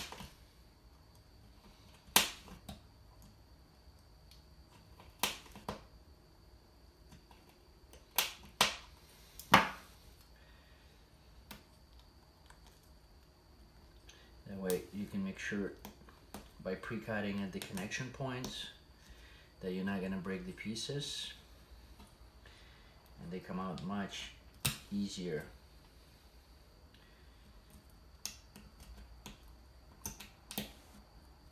From the board. Alrighty.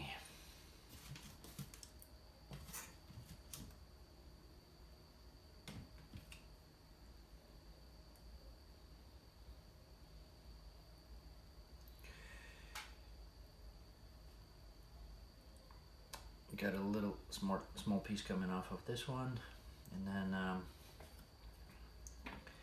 should be okay. And then one more pieces.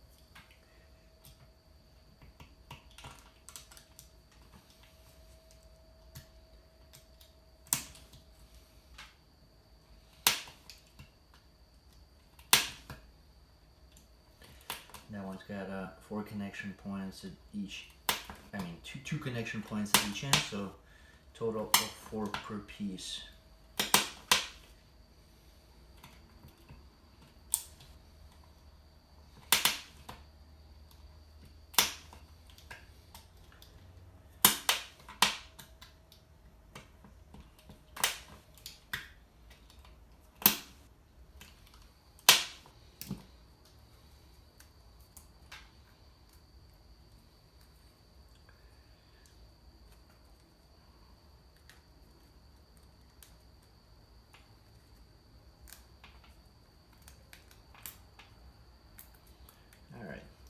everything out, and now we can start assembling it. So directionality from the front, these pieces go in, so the two 33s,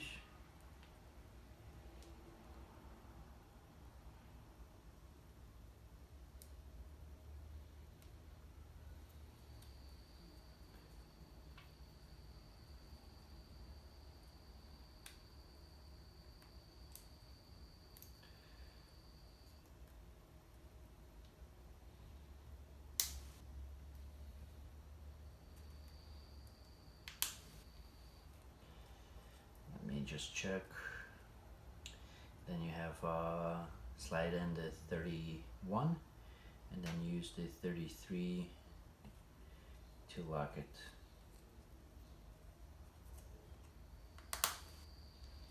In place, just like that.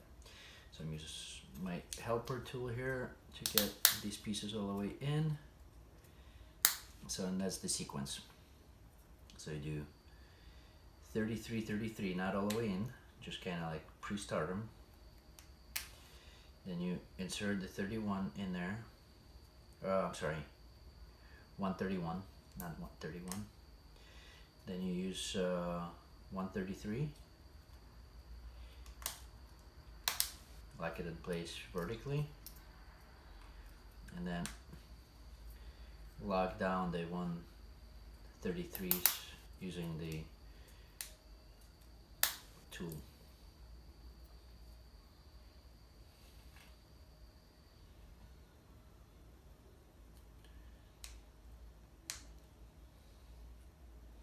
Pre-start 133, insert 131, use 132,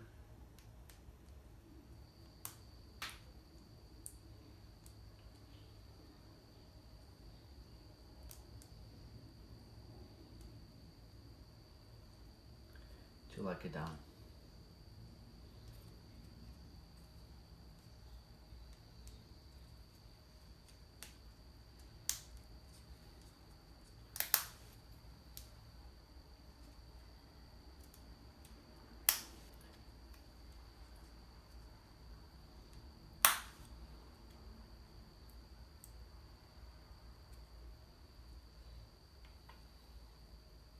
All right.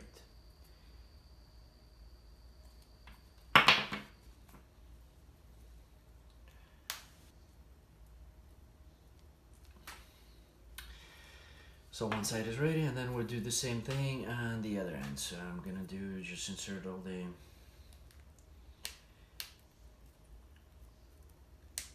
.133s first.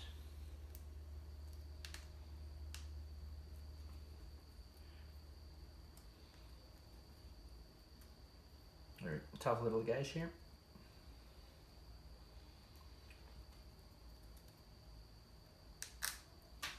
Got this one.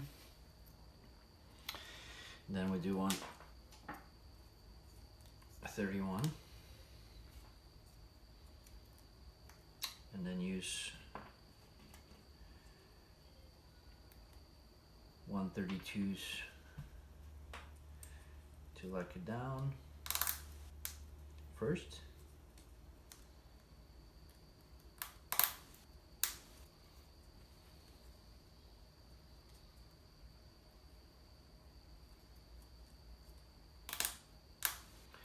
And then the tool to fully connect 133s.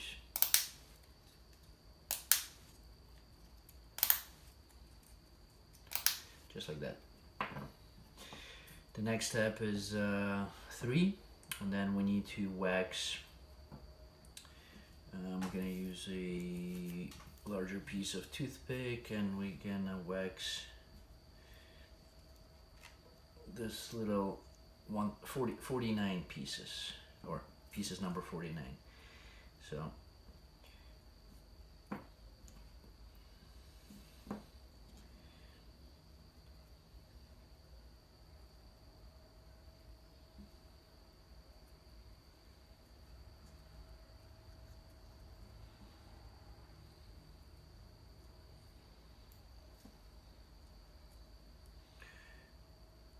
just get wax inside there.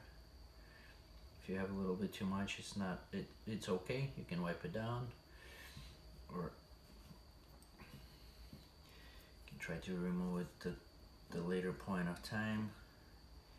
So again, we need to sit the toothpick in there, and it kind of needs to be in the wax. That way it'll be nice and smooth operation.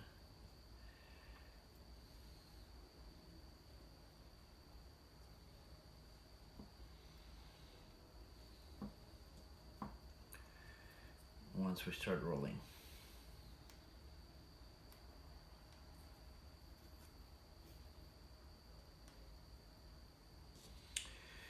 Alright, got these waxed, and now we need 134, which is also on the page, on the sheet number 7. They're right here, 2 of them.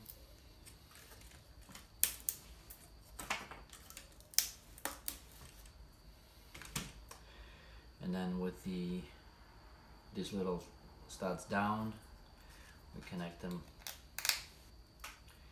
at the 2 points,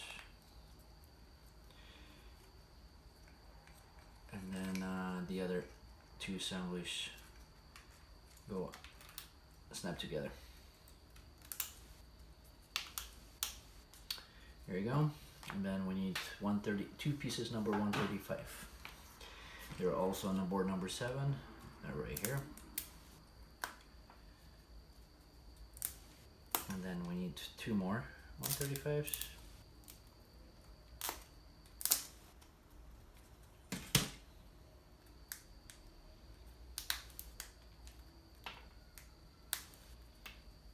We're still upside down. So the first directionality towards you. The first hook goes towards left.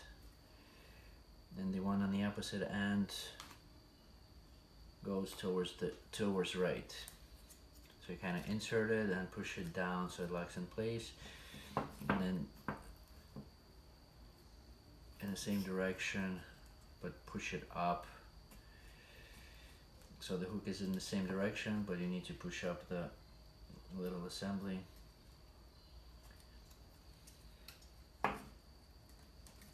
Or turn it upside down and push it down, because it looks like it's a little bit easier to do that.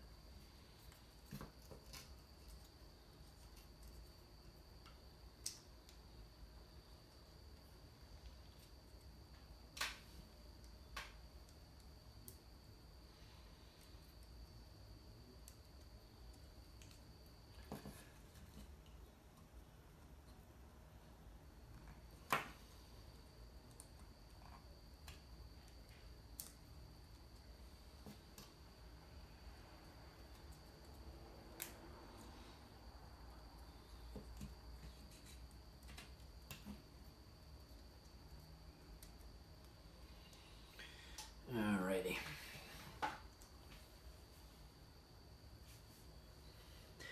The next one, we need 136, which is also on the same board.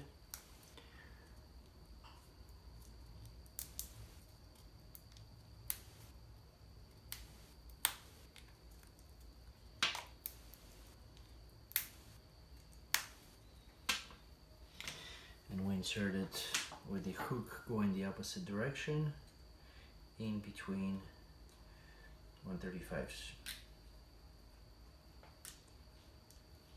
I would wax both ends.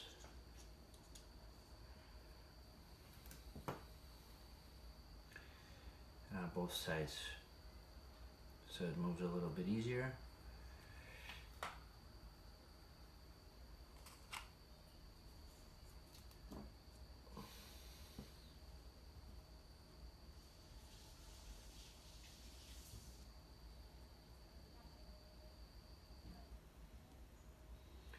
And put it in a bit. So we did lubricate the part number 136, and we just inserted with the hook facing the opposite direction from these little 135s. So I'm gonna go from the back.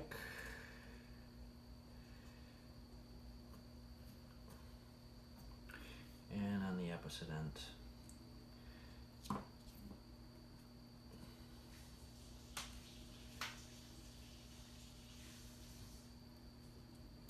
Once again, it's facing the hook facing the opposite direction, so it kind of creates a nice little lock, just like that. And then there needs to be mirror image, and then we use one of the toothpicks, cut it in half, and lock these two together, so there's a hole and you just push it through.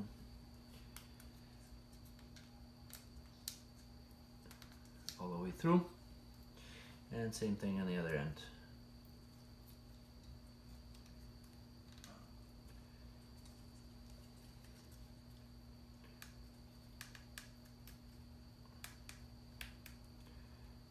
Here you go, and then cut off the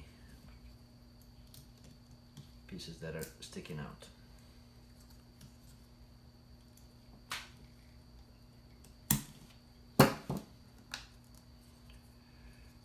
Alright, now we have two little hooks here, operational.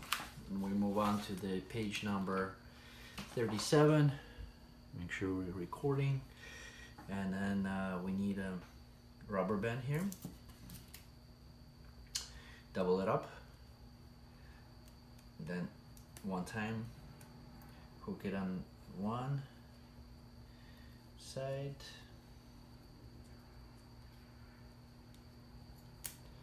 so kind of loop it once so it's doubled up, and then push it up and hook it on the other end, on the other hook, just like this, so it's nice and tight. And then when you lock it, you can see it jumps right back in place. Now we can put it aside, and now we're assembling the wheels. We need pieces 137 and 138. They're all on board number 7.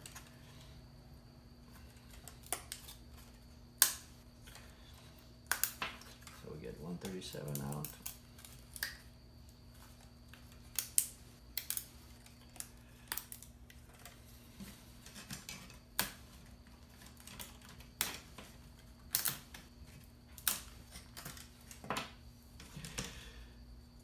And there's 6 wheels, so we need 6 of these, 6 of 138s.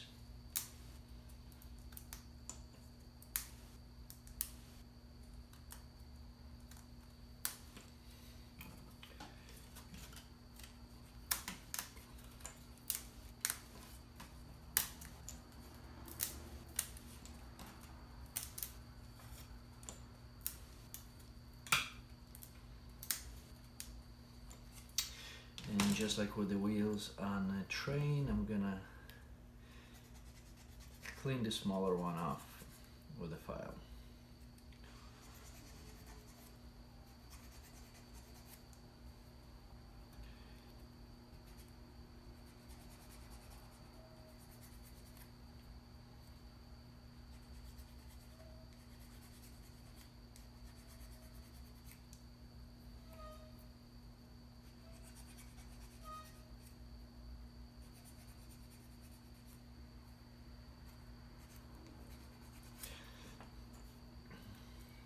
So is the smaller one's gonna go on the track, so those are the ones that you want to be free of the little stabs that are created by the connection points.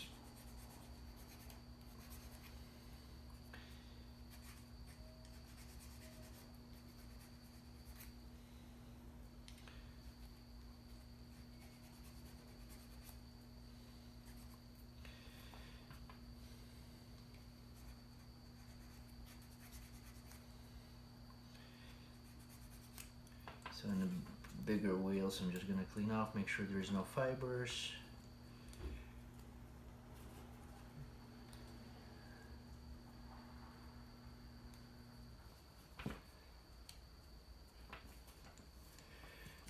Here, I do have some more toothpicks left. Should be plenty, so we got 3, 1 is damaged. 3 toothpicks, cut in half.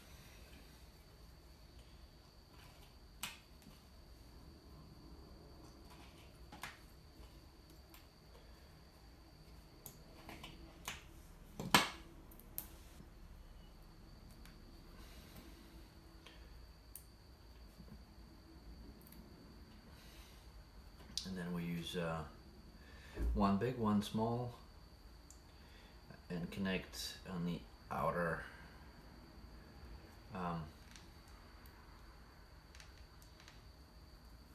outer hole. Big, small.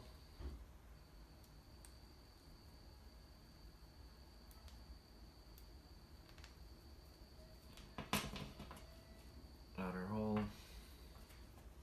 6 times.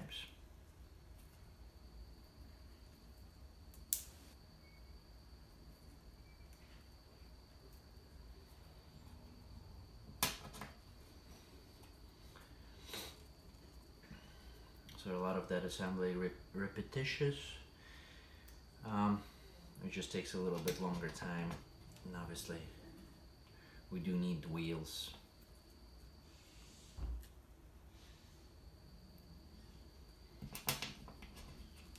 And we do need all 6 of them.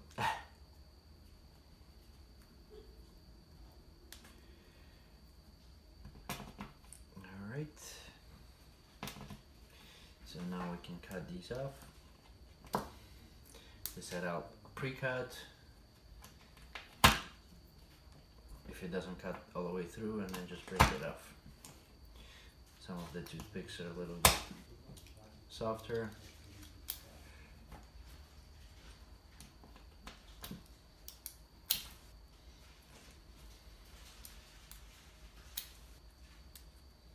Some of them are not.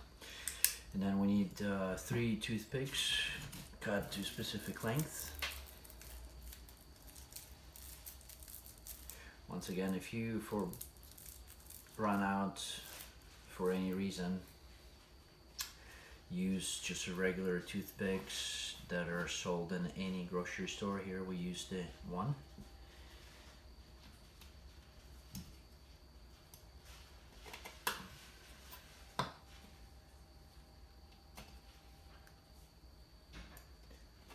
Cut the corners off, or sharp edges or ends.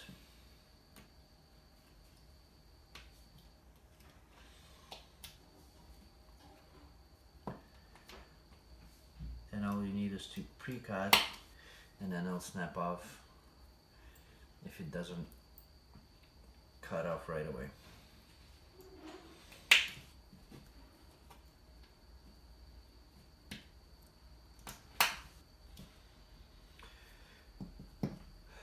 And then we insert it in one to another. So the smaller wheel on the outside, and then it's supposed to be the distance of that little step. So I did put it a little bit too much.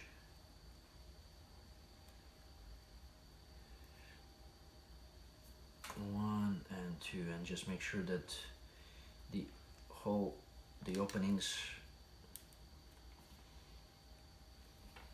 are about same, on the same level.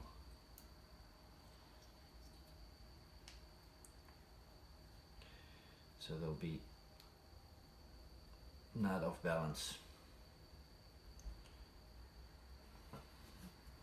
And we do that with all 3 sets.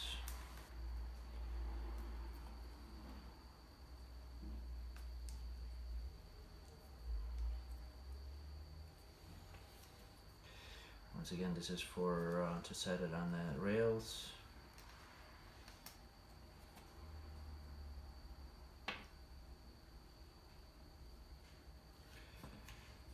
And one more piece.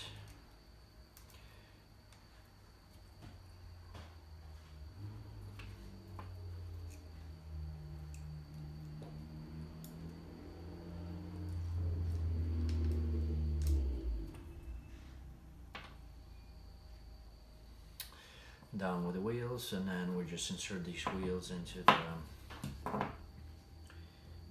slots.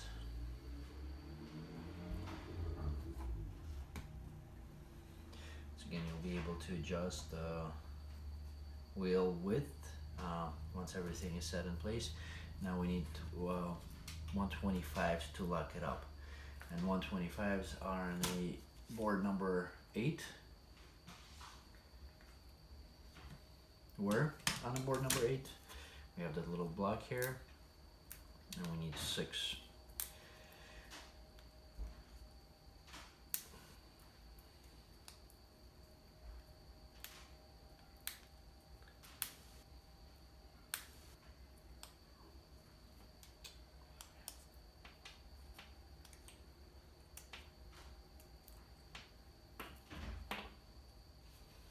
And then wait 125, I just put it back to lock the wheels in place.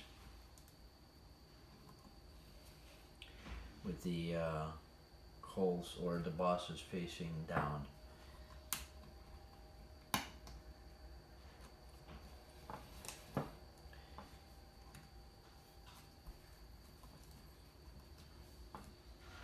So I'm going to use my helper tool to hold the bottom portion in.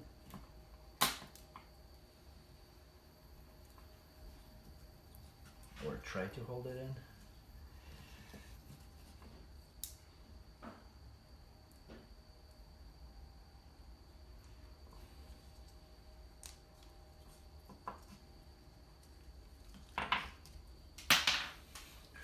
Wheels are falling off.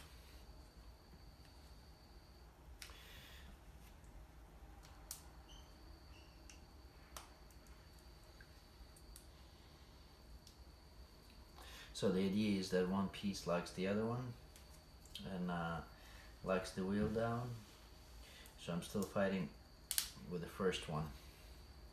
Just a little bit of patience. And I'll use the file to kind of give it a little bit of the angle. Here you go. And then we can use 2 pieces of helper tool, one from one side, the other one is from the other. So I'll do these 3 first, this side. The second one didn't give me much issue, and let's see what about the third one. Not as much, but just a little bit. Alright, now I can put the wheels in, so I kind of like slide it into the openings on one side.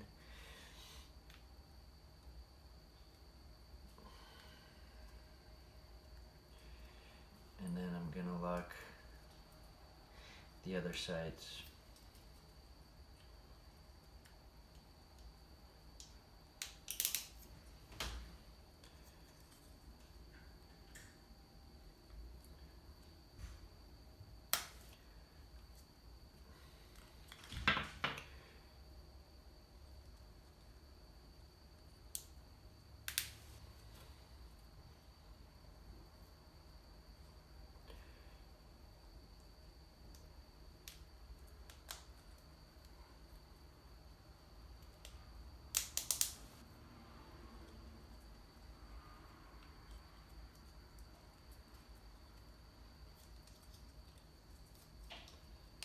Sorry for me being quiet there a little bit.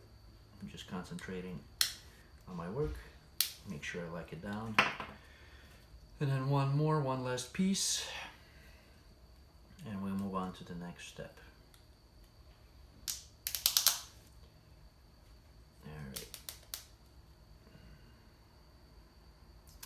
Alright, so we got the base done.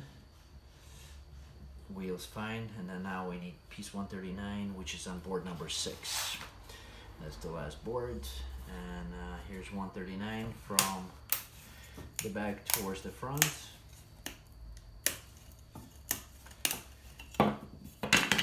Once again, directionality. Check where your errors are at. Errors are here.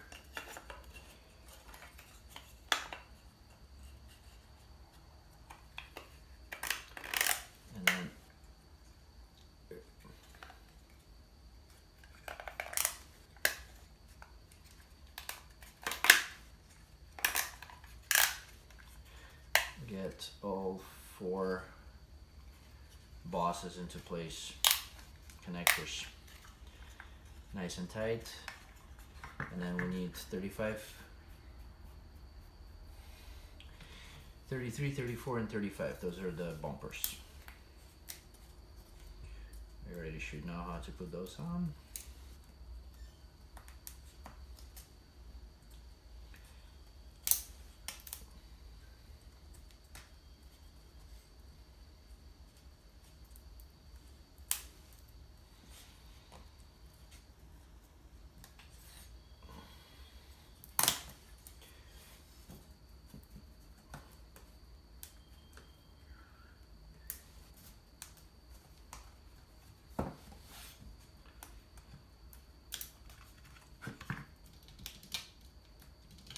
And I can feel that the assembly is nearing to the end, but there's still a lot of pieces to put together. So the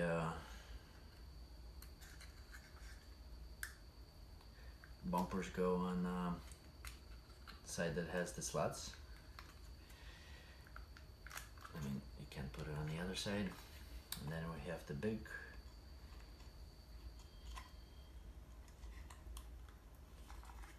small and then big.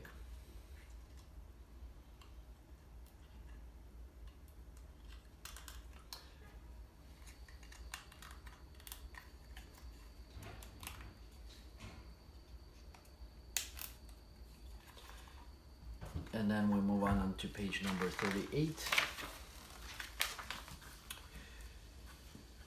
where we assemble the door. We need 142s, 8 of them, all 8. So I'm gonna see where the connection points are at, if I see them. No. Maybe the dead end.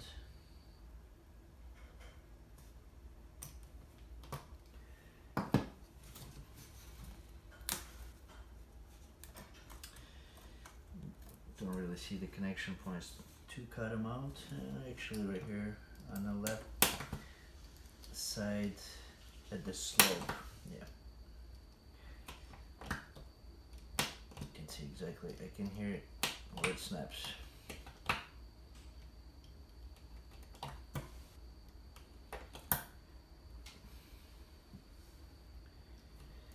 And my assumption is at the other end is the same thing. Right at the slope, at the bottom of that little slope.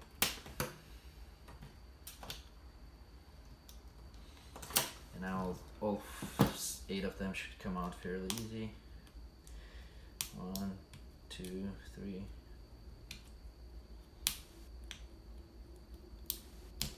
4, 5, 6, 7, and 8.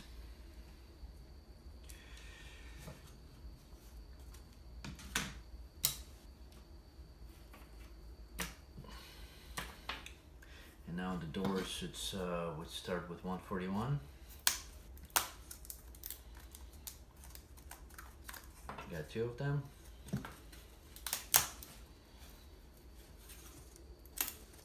And we need 4 total. So these go towards each other just like this. I'll do the opposite direction, so wider side is on the outside. So we got 1, 2, 3 holes. We go into the 1 far hole with a hole on the piece number 142 facing in that direction, parallel to these lines. And then the second hole that is closest to it. So we leave these 2 open.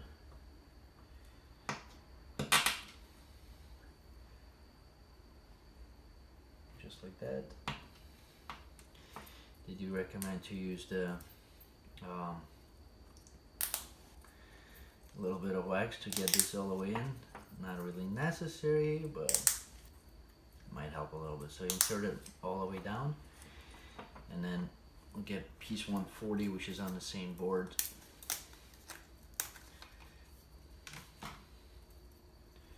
next to it, and then the other 4 pieces go with the holes parallel to these openings here.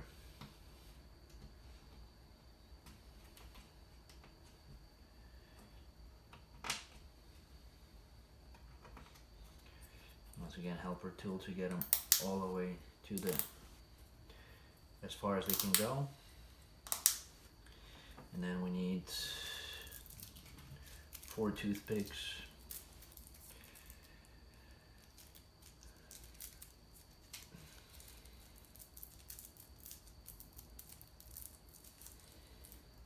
To give us the handles. So we put the toothpicks through these 2.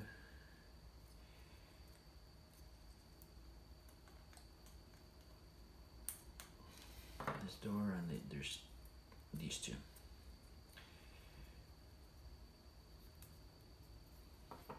And then use the knife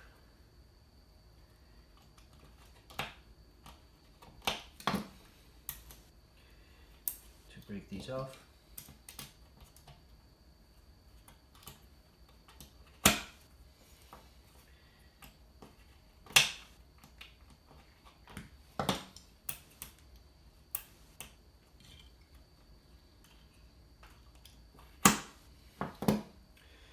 So it creates a nice little handles. It looks like a door handle.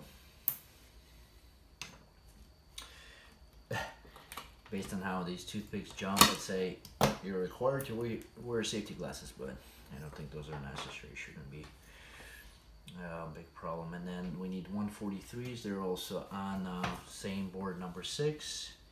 And I'm gonna use the knife. I see the connection points here. 1 and 2 along the long side. Maybe more. No. And just push them out. And then these 2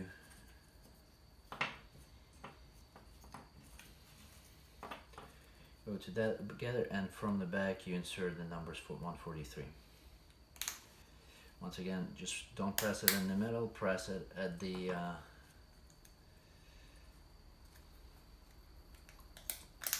edges where the holes are at, and insert it all the way down. And now we need piece number 144, 145.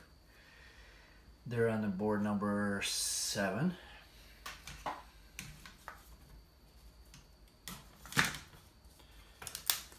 So 144, as you pull out 144, 145 right on the inside of it. So kind of like push it out, and there's going to be like some pieces in there that you want to get rid of. So now you see the writing backwards.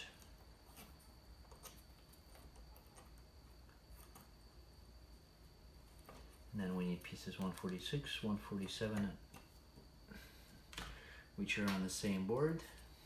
And then 148, 49 also on the same board. Right here. Probably getting a little bit boring now with it closer to the end of the assembly.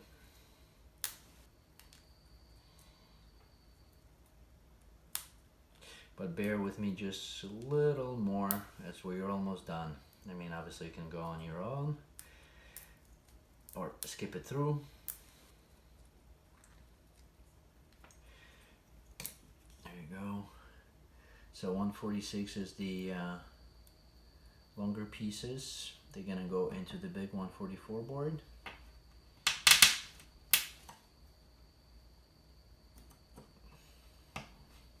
It's with the thicker bosses, and then thinner bosses, they're gonna go into the smaller board 145, facing towards the grid here.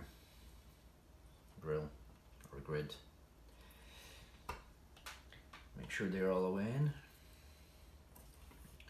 And insert it together.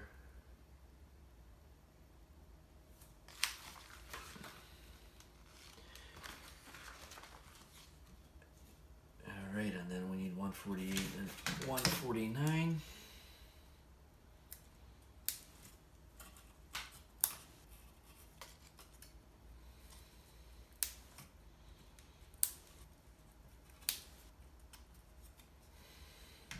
And then 149 goes on top. From that side, we can use some of the toothpicks that we just did. So one goes, I'm gonna separate it for now. Use my helper tool to get the toothpick all the way in. Then one more. Pick a little bit longer piece.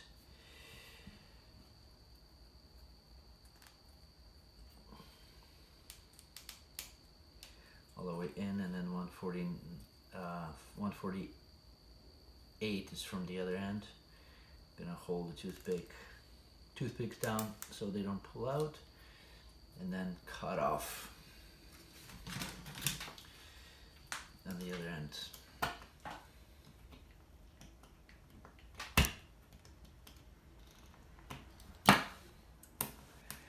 Pre-cut and break it off, and then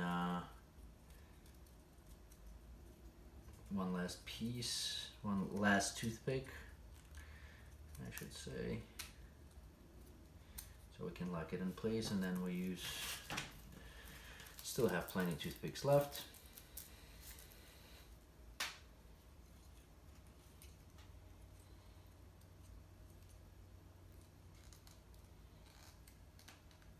To connect that little door hinges together.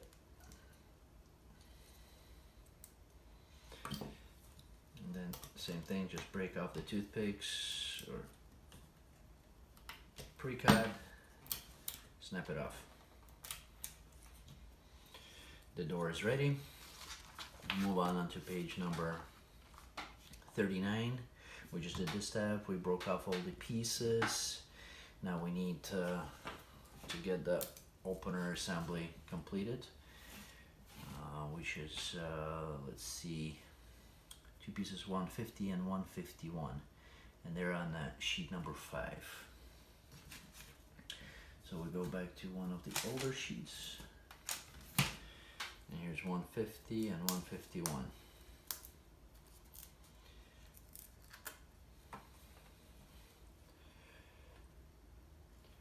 This is 151. I'm gonna move it to the same side as is shown on the picture. And then we use the helper tool to get ourselves the 2 toothpick studs. So cut them off.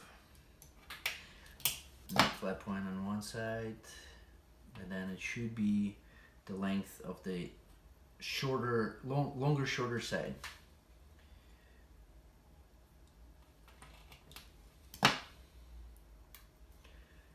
One stud, and then the second one.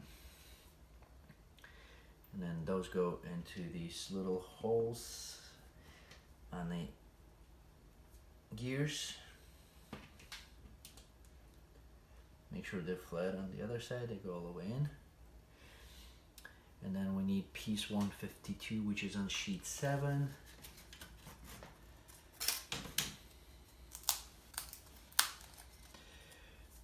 We do need a little bit, so with the lettering backwards, we do need some wax on it. So I'll just use some of these cut off toothpicks to grab myself a larger piece of wax, candle wax, and then just wipe it on the surface.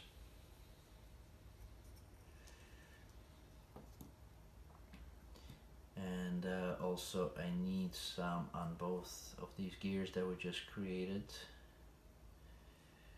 and I'll do on both ends.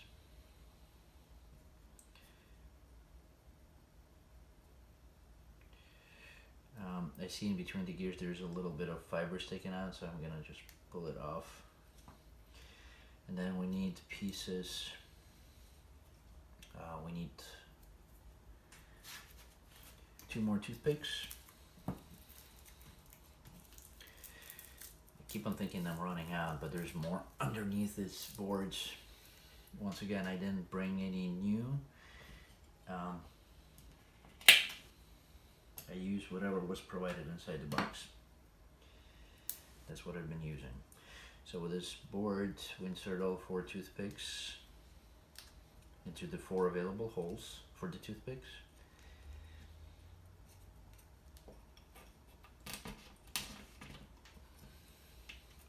Now we start getting the gears in. So 151 is on this side, 150 is on that side, on the opposite end, and then we need 2 pieces, 154. Both of them are on the sheet number 5 on the bottom here, and then 155 is also there.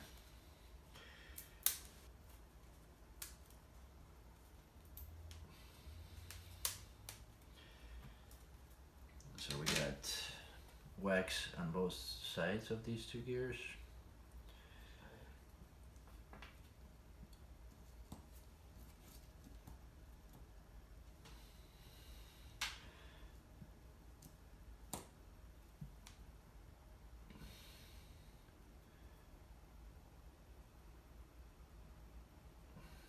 And then they go onto the toothpicks.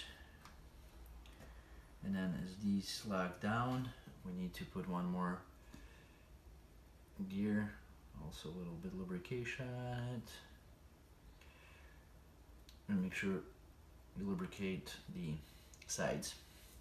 And then this one's gonna go right here with the opening horizontal. And as I do that, I need to lock it down with piece number 153. Directionality.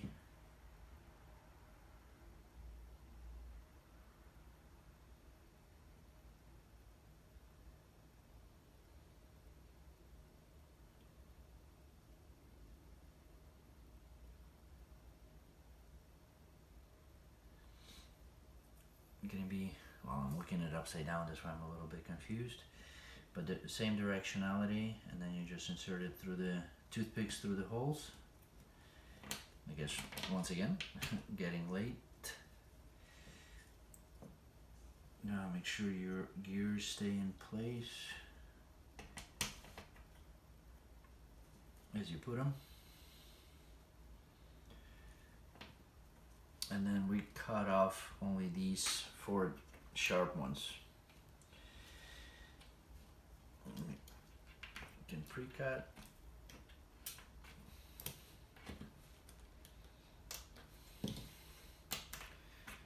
Snap them off.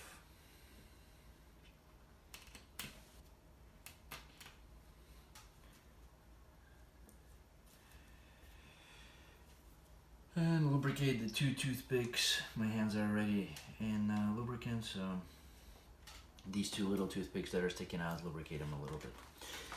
Now we're on the page number 40, step number 1.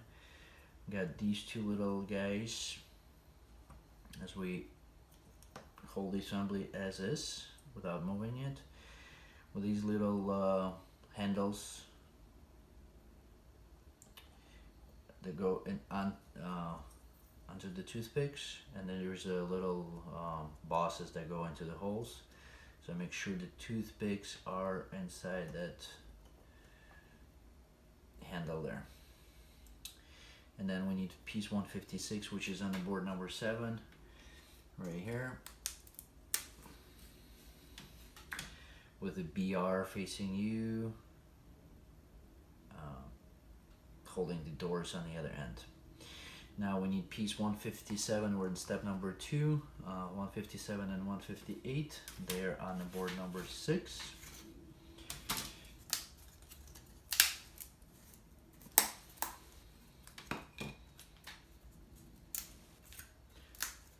And then you look at the direction, the arrows, so this is going to be the front. So the arrow is pointing that way. Obviously BR should be on the outside, the correct way. proofreading, and then you get all that assembly into the corresponding holes.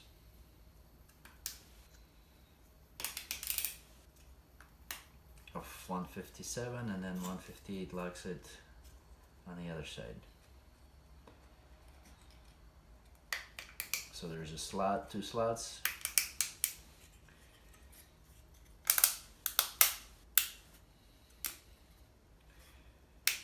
Make sure the gears don't fall out. There's one gear that is kind of sliding a little bit back and forth. Now we need piece 162, which is also on the board number 6. And that piece also has a 161 within it. So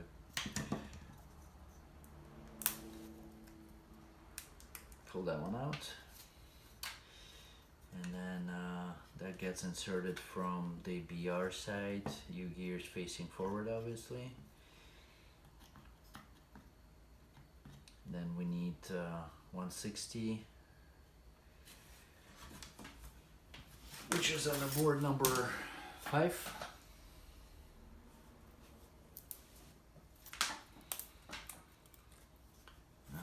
Lubricate it a little bit.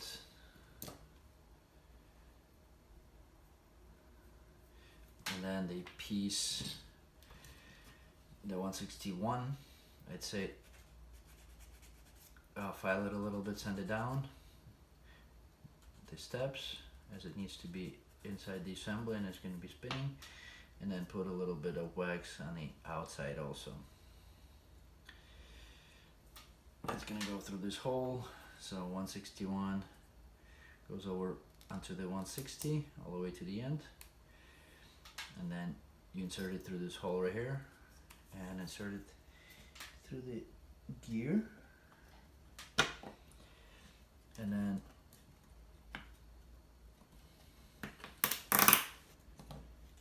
make sure we get the same directionality. That's right, this is front, so the air is facing that way. Kind of insert it there.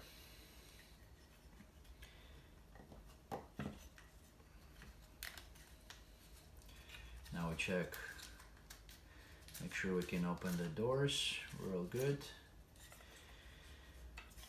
And then let's see, insert this little assembly at the edge right here with the handles facing up. And then the doors go into the back of the tender. Make sure you match all the holes and snap it all the way to the end. Now we get the other end and piece number 163 and cover the other side. Make sure the UGears once again facing you, and then front, so the directionality arrows, and locks it in place. Moving on to page number 41, we got 2 plates 159. They're also on the sheet number or plate number 6.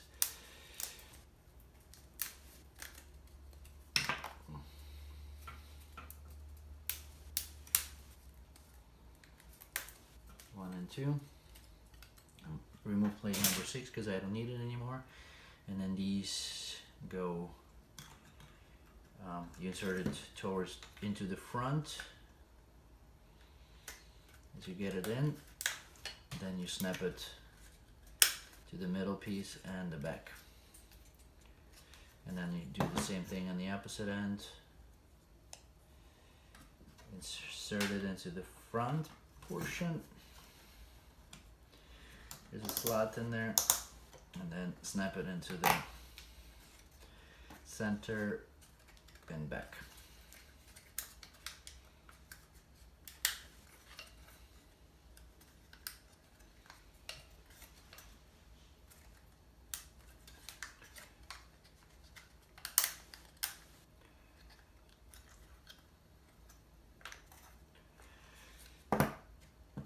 then we just put it on the wheels.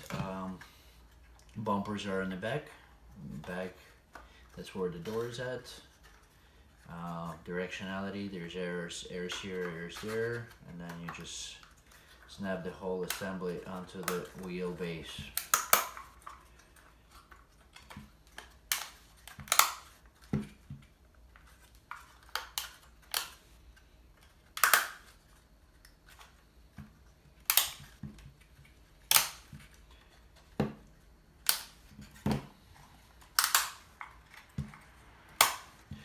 Going all around, make sure there's everything all the way to the end, and our tender is ready. These doors are working, the back door is working. Put a tender on the side, and then the last piece of the puzzle is 4 rails, which are on sheet number 8.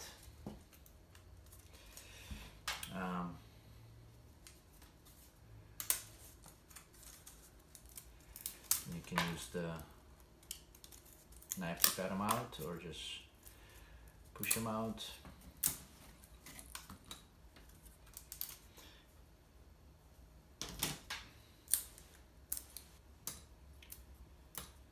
So we got 4 rails.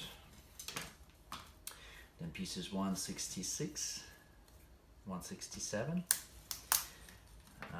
Here's I got 166, 167 is a stopper.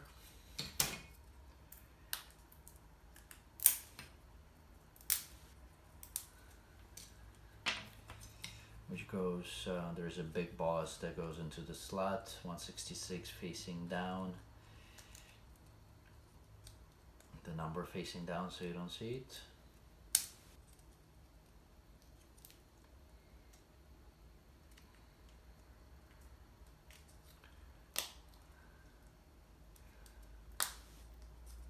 So that's the stopper, and then we got 1, 2, 3 into one assembly of the rails. Number's 168. Let's see, so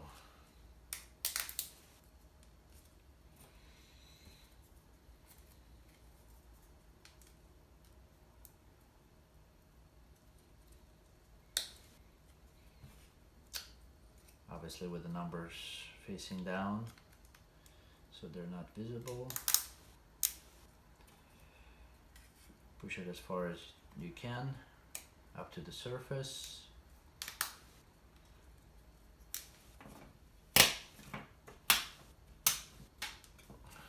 And one more.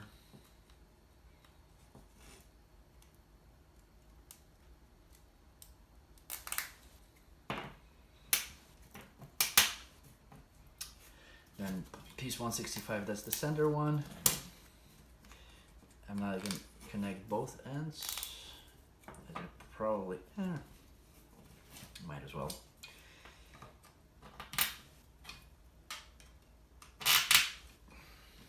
And then we need 3 more 160s, 168, actually 4 more.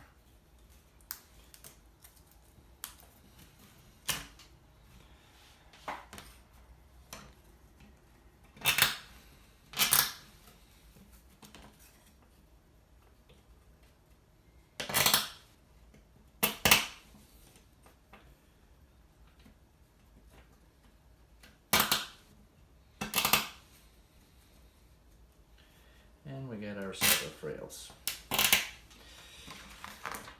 And that's it. So now further is the description of how to fix certain things, of how to operate, the instructions. I will go through that in a second, in a moment. I'm gonna go ahead and close the manual, push it, put it aside. Got all the pieces are done, so I can put all these aside, they're not on the way. Clean it off a little bit, the surface, so it's easier for you guys to see. So I have, and I managed to get the centerpiece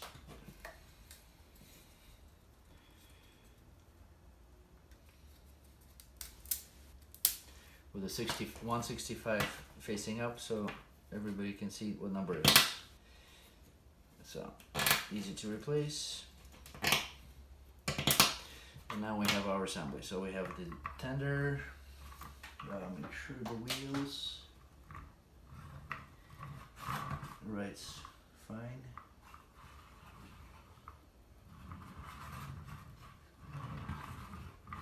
And right fine on the rails. So we got this covered. As I said, everything's operational. So this is these two latches should open. The back door should open. All the wheels should be spinning, and then this should snap back in. Another operational point, you can snap. You're gonna remove the rails because we don't need them right now. So you just snap these two together, get them attached, and then there is a lever that you push back to get them separated. So that's the operation for the tender. And now onto the locomotive. So we have options here to open the door to see all the rubber bands engine. We got this door open. We can open this door. There's a little ladder here, so you can pull it out, bring it down, and kind of for the engineer to climb up. And now as far as the operation, so switch it over to the forward FW, wind it up about, let's say, 30 times, so it's about 15 turns, full turns. 1,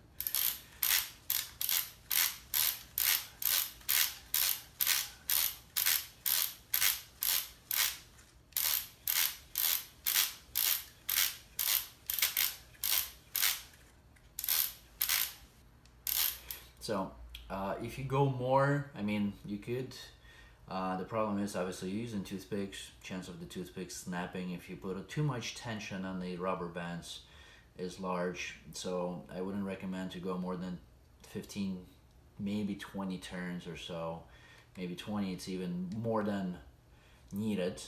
And then once you wind it up, just release the lever here on the side.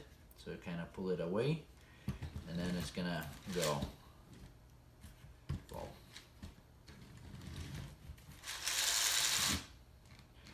it is on the, gets stuck on that surface that I have.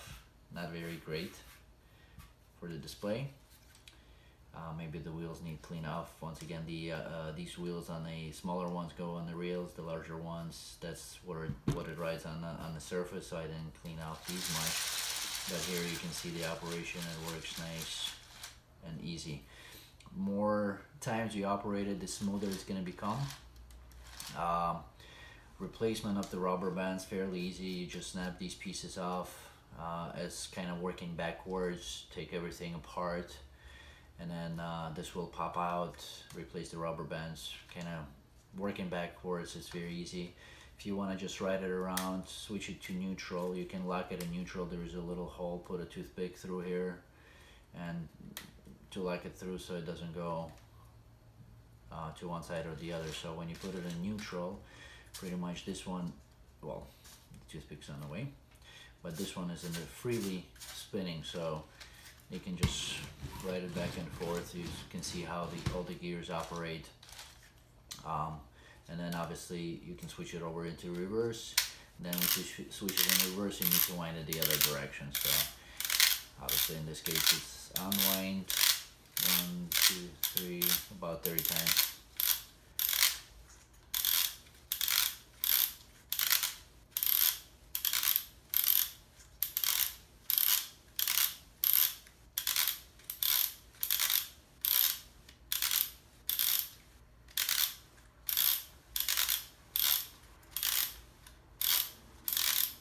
Same thing, you release the lever. While it's released already, I'm holding the wheels, and it goes backwards. Not on this surface, but and it needs a little bit working through. So that's as far as the operation of the locomotive. Now I'm putting in neutral again, and the little issue I have is that with this rubber band. So a rubber band is a little bit longer than needed to be. I can go to the store, just get a smaller size rubber band. Should be available in the regular office section. So that's not a problem, shouldn't be a problem. Now, as far as getting it, one of the options I'm gonna try on right now. So first thing, I need to remove this toothpick here, so I'll use another toothpick to kind of push this one out. Another tool that I use is just a regular paper clip, the big one. Well, not a regular, but the bigger paper clip. So it's about the same diameter. It's easier, it's metal. It's easier to help to push the toothpick out. So I'm taking this out. I'm gonna use my little file here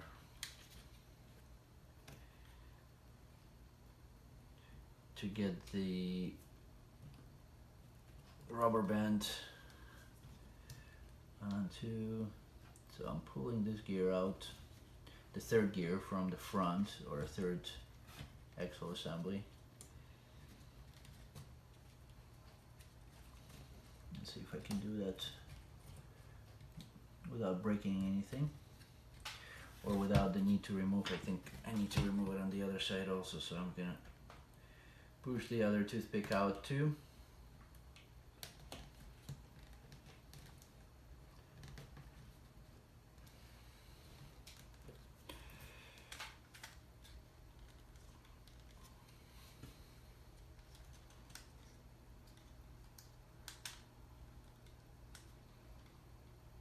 And make sure the toothpick that you're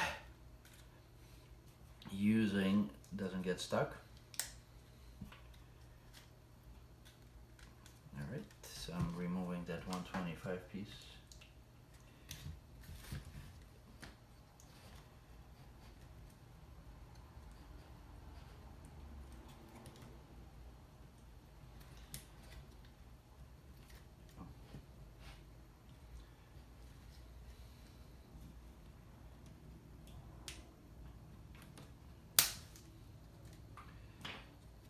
Using all the available tools. Now I have enough space here to pull the rubber band back onto that toothpick.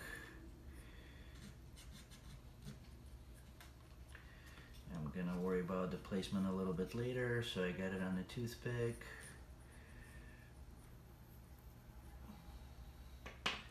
Then set the gear back in place.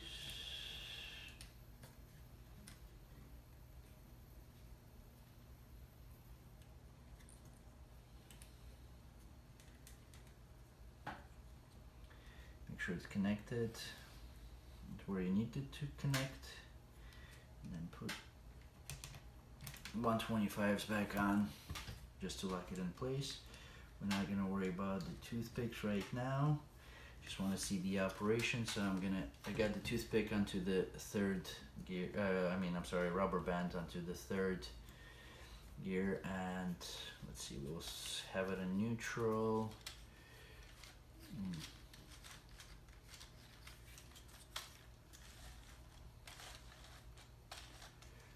And let's see, and I want to get the rubber band onto the wheel completely.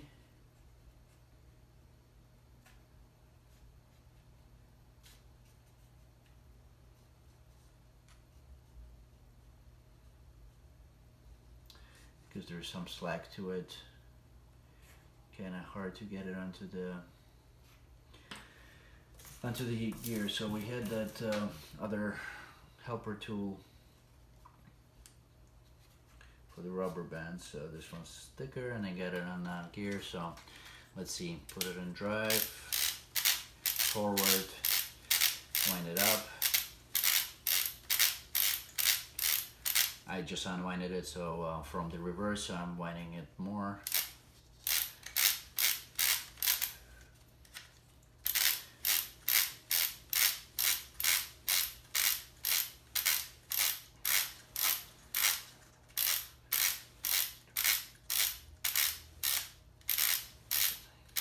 Alright, replace it.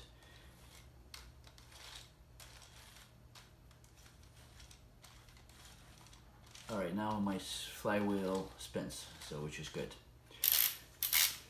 4, 5, 6, 7, 8, 9, 10, a little more. 13, 14, 15, and then there we go. So that's one of the ways, is just to get a little bit more tension on the rubber band. So we'll spin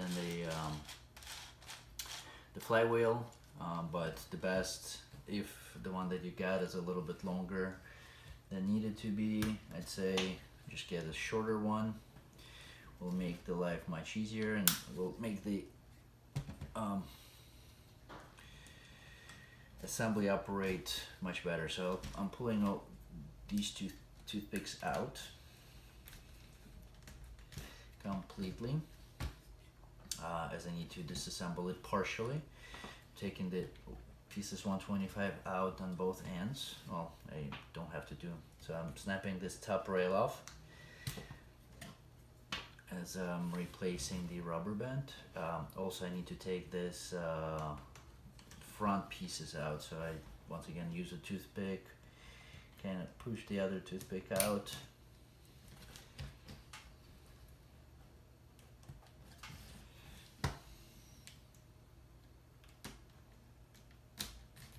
On both ends, so I can take the gears out and remove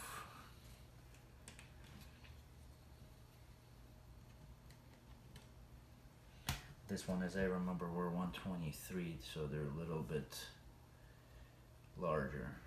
No, they're same.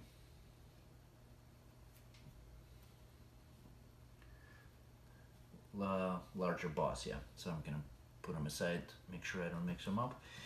Take the gears off, take that rubber band, use the shorter version of it.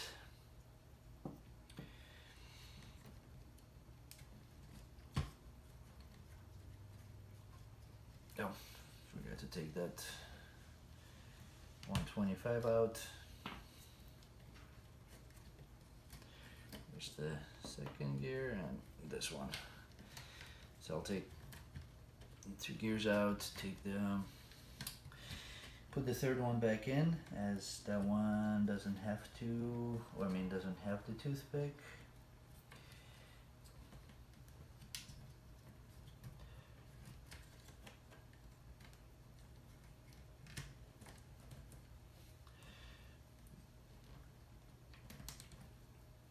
Put 125s back in place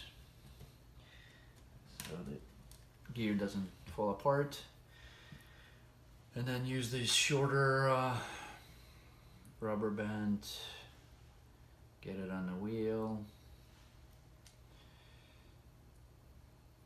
Can get it on the wheel later, put it inside the assembly. Gonna hold it a little bit, lock it down with 125.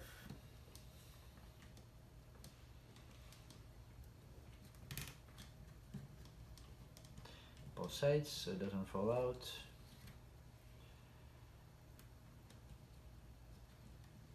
And then the last piece of the puzzle, that's the flywheel. So get the rubber band onto the flywheel, put the flywheel into the slots.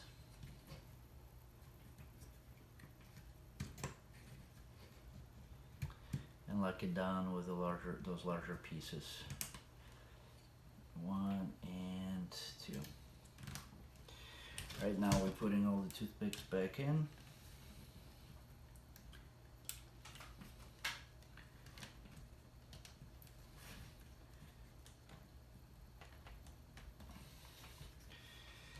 To make it nice and pretty again.